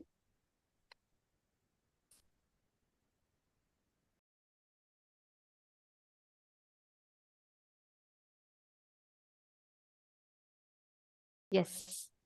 Now, we'll be going through some legal guidelines. These all are not spiritual. These all do not hold any spiritual significance. These are all legal guidelines. So we request all of you to also listen to this.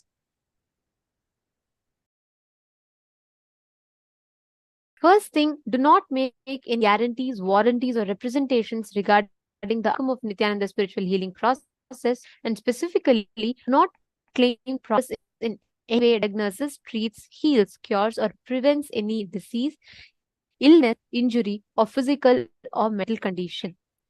Do not use the word patient to describe someone who elects to receive your Nityananda spiritual healing services.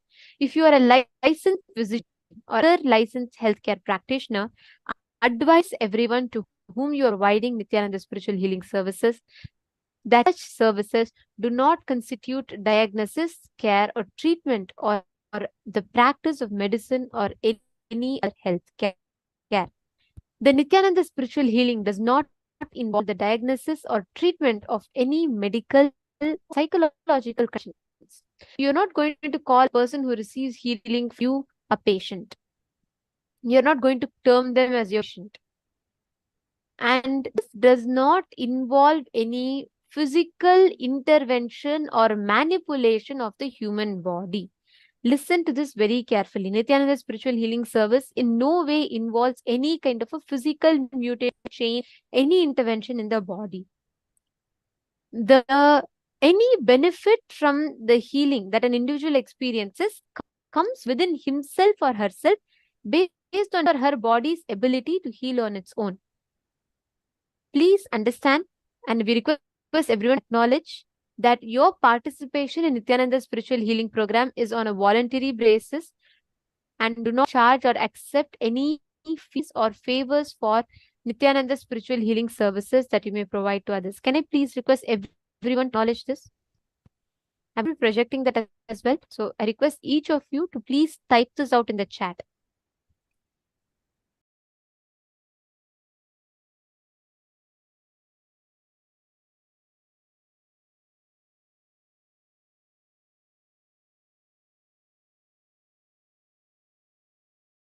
Can heal pets. Of course, yes.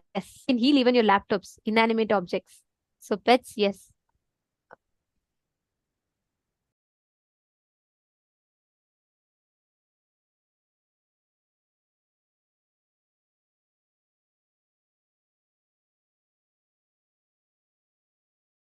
Satyajata Shivamaya, yes, you are allowed a reinitiation. I read your question. Yes, you're allowed. But I request every one of you to please type this commitment in the chat. After we can proceed further. Please type this and post it. Ma Vinuta Nagaraj, you can provide healing.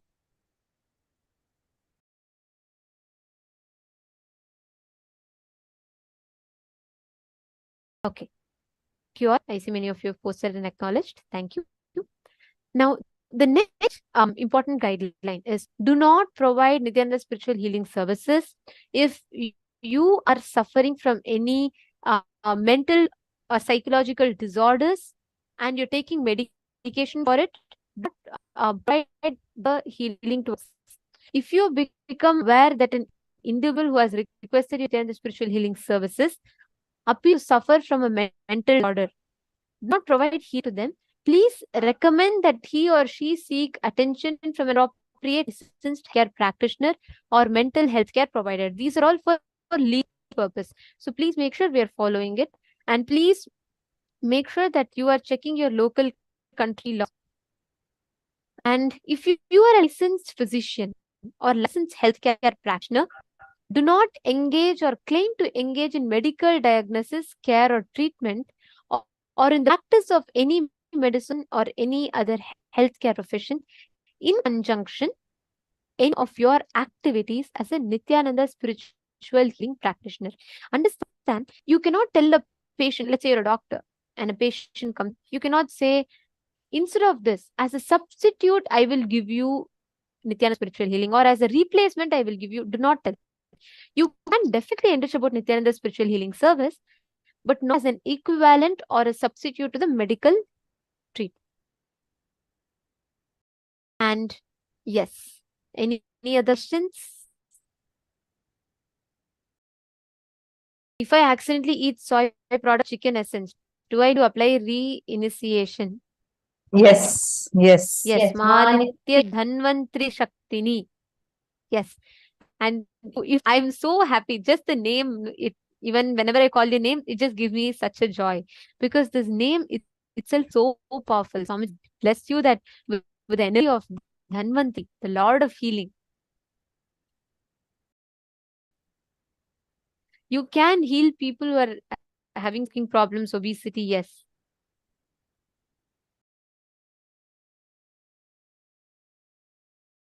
Salananda is saying, when I do a treatment, it's Swamiji who guides me and talks to me. I have been letting him in for 10 years now, and I love being a healer. I have my healer tap. That's so beautiful, Ma. Sarla, actually, so many people will have experience whenever you heal others, right? The thing is, with other healing, we tend to think mostly that, oh, I give my energy to others. Here, you are not giving your energy, you're only being like a pipe. So the energy is received in and you pour it out. You give it to others. You just become like, so you receive Swamiji's energy and you channel it to the others. That process, you get more energy and you experience the healing as well. So it's 100% a very, very powerful experience healing. So all of you will really enjoy this process. Go on enriching others with the science. Anyone that you see, heal them. Simply heal them. In that process, you will start seeing how you'll have a beautiful experience even inside of you. All right. So now, thank you everyone. Can I request all of you to put yes, you understand and acknowledge all the guidelines that we have read? These are all the guidelines and these are all the vows that you have to take. So if all understood, could you all please put yes, I understand and acknowledge guidelines? Please post that in the chat.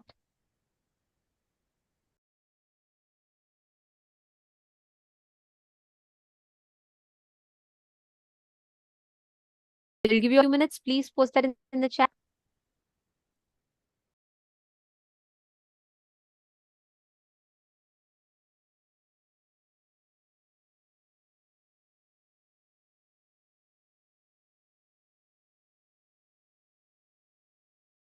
Yes. Thank you, everyone. Now, we will be projecting a form.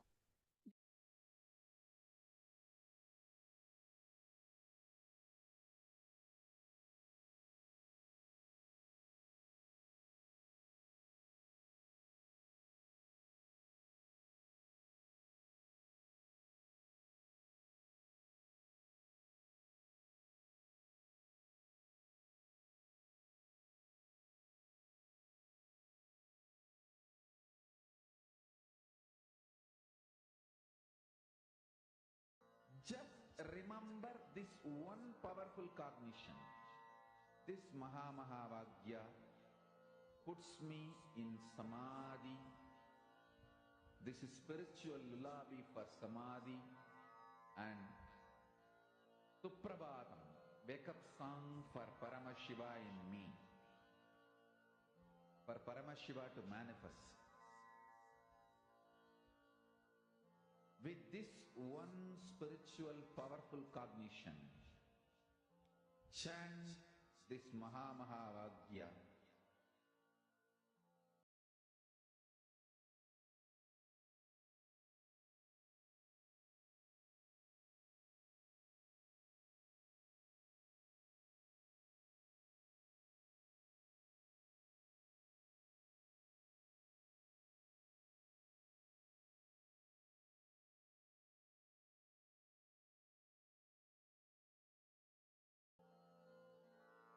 Mahavagya, spiritual lullaby for Samadhi. And Suprabhatam, wake up call, wake up song for Paramashiva. For Paramashiva to manifest. With this one spiritual powerful cognition, chant this Mahavagya. Om Nityananda Paramashivoham.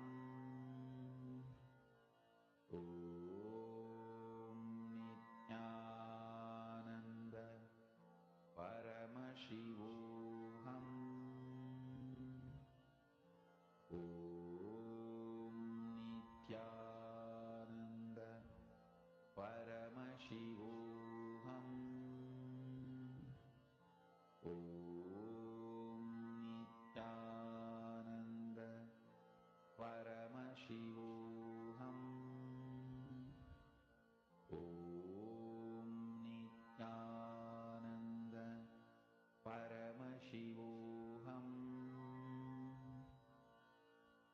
Om Nityananda Paramashivoham.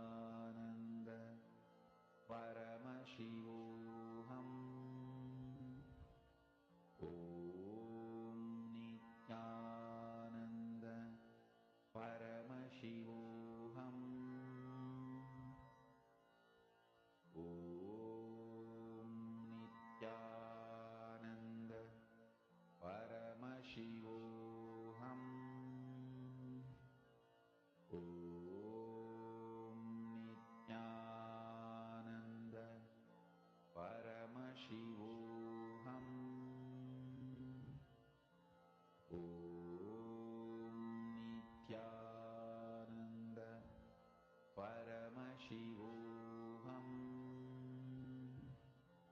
Om Nityananda Paramashivoham.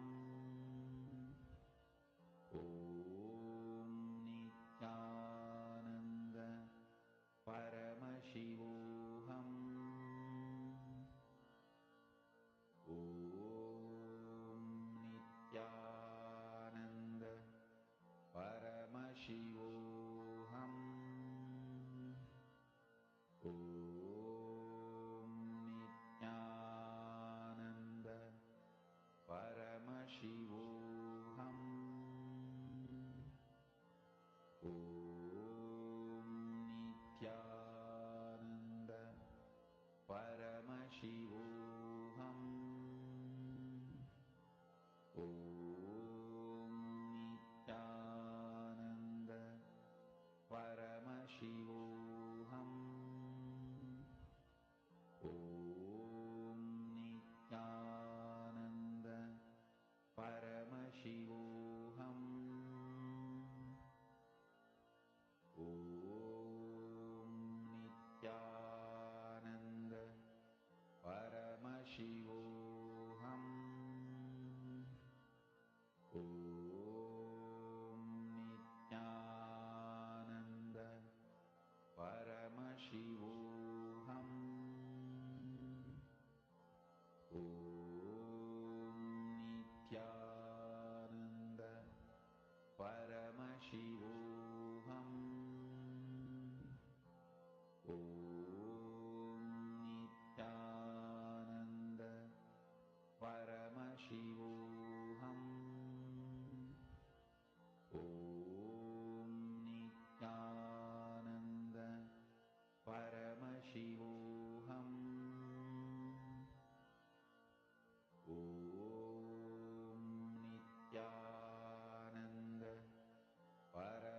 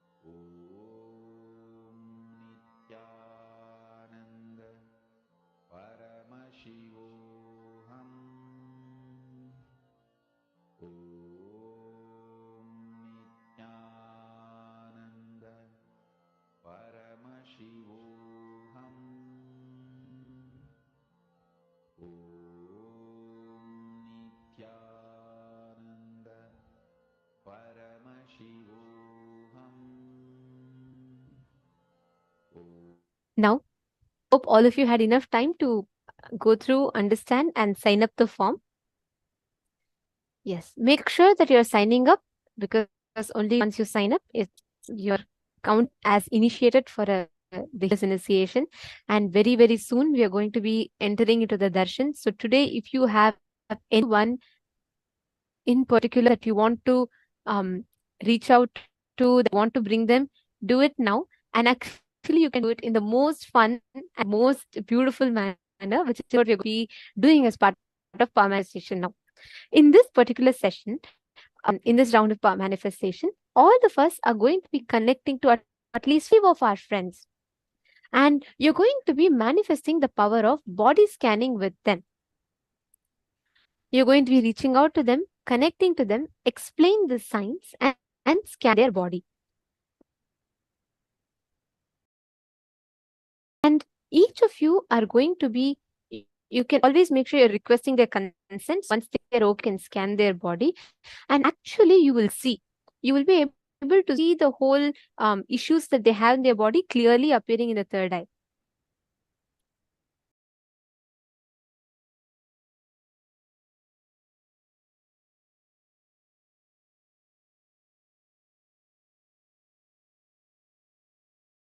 So when you do the part of body scanning, for some, like it comes in many different ways. Like some people say, like for some people, like Swamiji will show the whole body diagram, and the problems will come like spots, like red spots in the body.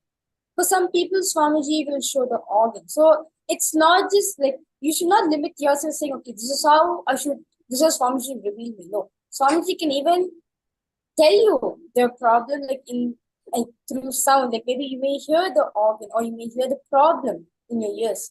So you can't expect how Swamiji is gonna show.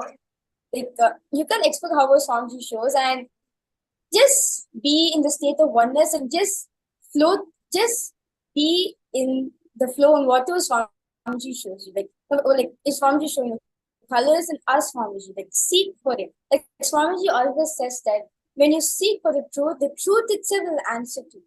Like when Swamiji was experimenting on pain, like what is pain exactly? And Annamalika Swami said, you had the courage to experiment the truth. Just seek for it, the truth itself will answer. So same way, whatever Swamiji is showing you, just seek it. When you seek what your Swamiji is showing you, naturally he'll reveal you more and more details of the problem. Like this person experienced like this problem when she or he was in this age, and this is the medication she was going through and everything. Like you can connect with your friends and explain that what you're going to do, like what you're getting trained in the program, and you can start this power manifestation to them. Like you can give like a little experience to them also.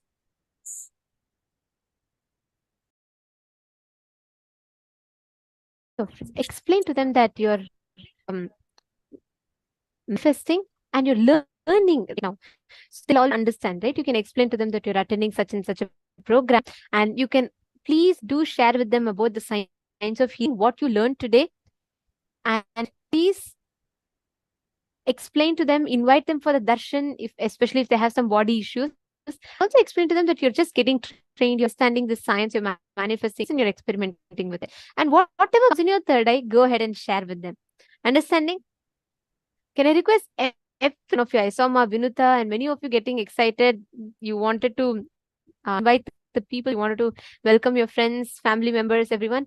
Please take out this time. We encourage every one of you to reach out to your friends, family members.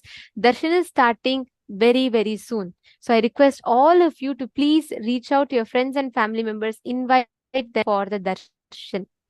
I request every one of you to do it. Take a few minutes. Please reach out. Let us start the power manifestation. See, one thing, make sure you are sharing anything and everything that you see in the third eye. Okay, shall we start? Please chant the Mahavakya. Paramashivoham. Om Nityananda Paramashivoham. Om Nityananda Paramashivoham.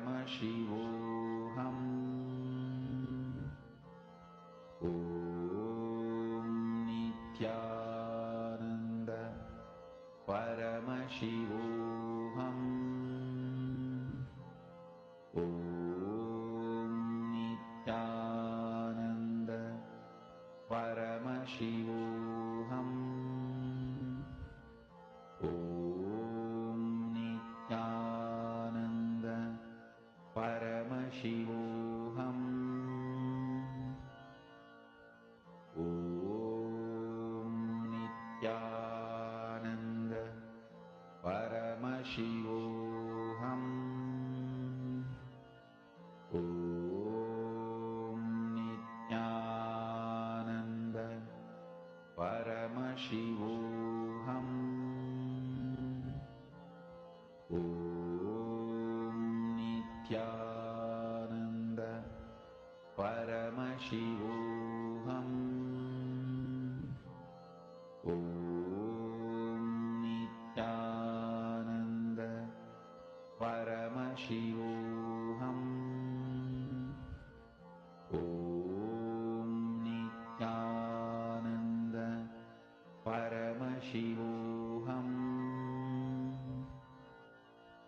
Om Nityananda Paramashivoham. Om Nityananda Paramashivoham.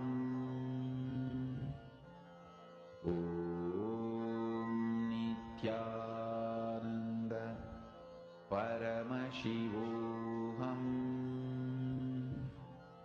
Om Nityananda Paramashivoham.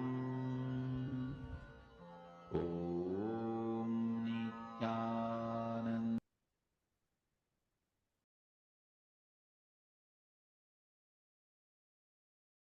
So, whatever Swamiji is showing you, do not be afraid about it. This is just a practice round. See, the more and more you spend time in oneness with Swamiji, the more and more you're empowered to be in that space of oneness, to be in the space of you are Paramashivam.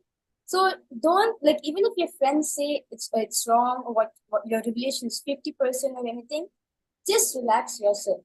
All matters is you being the space of oneness. It's not about the results. Like in Bhagavad Gita, Sri Krishna says, you only have rights to do the work. You do not have rights to results of the action you're doing. So same way, you are just concentrate on the space which you are in, the state of Paramashiva which you are experiencing. Just whatever comes in your way, whether even if your doubts, whether your mind is saying what I don't think I'm connecting properly, I don't think I'm seeing what I don't think Swami is revealing to me properly. Just relax yourself, just unclench. No matter what comes in your way, okay, this is just my mind is saying, let me just connect to Swamiji. You will see that for some people, you guys may have doubt whether Swamiji is actually showing me this or whether it's my intuition. Well, it is only Swamiji who is showing it. That's all. If Swamiji is showing you some problem or Swamiji is showing you some explanation, it is only him. Our mind cannot tell what's going on in other person's body. Definitely. So it's only Swamiji who can reveal us all this thing. Yes. So whether it is wrong and right, just surrender to Swamiji, just relax yourself and experience the space of oneness which you're with Swamiji. Put what Mahavirja explained now was very beautiful. Like she said, if you have a doubt, if it's your mind or if it's a third eye, your mind can definitely never tell you what is happening in another person's body. It is only the third eye, it's only Swamiji that can tell you. So with that confidence, just go ahead and tell and understand, whenever you manifest power, you are consciously empowering yourself, which means you are empowering the existence, identity, and experience of Paramashiva in you, not the limiting cognition of being a human being. So remember this one truth. Every single time you have a doubt, sure, whether it's not you're not very sure if it's you, if it's coming for you or not, just remember one cognition. Manifest this truth as experience in you. That's all. This is a simple, straightforward science.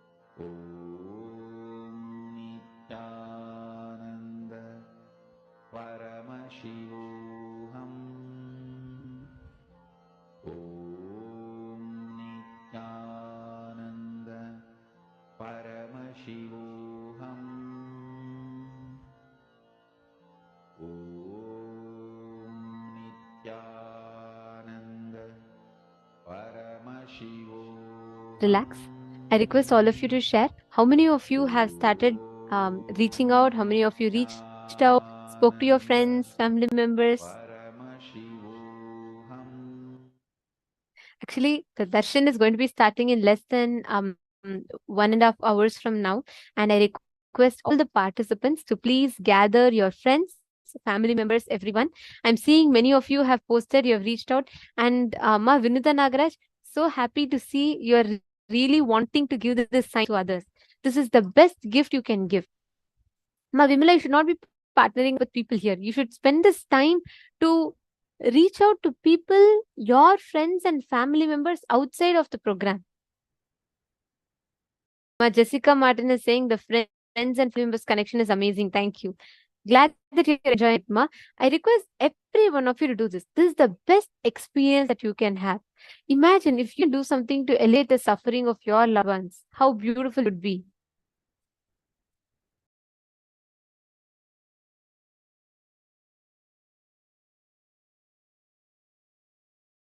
Ma Saralananda, I'll check in particular about this question, Ma. And we'll get back to you. You're asking about the chemotherapy. I'll let you know. All right. Now, we're going to be entering into the next session, a very, very beautiful one. Today, all of us are going to be receiving the initiation into sculpting your body. Interesting? Today, everyone runs behind plastic surgery. So you want to make your lips like this, you want to make your cheeks like this, you want to do this, you want to do that. There is a way, non-invasively, you can sculpt your body. Wondering how? That is a science we are going to be learning about in this video. And let us listen to the revelation Swamiji on the science of body sculpting.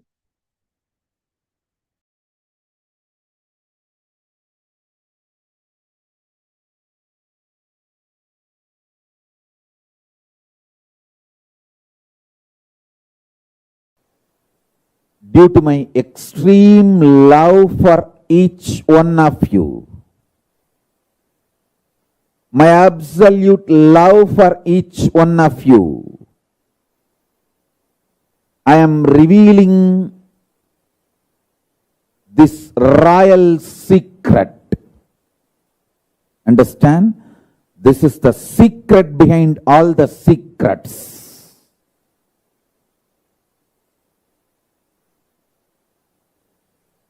Listen to this truth. It is directly from Paramashiva, from Kailasa. Your consciousness. If you are in the human body and you are able to hear what I am talking and you are able to make meaning, if you are able to cognize, your consciousness is capable of printing anything you want, just like 3D printers. In 3D printers, nowadays, even the homes, they started doing 3D printing. Full homes are getting 3D printed. Listen carefully. Just like 3D printer, how you can print anything you want out of the 3D printer and take it out. You can print anything you want. You can manufacture anything you want. You can manifest anything you want out of your consciousness. This possibility is freedom.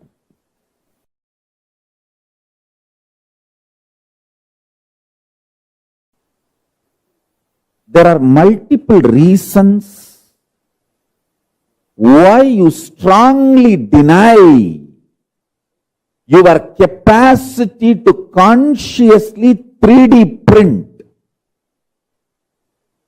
your life and reality and manifest. First of all, you feel, oh, then why did I manifest this kind of reality? Why did I consciously 3D print this kind of life I am having in front of me? And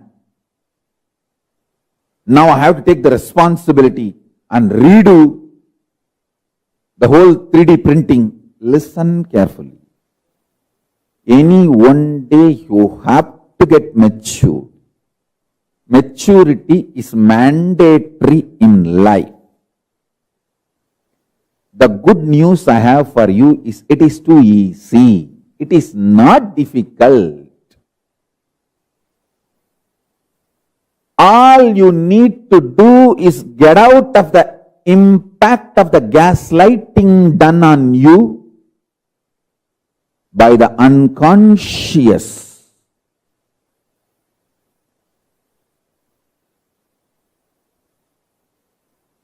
Ecosystem.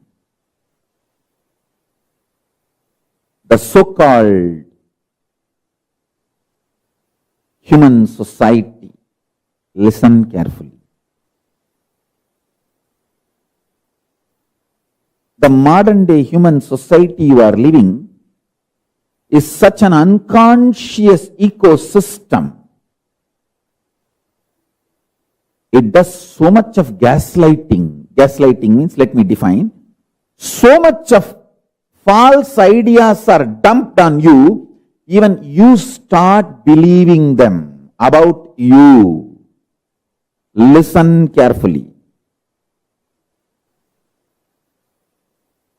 You need to be enlightened, not gaslighted.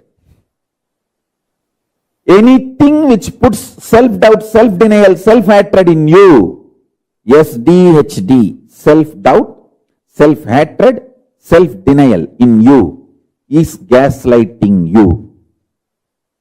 Anything which empowers you, evolves you, entrains you, excites you, enlightens you, is Paramashivoham. Listen to this truth I am revealing and internalize. Mandukya Upanishad beautifully says, whenever you face any doubt, whenever you feel stuck in the path of spirituality, get back to the source sound, pranava. Patanjali also uses the same methodology in Yoga Sampradaya. He says, meditating on pranava will break all the doubts and the obstacles in your path to manifestation. Whenever you feel stuck, you will be able to break that feeling stuck or obstacles by meditating on pranava, omkaranada. Listen carefully. Come back to your source sound, omkaranada. From there, see clearly, this body you are carrying, this mind you are carrying, is consciously 3D printed by you. And you manifested it. And it is your own conscious 3D printing. Understanding this powerful cognition, the way your eyes are, the way your head is, the way your face is, the way your shoulders are, the way your hands are, the way your body is, consciously 3D printed by you and manifested. The way your mind is, consciously 3D printed by you and manifested.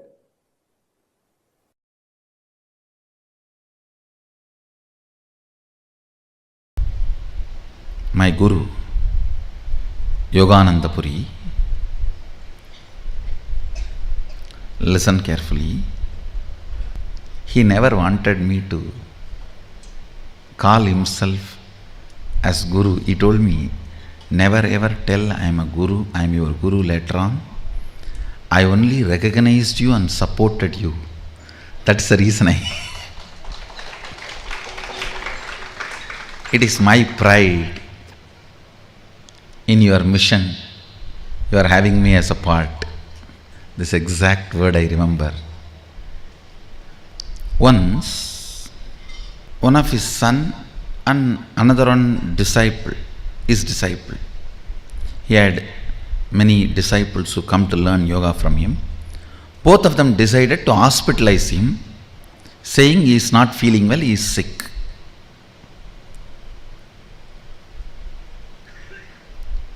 And I was sitting away and seeing the whole drama. Little far I was sitting. I still remember the scene. He just got up from the bed. He was lying and got up from the bed. From the navel, the way he hugged his own body, means the way he possessed his own body, and said, what I cannot do to my body, how can these doctor fellows can do to me?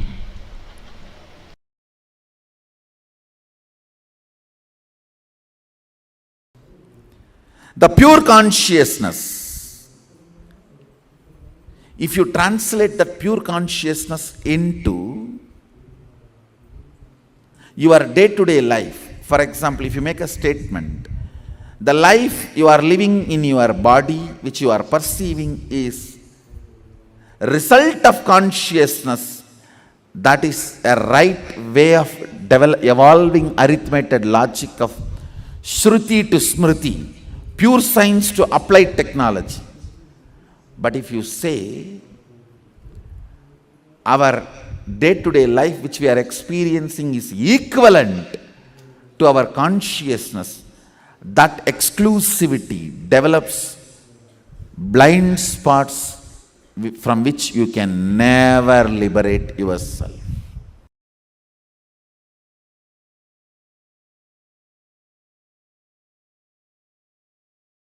All the jewels you are wearing, anyone can make it for you. All the clothes you are wearing, anyone can do it for you and give you. All the makeup you are wearing, anyone can do it and give for you. But the internal organs you are having, keeping them healthy, only you can do it for you. Building your body healthy, muscled, the way you want, only you can do it for you. Focus on that which only you can do it for you. Everything else will be easily, freely available to you. This is the core value of life.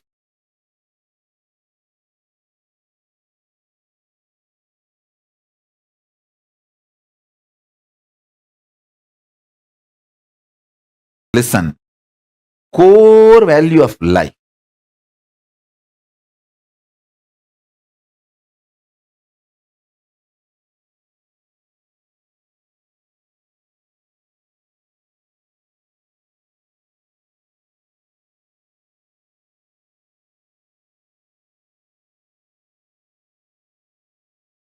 Sharpen your consciousness, your ability to stay in higher states of awareness, your ability to run the life without the drug called fear, confusion. Understand, greed is not a drug actually.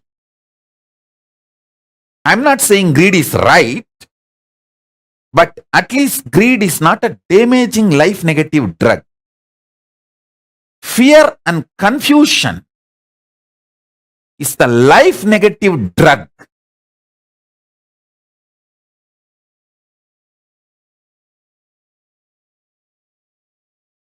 The only priority for all of you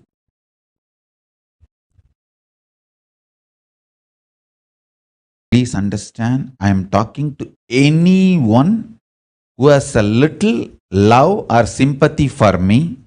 For all of you, take this as a guru walk.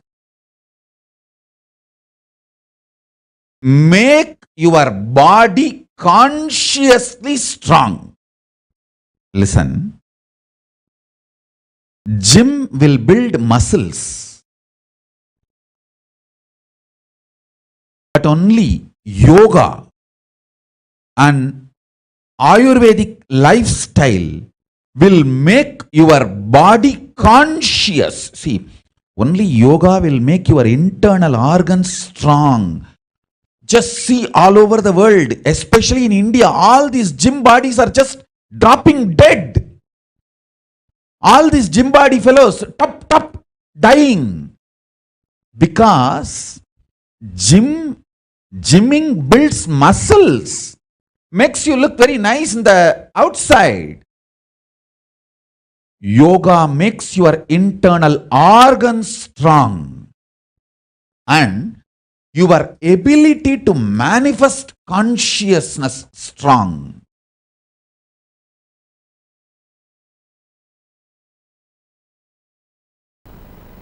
Kundalini is the inner potential energy.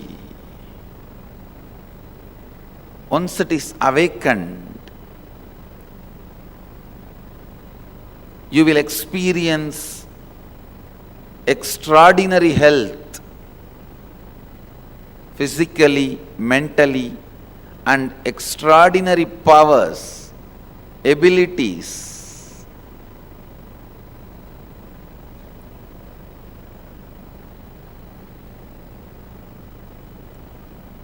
Everything in yoga is finally aimed at.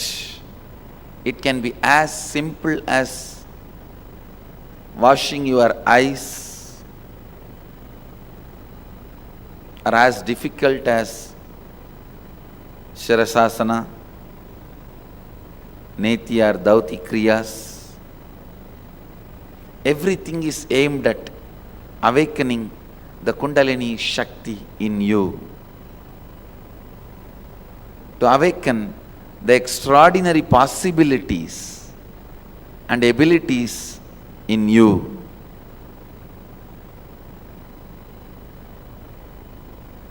Yoga is one of the greatest gifts given to the world by Mahadeva directly.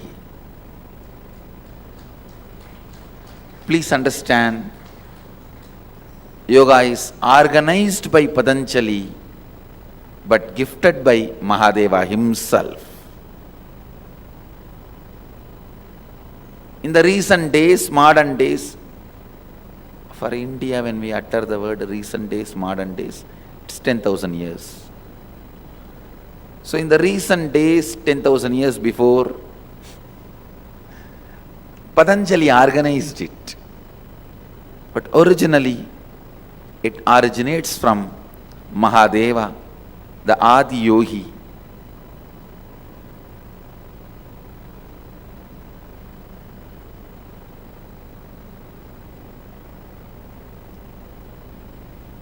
Many people ask me, no, today the asanas, postures, as it is taught, Patanjali is not speaking about it. No scriptures are talking about it. This is one of the biggest questions. Many so-called intellectuals pose this question, and they also use this question point to attack yogic tradition. Please understand, every posture, every asana is clearly described, including the way you need to breathe, very clearly by Mahadeva in Hatha Yoga literatures. There are books like Kumbhaga Patati, Hatha Yoga Pratipika,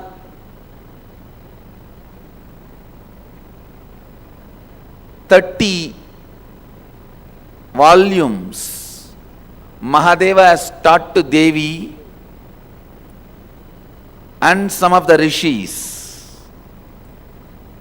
Very clearly, every posture, 997 asanas, I am sure Mahadeva has explained many more, but whatever original verses we are able to get from that 997 asanas we have retrieved.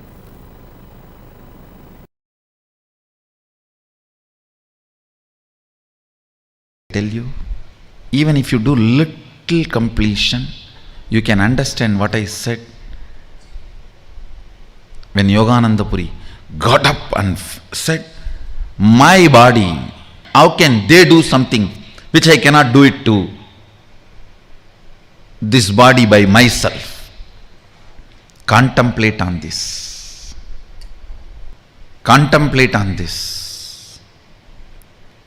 Then you will understand why Balasans are able to manifest so much of power. I tell you, it is all simple. You don't need to build power station. You just need to be connected with a proper copper wire. That is called integrity. That's all. Power station is here.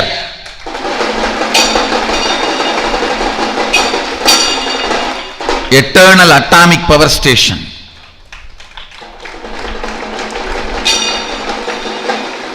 You don't need to. You always felt all this Sadashivoham or the spiritual enlightenment, everything was very difficult because you are planning for building a power station which you don't need. I did it already. You just need connection. Integrity is the connection. Tangat tagattale tamburan silai seidu Angam Vazhukka ஞானாஞ்சனம் தடவி வைத்து செப்பிய வார்த்தையெல்லாம் செப்பல்ல தங்கமடி ஞானப் பெண்ணே.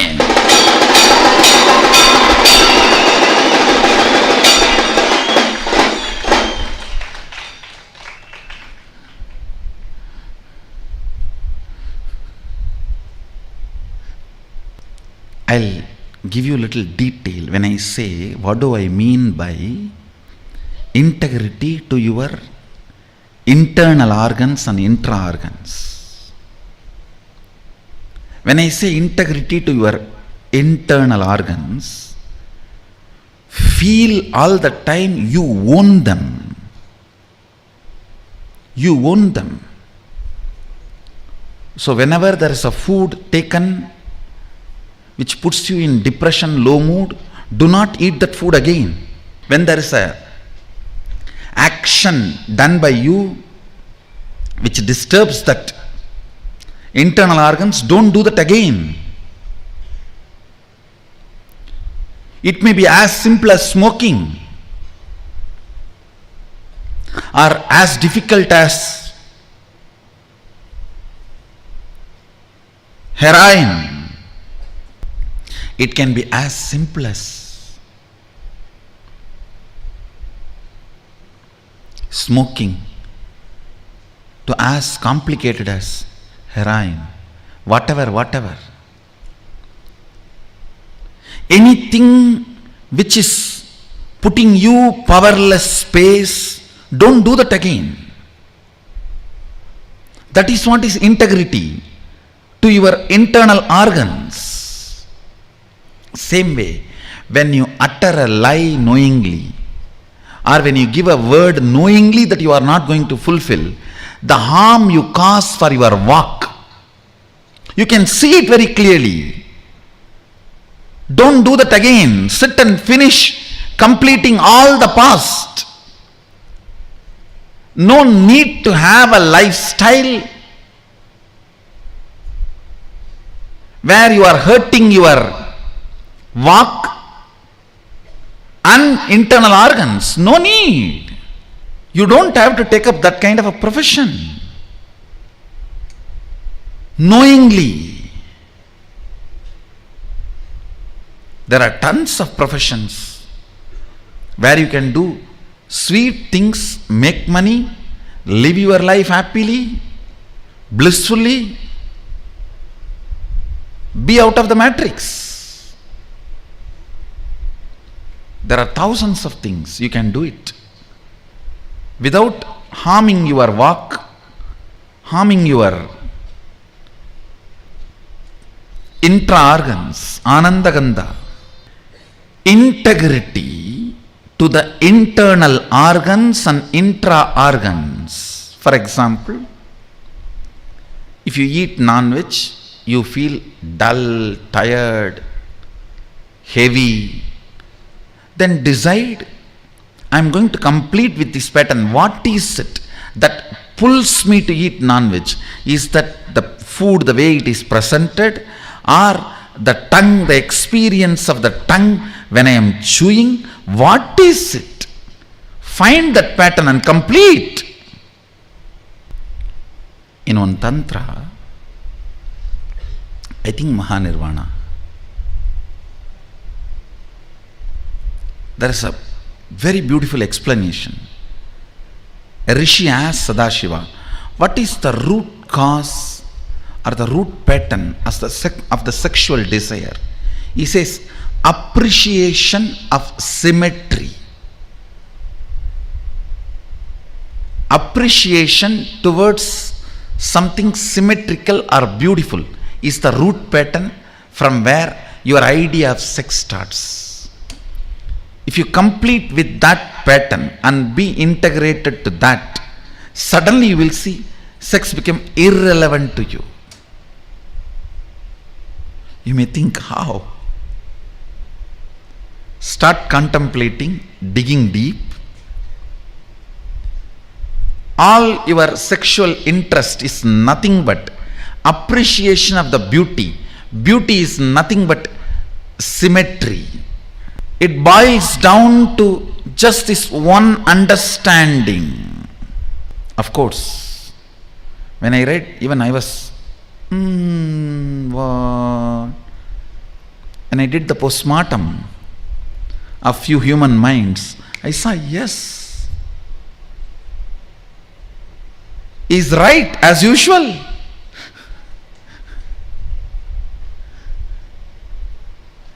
He is right as usual is surrender.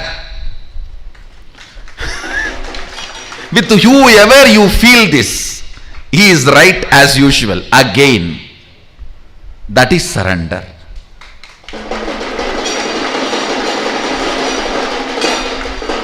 If you feel that with your guru, you have surrendered to your guru. If you feel that with Sadashiva, you have surrendered to Sadashiva. Whenever you feel, oh, he is right as usual, once more.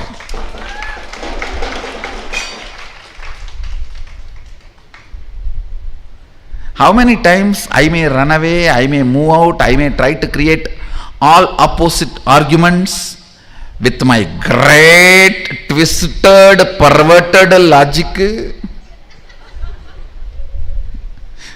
No, the very word should be uttered with enough of twist and perversion. So you remember, not only linguistically, phonetically.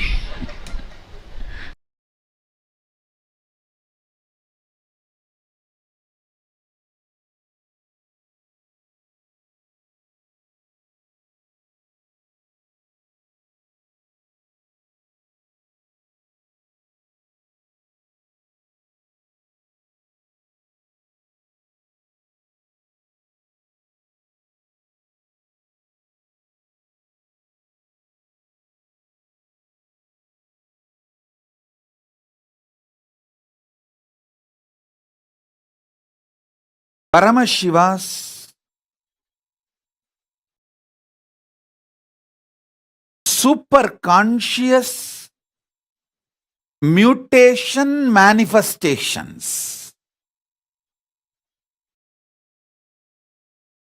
When he super consciously mutated, his manifestations,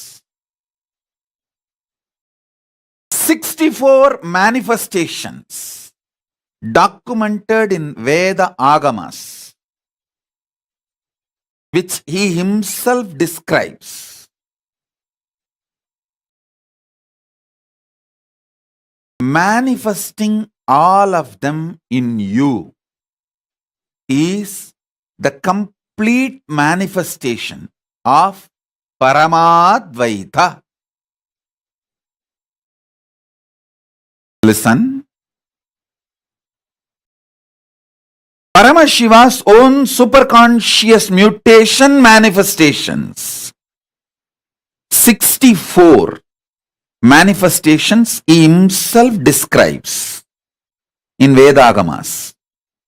Lingamurti, Lingodbhavamurti, Sadashivamurti, Mahasadashivamurti, Umamaheshwaramurti, Sukasanamurti, Umeshamurti, Somasgandhamurti, Vrishabhantikamurti, Natarajamurti, Dakshinamurti, Mahakalabhairavamurti,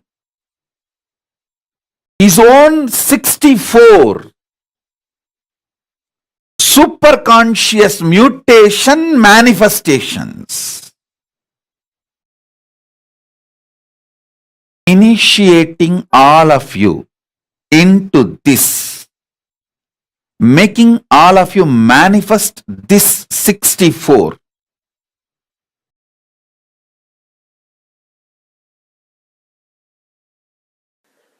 So, his action of coming down to remove the ego of Targavana rishis, that only is considered as Dakshinamurti. Dakshinamurti is not separate from Mahadeva. His action of coming down and with a begging bowl, that is Bhikshadana, and his action of teaching enlightenment and giving the experience of Shivoham to Targavana rishis is Dakshinamurti. So his action of seducing all the Rishi Patnis is the Rishabharuda. If you see there is a form of Mahadeva, most handsome form, the Rishabharuda, where he just seduces all the Rishi Patnis and the Rishis were shaken because that is the only weak point they had. They were so proud of everything else. So he wants to expose their weak point to them. So that form, that action is considered as Rishabharuda. So each of his action assumes one form. Given one form, and same way, his action of Ananda Tandava becomes Nataraja. Nataraja is not separate from Mahadeva. When he dances, he is Nataraja. When he sits in Samadhi, he is Kailasanada. When he removes the arrogance of Brahma and gives him Shivoham experience, he is Kalabhairava. When he removes the arrogance of Daksha and gives him Shivoham experience, he is Virabhadra. So these are various forms of Mahadeva. And when he stands as the light shaft and blesses Brahma and Vishnu and gives them enlightenment, then he is called Arunachala, Lingodbhava. So each of his action is considered as one incarnation. Like this, 64 incarnations are there, Mahadeva's incarnations.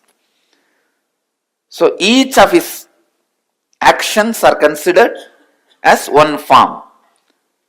Sandesanugrahamurti, Gajasamharamurti, Kalasamharamurti, Kalabhairava, Virabhadra, Lingodbhava. Like this, 64 forms are there.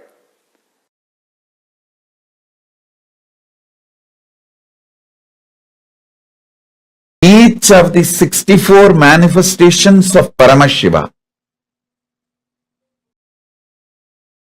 is one expression, one superconscious manifestation, one of the superconscious mutation of Paramashiva in his various manifestations.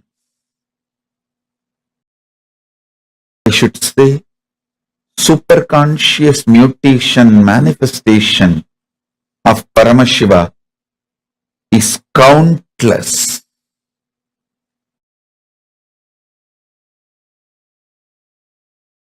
All these manifestations or beyond time. I'm talking about 64 because he revealed 64 to planet Earth for all of us to know. But surely there's a lot more.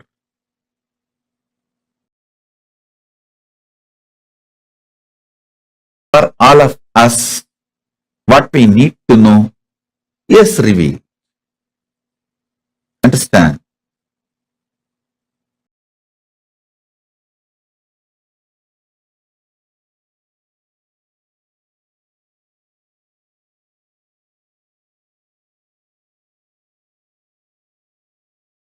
First, meditate and try to understand there is a space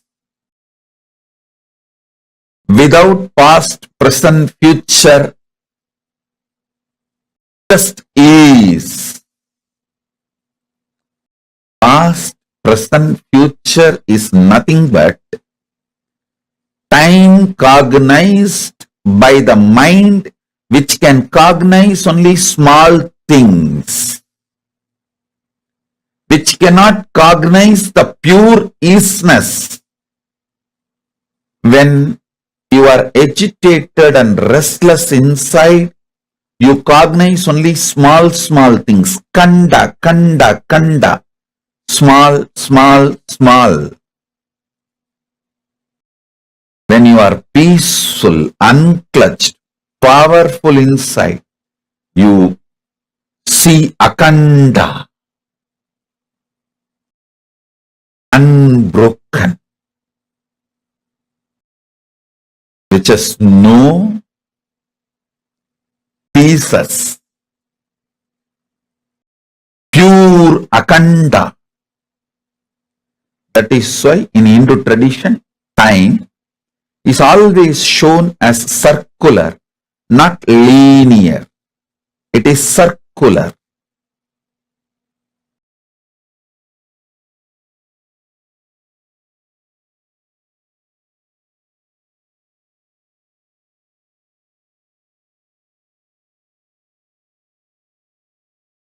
Soon the world will realize the linear idea of time may be useful for history documentation, but in reality, if you want to understand time, use the time as one of the strength for civilization.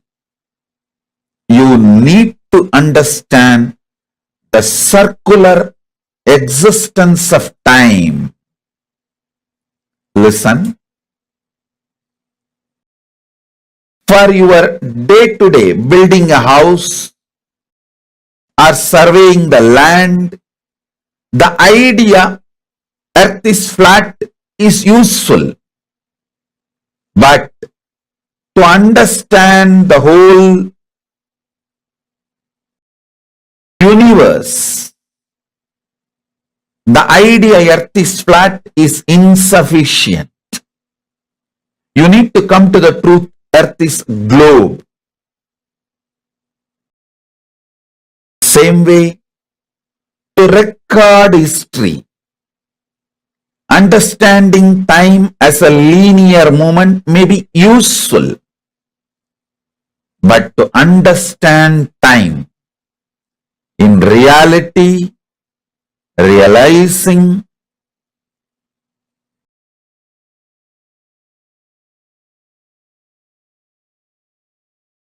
time is circular, and time there is no was, will, time is. Time is.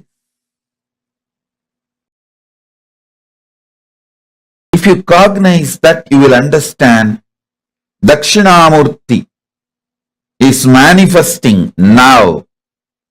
Paramashiva is manifesting as Linga now.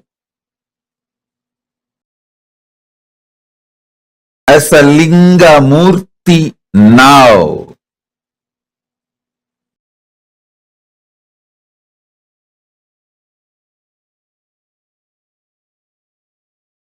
Paramashiva is manifesting as Lingodbhava Murthy now.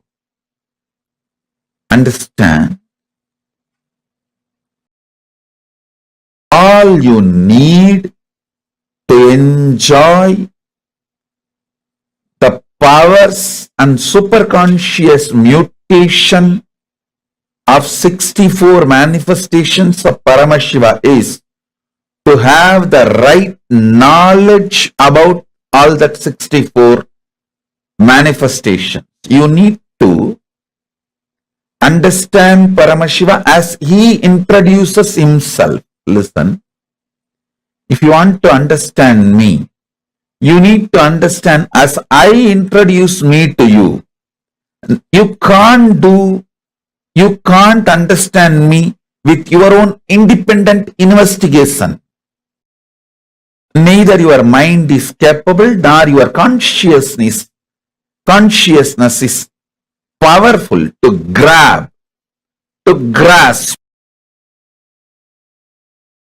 my existence as it is.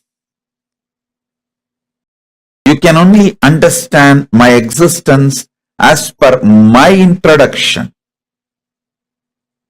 Same way, you can understand Paramashiva only based on his own introduction. Understanding him based on his own introduction awakens something called Shraddha in you. Not faith. Faith is poor word. Shraddha. And Shraddha breeds bhakti. And all the Ananta Kalyana Gunas, auspicious qualities of Paramashiva starts manifesting in you. Powers of Paramashiva starts manifesting in you.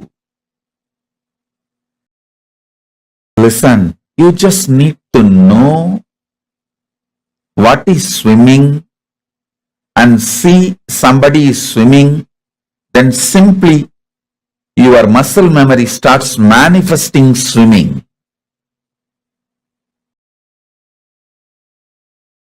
Same way, you just need to know about the superconscious mutations of Paramashiva and see someone manifesting it. Your muscle memory, biomemory, bioenergy, all will just pick up. And simply you will enjoy superconscious mutation of Paramashiva.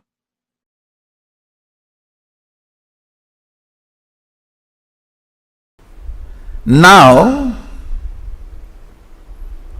the power manifestation, the initiation and power manifestation you are going to have, it is working with people, understand? You are going to be healing others. So the cosmic principle for which you need to be in tune, you need to be integrated. Let me heal the whole universe. Let me enrich and cast the whole universe. Life is for others. Understand?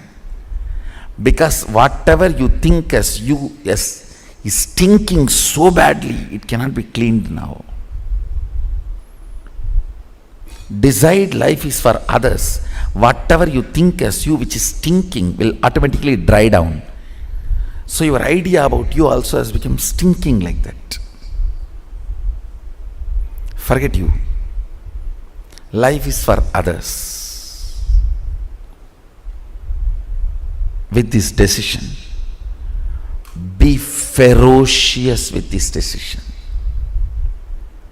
Be ferocious with this cognition. decision to enrich and cause others' reality. Be ferocious with it.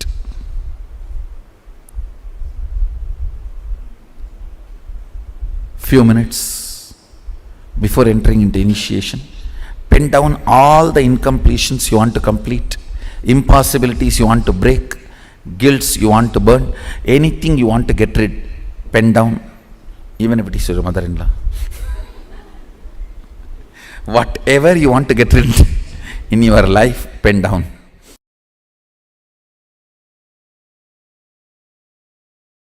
These 5 aspects of Sadashiva,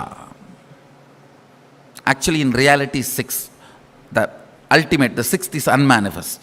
Let me explain these 5. Creation, sustenance, destruction, delusion, liberation.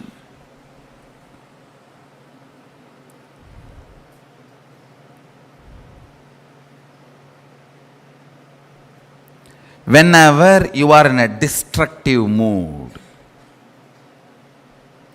feel responsibility. Bring responsibility into it.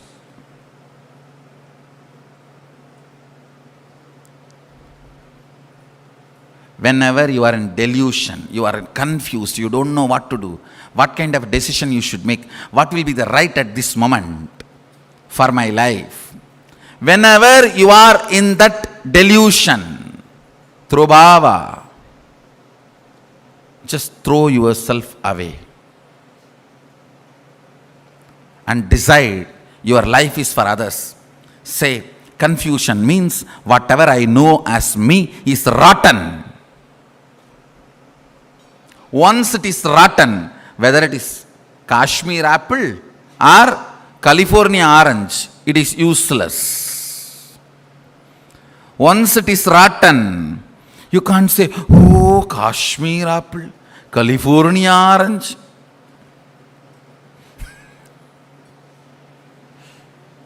Like Shankara says, nahi nahi rakshadi to krunj karane. When death arrives, to krunj karana, your logical understanding of the language does not protect you. You can't use a straw to float in the ocean. If you think you can, you are a fool. Nahi nahi rakshadi to krunj karane.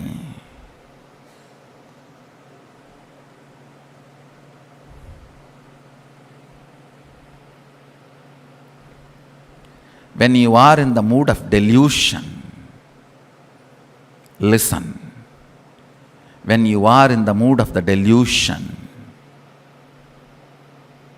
decide life is for others. Make all the decisions based on enriching. Life is for others. Change the place you are living. Change the people with whom you are living. Change the profession you are in. If you don't, you will be stuck and wasting the life forever. I tell you, death is much, much better, 10,000 times better than being stuck in delusion. In death, at least you move, go ahead. You move further. Nothing gets lost in death, I tell you. Nothing gets lost. Life will go on running. Neither world misses you nor you will miss the world. I tell you. Many people think, oh, if I die, everybody will miss me. ஊரெல்லாம் கூடி ஒலிக்க அழுதிட்டு பேரினை நீக்கி பிணம் என்று பெயரிட்டு சூரையங்காட்டிடை கொண்டு போய் சுட்டிட்டு நீரினில் முழுகி நினைப்பொழிந்தனரே.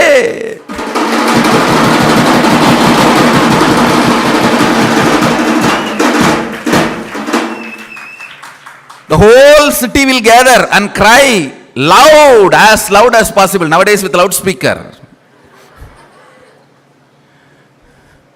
ஊரெல்லாம் கூடி ஒலிக்க அழுதிட்டு பேரினை நீக்கி பிணம் என்று பெயரிட்டு You may be Batmasri, Batma Vibhushan.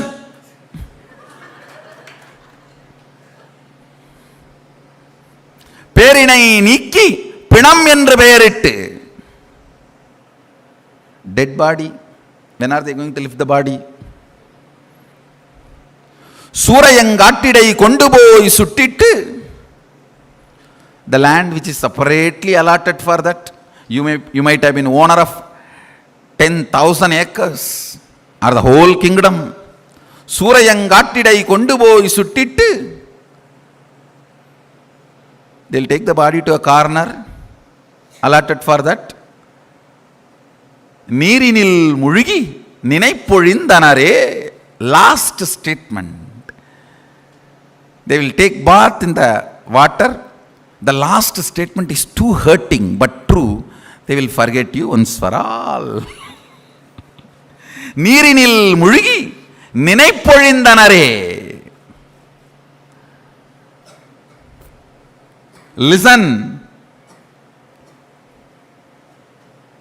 They will take bath in the water body and forget. It is not even forgetting, deleting. Ninaipu odindanare. It is just delete, over, control D, control delete.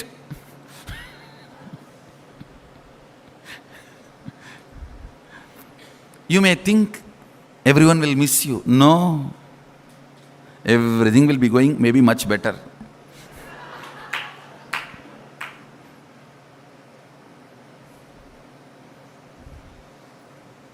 And you may feel you will be missing the world, which is not reality, actually. If you are a Hindu, you have eternal time, you are given again and again birth.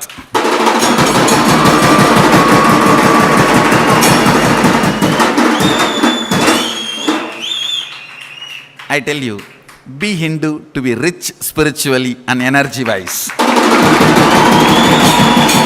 Son, this understanding, this cognition is important. Listen carefully. One of the fool, sad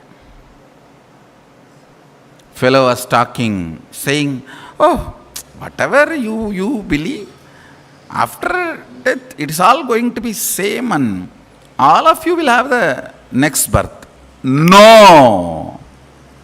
Listen. If you don't cognize that next birth is a possibility while you are in the body, even if the next birth door opens, you will be afraid to jump in because it will be overwhelming. You never walk into the door about which you are not briefly introduced or you have not cognized. It will be so overwhelming. You will not get into any door. You will just lock your closet and be inside. That is why the religions and traditions which does not give you the cognition of multiple births insist on retaining the shell. At least inside the shell you will have a place. Hindus don't. They never tell you to retain the shell. They tell you burn it as quickly as possible. Get rid of it. Move ahead.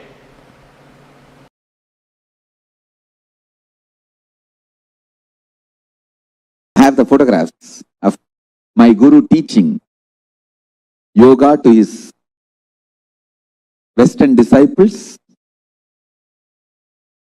and applying aushadha to heal the person from paralytic attack. The person had a paralytic attack, so he was applying aushadha. You can see in his hand, he himself personally applying aushadha and healing that person.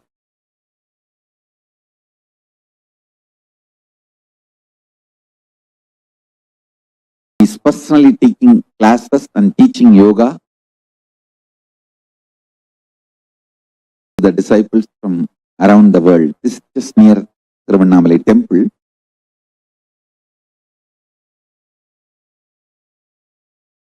thanks to autobiography team, they got more photographs. I'll be sharing with you all. Understand? I think these photos are taken in 1990s. From that time, he perfected the science. Now, we are bringing the science to your home, to your couch, free of cost. The most ancient, best way of life and best kept sacred secrets. All these years, these secrets were kept inside the monastery, handed over only from guru to disciple, guru to disciple, guru to disciple. The secrets kept inside the Siddha Paramparas, Siddha tradition. Now, not only I practice all of that in my life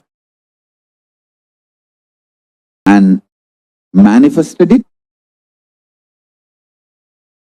by teaching to millions of people last 26 years. We have perfected the science of teaching, enriching and enriching.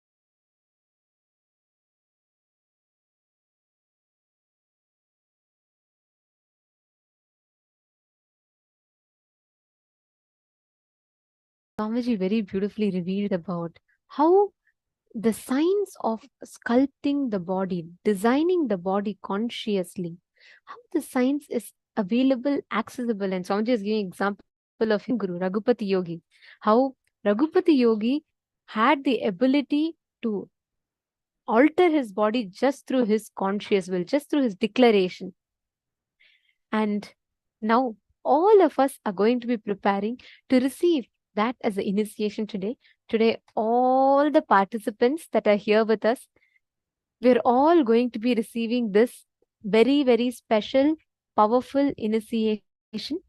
We request every one of you, all the participants, viewers, today's darshan is specifically for any kind of healing of disorders, anyone is suffering from any mental health issues, physical health issues. Swamiji is going to be blessing them with the healing energy. Swamiji is going to be giving them all, literally liberating all of them from their karmas, their healing patterns, anything that they are stuck with. Especially if you have a family member, a friend of yours that is having any disease, COVID, or dengue, or they're suffering with any kind of a disease, mental disorders, let's say they're having depression, something that they're suffering with, please bring them for today's healers initiation. Just through the healing, just through the blessings, this darshan of Jvarabhagana Murthy form of Swamiji's, we will be having the most powerful experience, the most powerful shift, especially even if you have kids who have ADHD or kids who have autism, bring all of them. Just being in the breathing space of Swamiji's, they will experience the healing.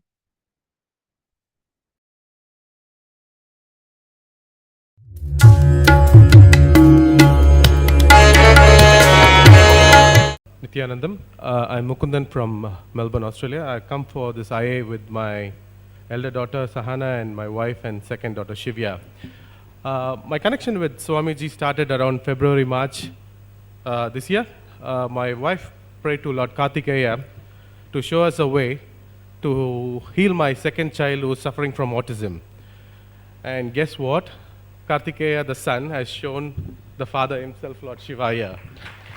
And as many of you would have gone through various struggles, I did have my own fair share of struggles before I landed here. And the main intention for me to come here is to help my child Shivya, who's 2.5 years old, to get healed from autism and say a few words. When I say a few words, he hasn't spoken one word yet. So I thought of coming up here and get the direct healing from the God himself. And once when we landed here, during the first darshan, Swamiji looked at my face and he told, I will heal your daughter completely. It's my commitment to you. And I was just completely bowled out. I never knew how this is going to happen, but I just trusted Swamiji. After 21 days, how is my daughter doing? I'm happy to say that she has completely transformed all the patterns associated with autism, like anxiety, fear of sound, fear of crowd, and fear of noise as well. She's kind of able to, and no meltdowns when what I experienced before I come here.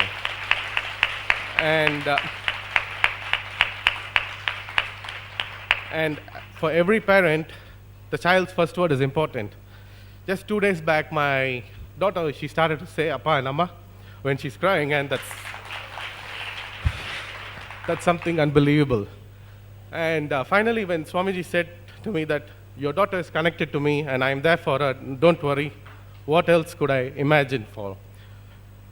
As for me, what this IA has taught me or given to me is that what life was, what life is, and what life should be, to put it in a short summarized phrase, that's IA for you. And Swamiji is the ultimate master in breaking down all your ego patterns, self-doubt to the ground level, and makes us to a transformed soul. And with regards to my elder daughter, apart from this third eye reading, which has become a toy for all these kids, the most important thing which kind of made me happy as a dad is that courageousness to ask questions, and most importantly is authentic listening is considerably increased. Before I conclude, I just want to thank few people. First, I want to thank my wife Babita, who's sitting there, who's the ultimate driving force for me to be here, and going through all the struggles along with me. Then I want to thank Nirbeda and Baladara, who are my brother.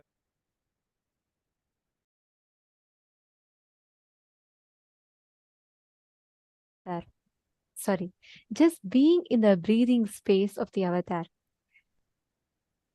the healing, the intense life energy is infused.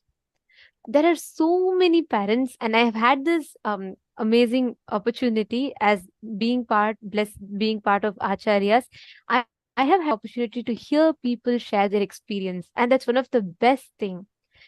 Hundreds of people, thousands of people have shared. Especially, I have seen many parents who have children either suffering from ADHD or autism, and just by being in the breathing space of Swamiji, they start manifesting powers. They start completely healing. Not just they heal out, walk out of the autism or ADHD, they start expressing their peak potential. They start manifesting the powers and higher possibilities. Actually, I see some questions asking if you and your family can sit together. Majessica is asking if she and her husband can sit together. Absolutely, yes. This will help a lot actually during darshan, especially all of you sit together as a family. It will really, really help all of you to spontaneously, simultaneously, and synergetically entangle with Swamiji and raise in your frequencies, your whole ambience, the entire ecosystem itself will become such a powerful space. Literally will manifest, you will see Swamiji's presence manifesting in your place. This darshan is a very, very powerful one. That is why we are again and again emphasizing that anyone, whoever is your near and dear one, struggling, suffering with any kind of disorder, diseases, please just invite them. Let them come and join here. Let them be here with you. Request them to come and join right now. You will see what an amazing benefit it is going to do in their lives. What a transformation they're going to be experiencing. Please take a few minutes now and invite them. And actually, today is literally the day 0 of Navaratri starting. And tomorrow would be the day 1 of the Navaratri celebrations. Kailasa is also going to be celebrating. Navaratri is one of the most important celebrations of Kailasa. The 9 nights celebrating the divine cosmic mother, her happening, and how she fills us, fulfills us, showers us with joy, victory, boons, blessings, removing all the negativity and showering us with extreme auspiciousness. We are going to be celebrating Navaratri directly with the physical manifestation of Parashakti, Paramashiva Shakti, Parameshwari herself in the physical form as our beloved Swamiji. And Swamiji himself has many times told, in fact, how Swamiji actually hails from a rich Shakta Sampradaya based Guru Parampara. Like Swamiji tells Isaki Swamigal or Mataji Kupamal, Tiruchi Swamigal, all of them, the whole Shakta Sampradaya. Swamiji hails from a Guru Parampara, which is like a strong Shakta based Sampradaya. And Swamiji actually is reviving these Shakta traditions, many of these Shakta traditions. And there are, like, if you see all Kailasa temples around the world, you'll see beautiful deities of Rajarajeshwari, Devi, Paramashiva Shakti. Swamiji literally, as the Nija avatar of Paramashiva and Paramashiva Shakti, Swamiji makes the divine cosmic mother, that energy, not just in the plane where we can connect, but makes it accessible through his own body, where you can actually talk to Devi Parashakti, where you can actually receive the blessings, and you can be sure that every offering of yours is directly reaching her. When you offer to Devi Parashakti in the Nijavatara of Swamiji, you can literally see Devi herself accepting each of your offerings. And this Navaratri, there are various different ways through which you can connect to this cosmic energy. Ratri itself means intensity. Beginning from tomorrow, the 15th of October, the 9 nights of intensity, the Navaratri begins. And this is the most conducive time for you to receive the initiations, for you to experience any kind of power manifestation. This whole time focuses on giving you the best breakthrough internally and externally. And each of these 9 nights, different forms of Devi, Parashakti, Paramashiva Shakti are worshipped. And each night, a particular energy becomes available for us to access. Each of these days, each of the 9 days, one particular energy of Devi Parashakti we all connect to, and that energy intensely becomes available and accessible. So we'd like to take you all through different offerings that you can offer to connect with Devi Paramashiva Shakti on the occasion of the Navaratri. I know today many of you who have come here just to receive the healing from Swamiji, just to receive that immense healing energy, healing and blessings from Swamiji, so that you can transform from any of your struggles, disorders, diseases, get liberated from all of those. For all of you, along with today's initiation, you can also sign up for offering these offerings to Devi Parashakti, through which you can experience healing, through which you can experience transformations in your health in an extraordinary way. We also are going to be receiving special gifts for all those who are offering this sevas. You are going to be receiving special gifts directly shipped to you. So this is a very, very, very exciting offerings. We are going to now take you all through the very powerful offerings that are there. Anyone that is wanting to remove the negativity, life negativity from you, life negativity that is there around you, all of you can offer a very powerful offering called as the Chandi Homa. And this Chandi Homa, whoever offers this Chandi Homa, you will be liberated from any kind of enmities, people carrying enmity towards you, or any of your enemies will just get destroyed. And any negativity that you have, understand, like Swamiji was explaining today, all our diseases are nothing but the negativity, the negative cognitions that we are carrying inside us about ourselves, the concepts and cognitions we carry about body, concepts and cognitions we carry about health, all of these directly influence how healthy we are. To experience that ultimate health and manifesting Kayakalpa body through you, this offering can directly help you to remove any kind of negativity, life negativity you are struggling and suffering with. Ratri is Durga Puja. Again, Durga Puja is where the Maha Saptami, Maha Ashtami, Maha Navami Durga Puja and the Sandhi Puja happens every day. Any challenge that you are facing in life, Devi, Durga is power. Durga is victory.